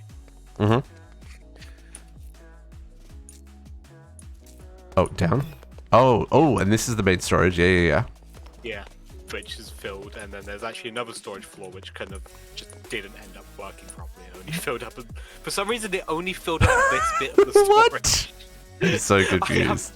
I have no clue why this happened. I deliberately put another controller underneath into this area and spiced everything out perfectly, but this storage area just didn't want to work. It only used like 6 items. Hey, Mittens, what you doing? Let's chill for a moment, shall we? Trying to do our tours. We don't need spamming on the chats. Yeah, then if you're gonna go down again, then there's all my blood magic stuff. Oh, yep, all the blood magic. Which just has which when you actually have a look at the digital mob agonizer, if you just look at the multiplier on this thing, it's crazy. It's crazy. I got like a 7.7x multiplier. So like per operation, this generates 2,000. Oh, you got 52 sacrifice runes. Holy moly, dude. Yeah. Jeez. This entire bottom area is just sacrifice runes. Yeah, totally. I get it. That's shenanigans. I love it. And we're still going down? Oh my Yes, goodness. there's one more floor down. Just be kept. Oh, I think JCXD walked Walk in the portal. Yeah, that's cool. It's collision. It's a thing in Minecraft. And this is all like my fusion kind of crafting stuff. So extended crafting, and then the empowering. Nice. And then you still got all of your little pocket dimensions. Yeah. But wait, there's more. But wait, there's more. Yeah, exactly. So now we're in a compact most, machine. Yeah. So of course, most of those dimensions, most of those floors are hooked up by here. But there's also the other stuff. For example, here, this one, which is my deep mob landing. And which one did you go into? Catch up. Should be the one labeled. No, I actually went into the energy core. Oh, hello. I'm. Energy core. This is a slight issue. Energy core. Spark, look down. That's a problem. TP to me. TP to me. I Didn't know didn't- that was possible. I'm pretty sure that generally kills you. Oh, you can't TP to me. No, I am. It's Oh, there we go. just a slight Oh, delay. just a little bit of lag. Okay, yeah, that was interesting. So this is my backup energy core. Oh, this one's full. Oh, this is just a baby tier 7 one. Yeah, this is my backup energy core. I couldn't be bothered to pull down, and so I just left it here. So I have to head back out, and then the other one on that corner, which is my deep mob learning. For God's sake, I went for the wrong one again. Why are you falling through the floor? And then this is just my really basic, just one for every mob deep mob learning setup. Yep. Which is, when you look at it, is really hurt by the DPS. Yeah. When you look inside them. Yeah, they don't move very fast, do they? Low. They don't move very fast. It's okay. We've pushed this server to its absolute limits over the last 8 months. So, it's okay. We get it. And were you just like storing all the pristine essence, or were you automatically crafting it somewhere? I was storing it in In the big wall? the drawers Yeah. on the first floor. Sweet. Oh yeah, there's my small automation. Mhm. This I need to show off. AK my entire compact machine just dedicated to making smalls, which has a habit of breaking as soon as I pull too much out of it. What? So many pigs. So many. They Yeah, make I monkey deliberately noises. set up a chest over here just to collect collect pig trophies. I'm surprised you've got so many. Have a look at this chest. Holy moly. I mean, this has been running for, I want to say, 4 months? Probably, yeah. I'd say it's about 4 months since you started setting up this, so yeah. And I've got, 4.5 stacks of pig trophies, not including the ones out. Yeah, nice. I like it. Current infuser city block will take the look. Oh, I didn't know that, Potox. You can change the texture of these? Is that what you're saying, Potox? Yeah, I kind of look at these. Huh. I didn't know that. I kind of like them. No, not the just the core itself at the bottom, Yeah. the blue. If you just slap it with the Infused City and it'll... Oh, Yeah, it'll look like I- the others. I I see. like the actual look of the core at the bottom of the whole. Nice. Learn something new. And then we got s'mores, my Britannia room. I may have created some things in here. Oh, no, I didn't. Oh, no, it looks like I didn't. And of course, Rosa Arcana setup, which just allowed for stupid amounts of EXP. Mm-hmm. If I was actually still pumping EXP into the system, but Well, it's making it. Like, it's showing up. that's just because it's going. It's stuck in a closed loop. Oh, okay, I see. The roses were trying to steal my XP if you stand next to it too. Oh, yeah. Yeah, if you stand next to the Arcana Res, which is great because you can give your own life essence essentially to get mana, so, Yes, there's all of that. Nice. I've got each of the sets of armors on armor stands over here. I really like the armor from Britannia. I'm really intrigued to see in CT2 what the armor looks like, because there's also another tier of armor, and there's the Alfheim dimension, so I don't know if we get to go there or what that's all about. Kind of excited. Oh right, yeah, and then there's this really cramped room that is just my reactor that I bought and built because I couldn't be bothered because I Which wanted to make which it. one? Reactor? Yeah. It's out of your range. It fills the entire space. Yeah, nice. Nice. As I said, it's a bit cramped. Yeah, it's a little cramped. It's fine. We can get around. There's actually one more area. Oh, There's actually two more areas. I teleported somewhere else. Oh, I was pushed into a... Hang on. Here we go. Okay. Where else? So there's my mech workshop. Mech is what my workshop. Which Yeah. is the one right on the end. Which is Oh, basically this is where back- I started all of my basic mech machinery. Right. Yeah, yeah. This is all my original machine workshop, which was basically just built in the village nearby. Mm-hmm. This is out. This is just... You can see JC's base over there. No, yeah, there's JC's base. There's the walruses. Yeah. And this was originally my ethylene setup, but I kind of ended up... Hey, Yeah, but ethylene I makes kind some of- good powder.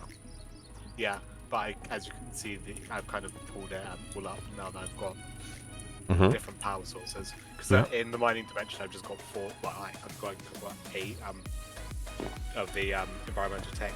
Yeah, yeah. So Yeah, they produce heaps of power. So I didn't really need anything else. There's just a couple of machines in here, and then if I Yep. doing astral, and then if you guys want to TP to me, TP to you. This is where I've been it- AFKing. oh, hey Potox.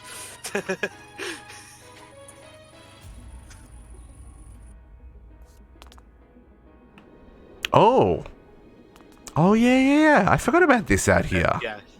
Then I've got my desert astral. Yeah. This is the desert that we set up for mining if people needed sand. Yeah, because I was basically just like, there's a desert right behind me. You might Yeah. as well use it if we need sand. Yeah, exactly. So yeah, that's pretty much, well, that's everything. All the things. My goodness. What armor are you using, Uni? I've still got chaotic. Yeah, I'm just using chaotic armor. Moves so quickly though. My goodness. Yeah, I've maxed out the speed on it.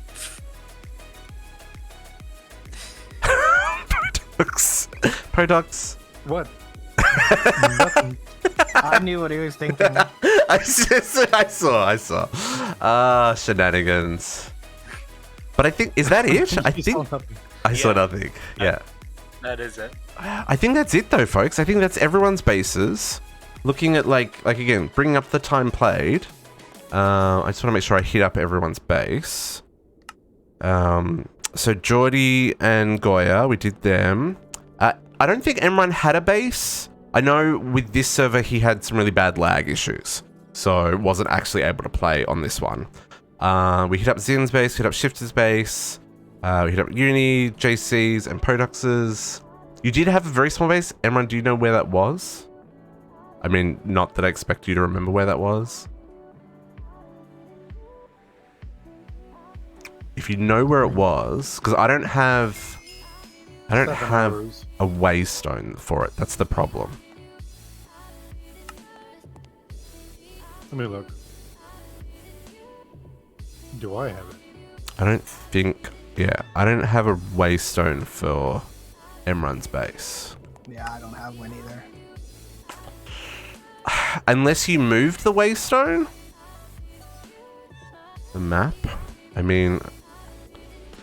So this is where spawn is. This is where my base is. Your armor, Uni. My base is way too close to spawn, by the way, folks. But, you know, it was really convenient at the time. Do you know where? I unfortunately can't zoom out any further. Yeah, okay, that's cool. That's cool. We will have an opportunity to show off what Emran's working on the CT2 server. Ooh. That's a thunderstorm. Scared the willies out of me. All good. JC, is this the last time you're logging in on this server? Huh? I recommend everyone No. runs very Is this the last fast time away you're gonna from log in on Potox. this server? No. So don't still shoot got- me, please. He's still going to do his world tour. I know that Okay. both Potox and JC are going to record world tours for their YouTube channels. So you should definitely go give them a subscribe and a follow so that you can check them out as well. I live. My goodness. But I think that's it. Granted, my shields are completely drained and I have no. Well, Yeah, I yeah. live the railgun. Minor detail. But I think that's it for the CT1 server. We have streamed way over time here, folks. But as you can see, there was a lot to show off on the server. We did a lot of things. We achieved a lot of things. What I think we should finish off with is, I hope I've done this right.